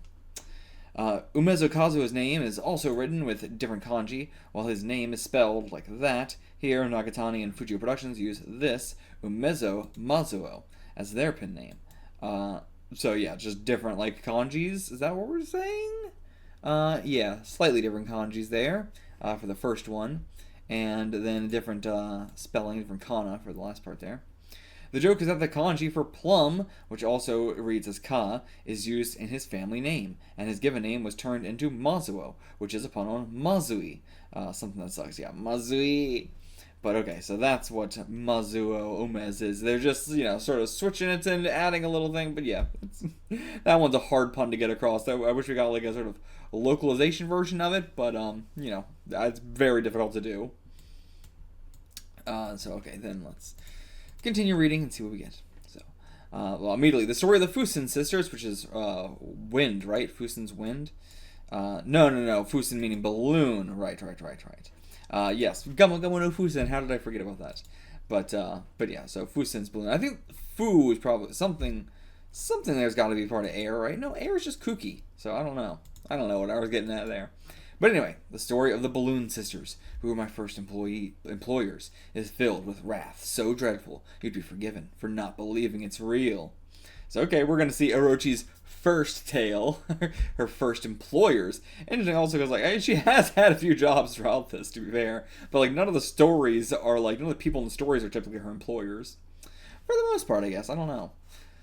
Anyway, so opens up the door, and this is back when she had the little like wrapping around her finger. Or did she ever have wrapping around her finger? I feel like she did like the first story or something, but then it was like around her wrist for like the rest of it. So I don't know. I could be wrong about that. Maybe I'm just misremembering it, and this is tricking my mind. But also really like nailing the style. Like, you know, you can tell it's not Kazuo, but like they're really nailing the exact style that Orochi and like that Kazuo does. But excuse me, you must be the helper we called for. My name is Osorchi. Nice to meet you. His face looks so different, though. Oh my, what a strange name. And we also never really went into why she was named Orochi, what connection she has to the mythical Orochi. No idea. But I'm the beauty of this house, the elder sister, June. And I'm the younger sister, Nene. Nice name, isn't it? This manga scares me. Being in love scares me. This is your room. Nothing appears here. I guarantee it. No monsters. It's the brightest room in the house. Cutro being in the, the picture there. But you hear some creaking from above. Whoa. But first, let's quickly get their names here. The sisters' parody, June and Nene, is a Japanese pop duo, I see. The background text is referencing their 1988 song, Ai Surute Kawaii. Being in love scares me. But okay, so put that in here, hopefully, or maybe I'll have it already been playing or something like that. I don't know, but hopefully I remember. Just right, I gotta remember to put in a song from previous as well during the the stage chapter. Gotta remember to do that. Almost forgot it. Gotta remember to do that. But I also appreciate, I prefer translation notes being on the page itself, but I appreciate we have all these translation notes here. But okay, mother is calling sister. It's time for her dinner. So okay, is this, yeah, I can take it up to her. You can't! So okay, this is a parody of the very first story, actually. But yeah, you can't go to the second floor. It's too dangerous, too risky. The door creaking like a fucking Looney Tunes cartoon. These eyes are so big, so wide apart. The balloon household hid a most The balloon household hid a most dreadful Osoroshi secret. If I just stayed where I was, I could steal a glance if I wanted to. But I figured that eventually I would get my chance, so I went to sleep. Yeah, that's Orochi. That's Orochi, all right. Yeah. The next day, a dazzling young man came to visit Miss June, the older sister, and it's a fucking Akasuka character. I love that we're getting like other crossover, you know, shit in here too. But but yeah, this is like the Osumatsu guy, a bunch of other stuff as well. Afraid she doesn't want to see you. Even if I wanted to, I know I'd loathe to see him before long. I'm sure of it. Oh, oh yeah, so that's her boyfriend. Yeah. Okay, I've come to for advice. I want to get her for her 18th birthday. Okay, yeah. So that's her. That's her boyfriend talking again to an what is his name? I always get it wrong. It's Akusa, right? Or Akatsu? Is it Akatsu? I gotta get this man's name right. I always fuck it up. Akasuka. Why is that so hard for me to remember? Akasuka. Fujio Akasuka. Also, actually, if he's also Fujio, I wonder if Fujio Productions is his, you know, company. Because we're doing a bunch of parodies with his stuff. Well, I mean, to be fair, we also got Kyutaro here, which is Fujio Fujiko. So, I don't know. You know, I don't know which it is. Maybe I'll look it up afterwards. But yeah, so we got the cat from Akasuka. Akasuka, right? Did I get it right? Akasuka. Yep, got it right. Okay. Akasuka. But, okay, yeah. I can't tell you what's going on. Orochi, get it from her mind. When the girls born into the balloon family turn 18, it happens. Their bodies swell up into the ugliest way imaginable, like a balloon. Our mother has already filled up her room on the second floor. Okay, yeah, I figured that's what we were doing. But yeah, so now she's pushing through the door. She's ballooning up even more. And yeah, here's Mama. And yeah, what is that? You only want me to hear, Mom? Oh, whisper. What did she tell you? You know, I assume we're going to follow a similar plot, but also there's going to be a twist. I imagine it. I don't know. But, alright, yeah, I can't tell you what's going on. Never mind that. Isn't your 18th birthday tomorrow? Ah! That one's like drawn straight from Kazuo. That one's like traced. And boom! Mother burst. What is this sound effect? I feel like that's also a reference to something, but I have not read it. Oh, but good art here. Oh my god, that was Kimpasu. See me in his letters? But, yeah, okay, this little thing is a thing in Osumatsu that just sort of appears all the time and just goes, I'm Kimpasu. I don't know, I didn't even recognize him. Normally I feel like he's just typically like a worm. He's not like super hairy or anything, typically, but yeah, a lot of Osumatsu references in this. And then when her hair just pops off. Oh, I scared you real good. And Ishiwaki? What is that? If I had to become ugly and inflate, I'd much rather become ugly by my own hand. Right, so, wait, what is she doing? What is that? It's like a hair, what's it called? You know, the thing that warms up that you curl your hair with, a hair curler, I guess? But yeah, her hair straightener is what I was thinking. But yeah, is it like that? She's gonna burn herself with? Or just a metal pole that she heated up? Burns her face, hair sizzles out. Oh, but you're so stupid, sister. The secret she told me was that you were not really a child of the balloon family. Ah! You were adopted! Ha ha ha ha ha! You witch, why didn't you say so earlier? Big fucking cat fights. Curse you, you saw it real good. Oh, as if you could. Oh my god. Attaching her to a fucking air pump thing. Oh, this is these eyes. This is so stupid. And pop! That was the most scariest, most dreadful story you could ever imagine. The next day, when that young man came to visit the balloon family again, there were but 2 gas cylinders left, and pieces of minced flesh covered the area. This is how the story ends. Oh, Morutsu! And the wind kicks up her skirt for an oh, Morutsu. If this isn't the culmination of everything we've been reading on the channel up to this point, holy shit, this was worth it. Holy shit, this has made everything we've read on the channel for the past few months worth it. My god. Incredible ending. Okay, so for people who haven't read it, the Omoratsu there was a commercial in the 60s for gasoline where a girl wearing a skirt on a motorcycle, or no, just a girl wearing a skirt pumping up gas. Maybe she was off the motorcycle. I don't remember. Or was in a car. I don't remember. Either way, she's pumping up gas, somebody drives by, skirt, gets swung up, you don't actually see anything in the commercial, but, and then it's, oh, Moritzo for like, oh, so fierce or something like that, or I don't remember exactly what it means exactly, but, and then it just became a trend of like, oh, you flip a girl's skirt and say, oh, Moritzo. Then the manga we read, Shameless School, really popularized it, made it an even bigger thing, and everything like that, but god damn. Years later, it's still getting referenced too. Years later. This has to be like 1970 by this point. I don't know if this parody maybe it came out in 1969 itself, but, the Orochi story ended in like the 70s, or 1970 specifically. But, my god, what a fucking ending there. Holy shit. So many references. Okay, I don't need the second one now. But okay, so yeah, the character in the first panel is Bakuban's dad from Tensei Bakuban. Nyarome is another Akasuka Fujio character. But, okay, yeah, I saw his name is Nyarome. But yeah, so I doubt that one's even translated. Let's check if that one's translated. I'm not going to read it, but I'm curious. Oh, there's 3 chapters translated. Oh, very recently, actually, and by Android LB, of all people.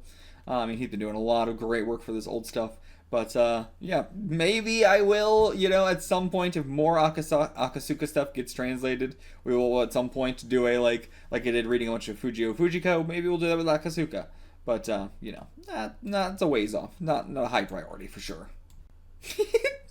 Kimunpas is another funny character created by Fujio Akasuka. He's another funny character created by him. Thank you. And then, yeah, the Moritzo catchphrase, a very famous commercial from 1969. Was it from 1969? Wow, I guess, yeah, it was a little bit, into Shameless School, so I guess it would have been like after a year or something like that. That's why I was like, oh, wow, it's still, a year or two later, still popular. But I guess not, because if it came out in 1969, this came out in 1969. But yeah, after which flipping up skirts became a fad in Japan. In the commercial, oil company's Maruzen Seikyo display how the Wild Dash, which was, I believe, the Moritzo, fueled by the product, can blow up skirts. Or no, maybe, I think the product was just called Wild Dash. I don't remember. Anyway, this story was first published in Comms. We're going to be reading some other stuff from the Comm magazine at some point, in the 1969 to 08 issue. It's the 5th story in the Nagatani Kunio's parody theater series, which was later compiled in Bakashiki Nagatani Kunio's collection of plagiarized works. But you were adopted! Thank you, Taniguchi Scanalations. Thank you, Yubei, Buruku, Platypus, Kitakevo, Josh. But yeah, thank you guys for this translation. Really appreciate it. I wonder if any of the other parody stuff is translated. Let's check that as well, but I don't think it is. Yeah, it doesn't look like anything of the rest of it has been translated or anything, or at least I can't find it, so it's not under anything that's like Nagatani Kunio's parody theater, but it would be under his own page, Nagatani Kunio, and I checked that and didn't find anything in particular. But yeah, so I think this will just be it for the parody stuff from this, but yeah, this was good. Really enjoyed this parody. I'm glad we got to read this as a nice, succinct ending to all of Orochi, which was fun in of itself. But yeah, I hope you guys stick around to see more of the stuff we're doing for Halloween, and stick around for the channel and stuff in general. We got a lot of other 60s stuff. If you enjoy old manga, check out the home tab of the channel. We got a lot of old manga here that we've done on the channel, so check that out. Until next time, get the fuck out of here, everybody. Ooh, stay spooky.